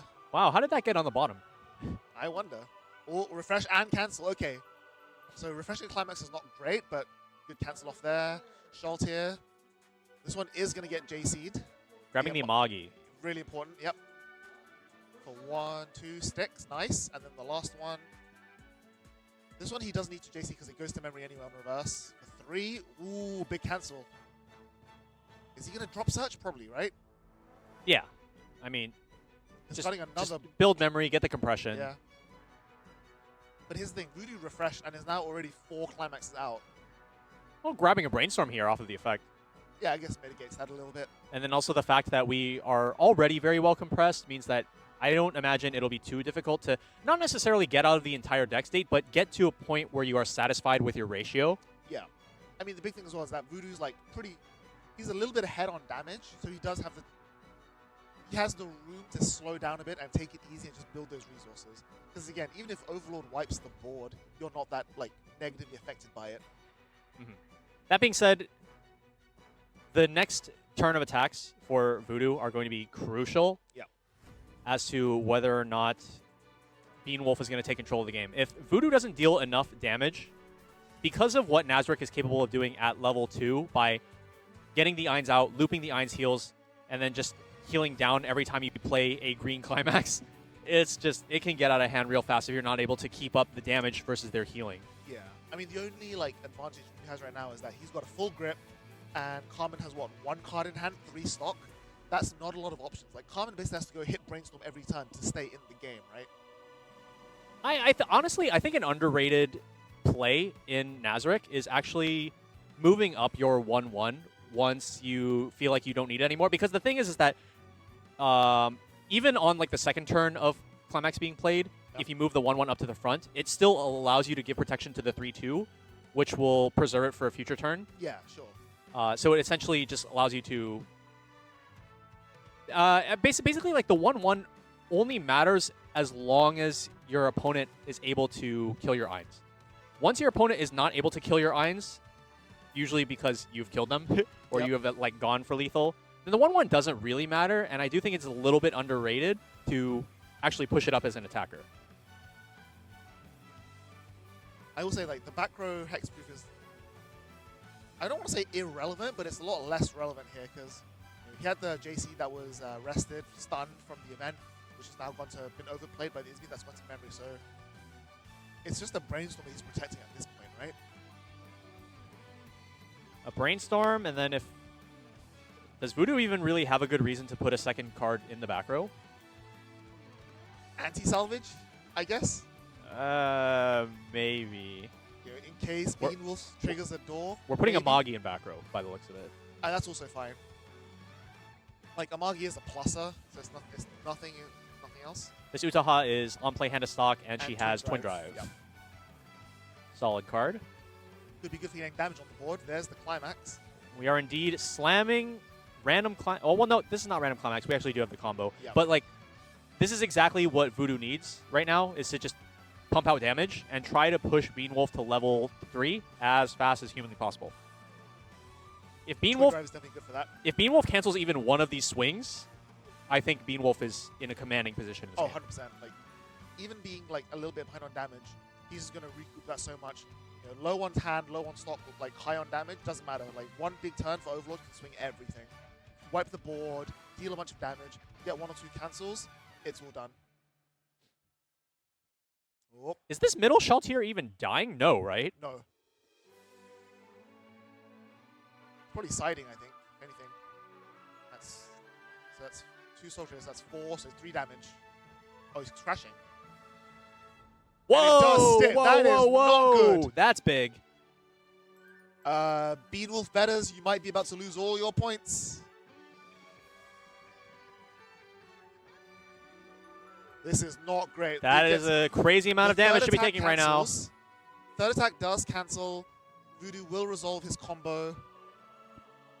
But, that is kind of scary.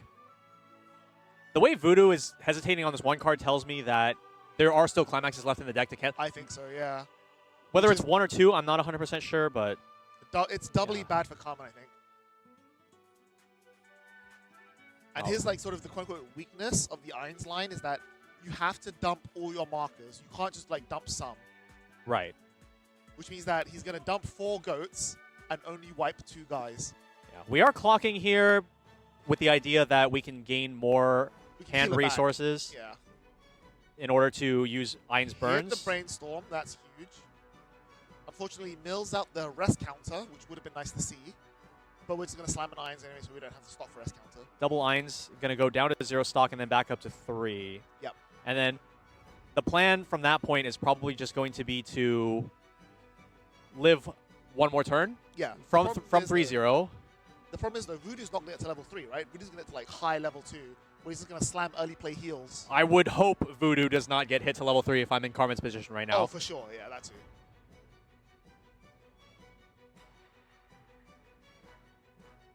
Gonna drop that second Eins onto the board, and then this is where that double treasure in hand through the refresh is going to help a lot, because if Carmen is able to live this next turn, then we have three back-to-back turns of treasure combos incoming. Got the check top from the brainstorm, and then down it comes. So heal 1, burn 1. Or yeah. Well, we do this Nuke first. first, You want to pop the board first and Yep. then burn. In this situation, it doesn't actually matter because Voodoo has 2 cards left in deck, but in the event that you have 1 card left in deck, you want to kill their board, and then before they have a chance to resolve Encore, you want to burn them for 1 and then make them refresh. Right, sure. So that they go back in, yeah. Okay, I don't think we want that many treasures. We don't need that many. Yeah. I don't think the game is going to go on that long. So Beanwolf is now out 1, 2, 3, 4, 5 climaxes. All the treasures are out, and then there's one comeback in waiting room, I believe. Yeah. And then the last card was not a climax. Well, that is. Whoa, Good okay. cancel, though. That's the second time he's done that. Refresh the climax. Okay, and then all cancel right. off the top. Stick 5 and then cancel the last one. Oh, Nope. never mind. At least, Stick this. at least no more climaxes were. It's also 2 finishers going to the clock. That's pretty good. Makes it a little bit harder for Voodoo to select a finisher. Voodoo here leveling another green card. Yeah. We know that Voodoo got the 1-1 from. We know that Voodoo got the 1-1 revert, not the reverser, but like the memory kicker. Yep. The previous turn. So you can at least get, but Bean's already level 3, so it's not even killing the early play. So the effect is actually useless.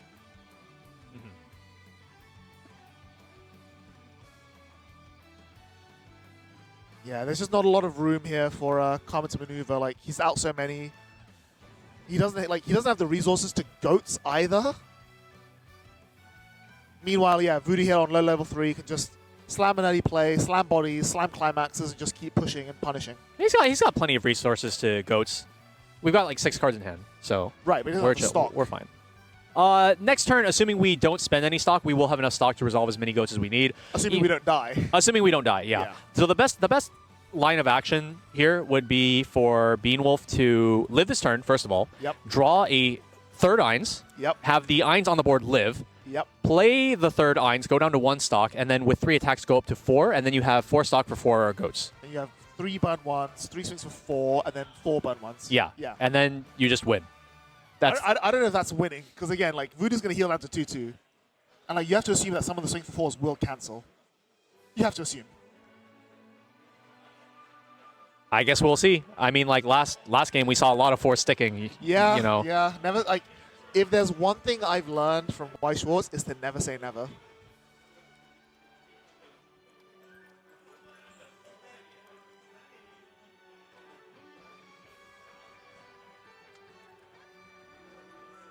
I think both Einses are going to survive. Let's see. They're both. Because he's crashing the Utaha and then putting it into stock with the Errori, right? Well, with the boost from the the early play just got pumped 2K by the Errori because she pumps 2K Sure. on play, so she's 11-5. She can actually swing over one of the Eins, the one that doesn't have the protection from the effect. Well, she ties with that Eins. Eins is 11K. No, but it's got level assist, right? Oh, he's 9-5 printed, right? Yeah.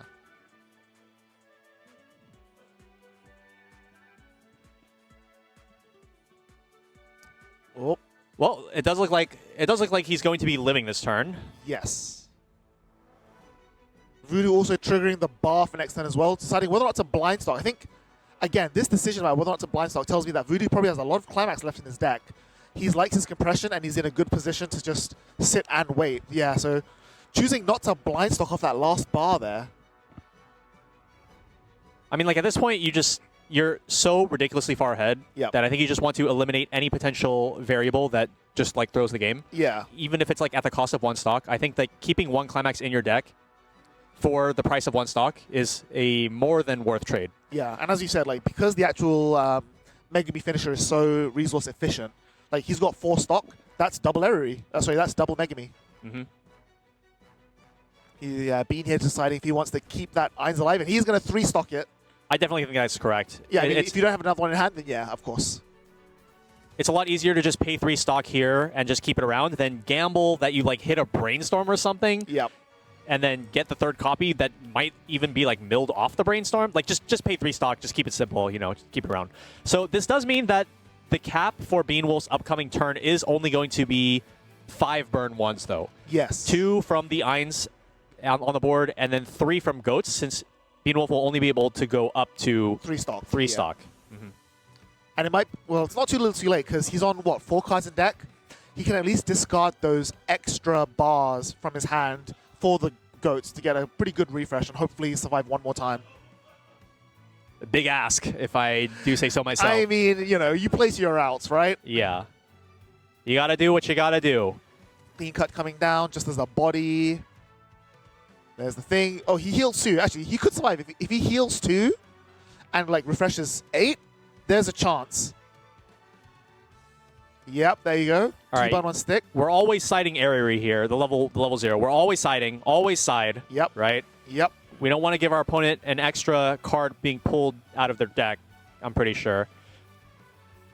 Okay, you know what? No, okay, you know what? Siding for 2 anyway, because you got the climax. Okay, no. You know what? No, I take that back. Yep. So siding Eriri would force the opponent to pay 1 stock if they want to pull that card out of their deck. Sure. Right? If you side it and you leave it there. Oh no, that's another bar being triggered. If you side it and you leave it there. Yep. That means that your opponent had. Oh my god.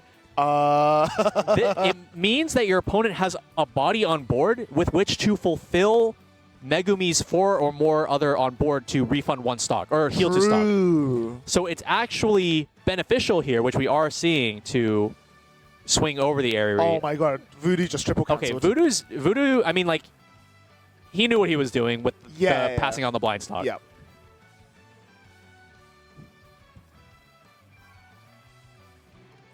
And from this position, Voodoo is going to be 2-5 after the refresh. No burns from Carmen, I'm assuming. No, Even though you want to get the yeah. climaxes out, I think you just... Oh my god. What do you even do here? All the climaxes you'd use 1, because you pay out a climax and then discard a climax. I think there's no reason not to use 1. But if you use 1 and Voodoo takes it, he goes to 2-6, and then he goes up. Clocks and then he tries to kill you. Yeah.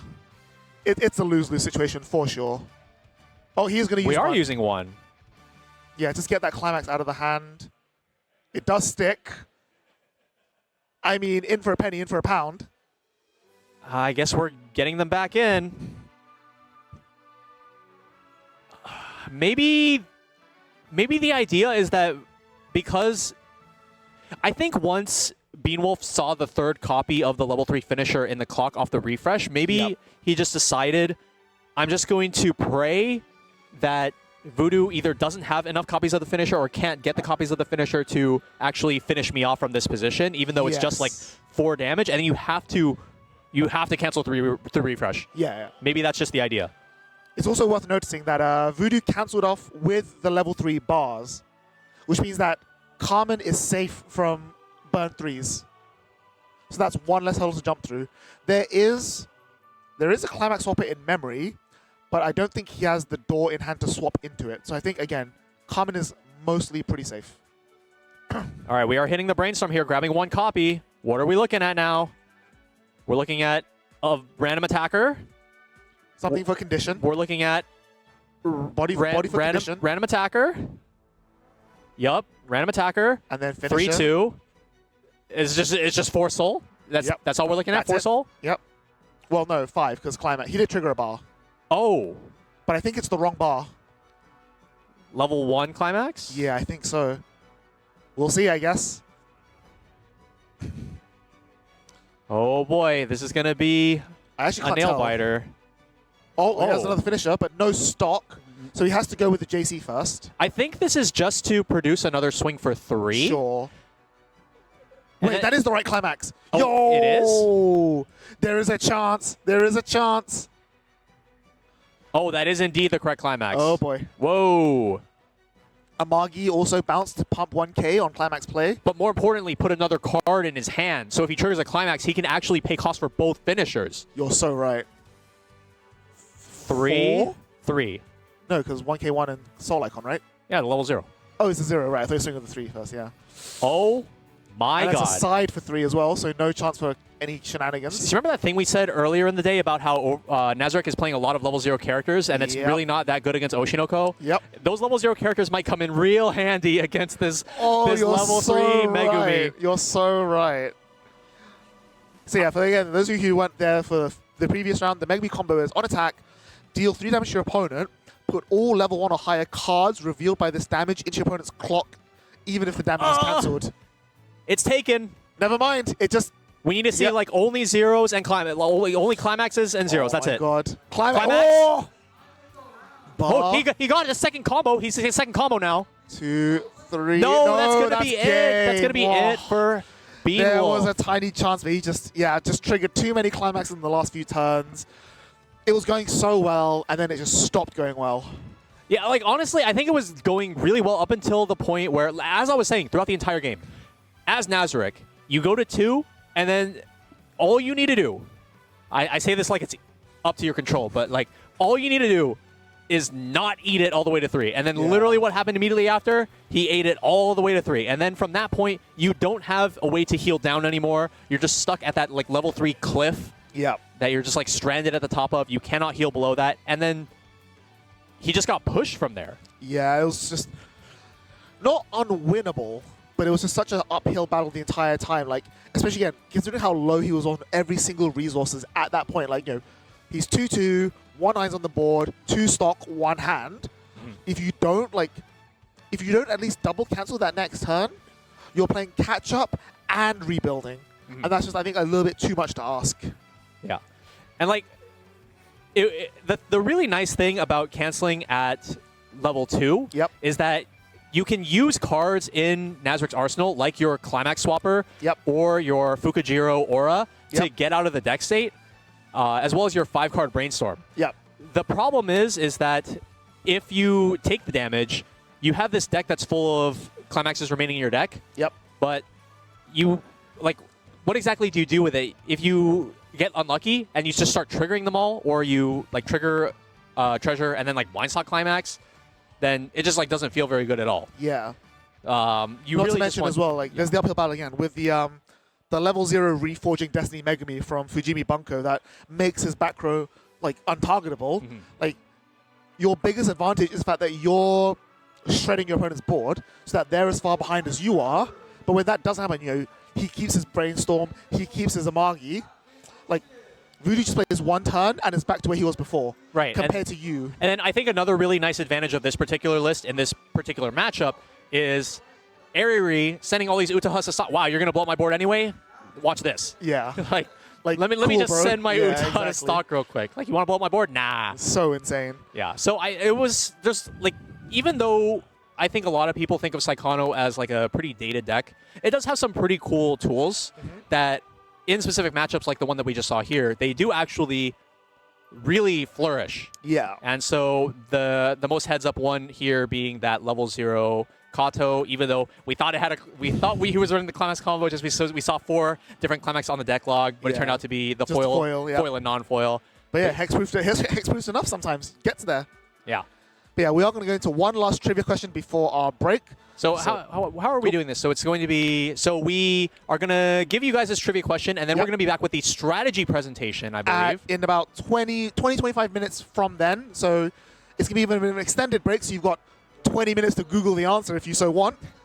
But yeah, so at 3:15 Japan time, so local time, which convert that to 25 minutes from now, we will have the Bushiroad Summer Strategy presentation with all the updates and news you could possibly want. But for now, let's see the question. Another Guess the Card rarity. It is from the newest set, Eminence and Shadow. So what do we have here? We have the 3-2 Alpha. This is part of the Sortie 3-piece combo. Correct. Now, there's a lot of varying rarities throughout the set. We have like especially when it comes to like the foil rarities, we have like SP, SSP, Secret Rare, Shadow Rare, SIR. We have a lot of different rarities. So of the 3 options that we have on screen, we have SP, SSP, and Uncommon. Yeah. Well, I feel like from the gold around the level 3, it's probably not an uncommon. You never know. You never know. It could it could be a premium set. Yeah, exactly. Well, we'll find out after the break. See you soon. Wow, 20 seconds left on the timer. But nah, we're back with BCS 25-26 World Finals here live in Japan. And I'm Randall, aka Shizukats. I'm Ben, also known as Zistro from Yellow Card TCG. And we're only going to be here with you guys for a quick second. Just a few minutes, yeah. We've got a couple things to say before we get into our big surprise. Yes. And one of those few things is going to be the answer to the last trivia question. So that you guys took a look at the 3-2 Alpha as part of the sortie package from the recently released Eminence and Shadow set. And of course, this card, the SSP. and SSP, yeah. Yep. SSP Alpha. The very high, shiny special edition. Not the most valuable rarity in the set. I imagine SPs are actually more I mean, like, outside of, like, SIR. Don't forget, we have AGR this set as well. No, it's SIR. Shadow, yeah. I mean, like, outside of that, I feel like the signature rarity is always an outlier. Yeah, of course. But at least from my opinion, I feel like if I were to arbitrarily tie prices to secondary market prices to some of these, I feel like the SPs, just because of those signatures, would be inherently more desirable. Yeah. As far as this particular card, though, this is going to be one of Alpha's multiple high rarity cards. She is actually the only one of the 7 shadows that has an SP and an SSP and a secret plus. Plus? Plus, yeah. Plus. Because she has the 2-1 that comes as the champion promo, right? Correct. Yeah, speaking of the champion promo, the top 8 is just about ready to start, but we do have a very special announcement for you all watching at home. That is the Bushiroad 2026 Summer Presentation. Well, spring presentation. Spring presentation. Yeah. It is starting in just a few minutes, so we'll be cutting to that once it's ready to go. But yeah, I mean, I'm really excited for it. Like, if nothing else, we just came in off the back of a huge restriction list that shook up the meta. And as some of you may know, the JP format has had really loads of cool new titles being announced, including Grand Blue Fantasy, Toho Project, Brown Dust 2, which I'm really excited for. Okay, and me not so much on that one, yeah. And of course, the simultaneous release of Nikkei 2. But what else are you looking forward to for English? Maybe the new English original? Okay, so I was talking about this in one of my own vlogs earlier that I was just doing on the side. If there's an English original, what I want to see, personally, is Ruby Ice Queendom. Ooh, yeah, that'd be a good shout. Ruby Ice Queendom anime set. Get those JP signatures in. Sorry, Hayami. Yoko Ikasa. That would be so nice. Yes, huge. I think another one as well would be like maybe some of the more Amazon or Netflix original anime series that have come out recently, like Summertime Rendering. Okay. Really good. Like just something that is a bit more accessible to the Western audiences. Okay, that makes a lot of sense. Yeah, like. I mean, I also wouldn't complain about some of the JP titles coming to English as well. Like, I know we both would go crazy over Grand Blue Fantasy. Yeah. Oh, yeah. For sure. But I think they're just about ready to start in just a few seconds. So, yeah, you don't want to hear too much more rambling from us. Yeah, so, yeah, say hello to everyone's favorite intern and, give them all the applause. And be sure to share your hype in the chat and on X with hashtag BCS2526. But we will see you guys in about 20, 30 minutes as we start Top Cut, so don't go anywhere.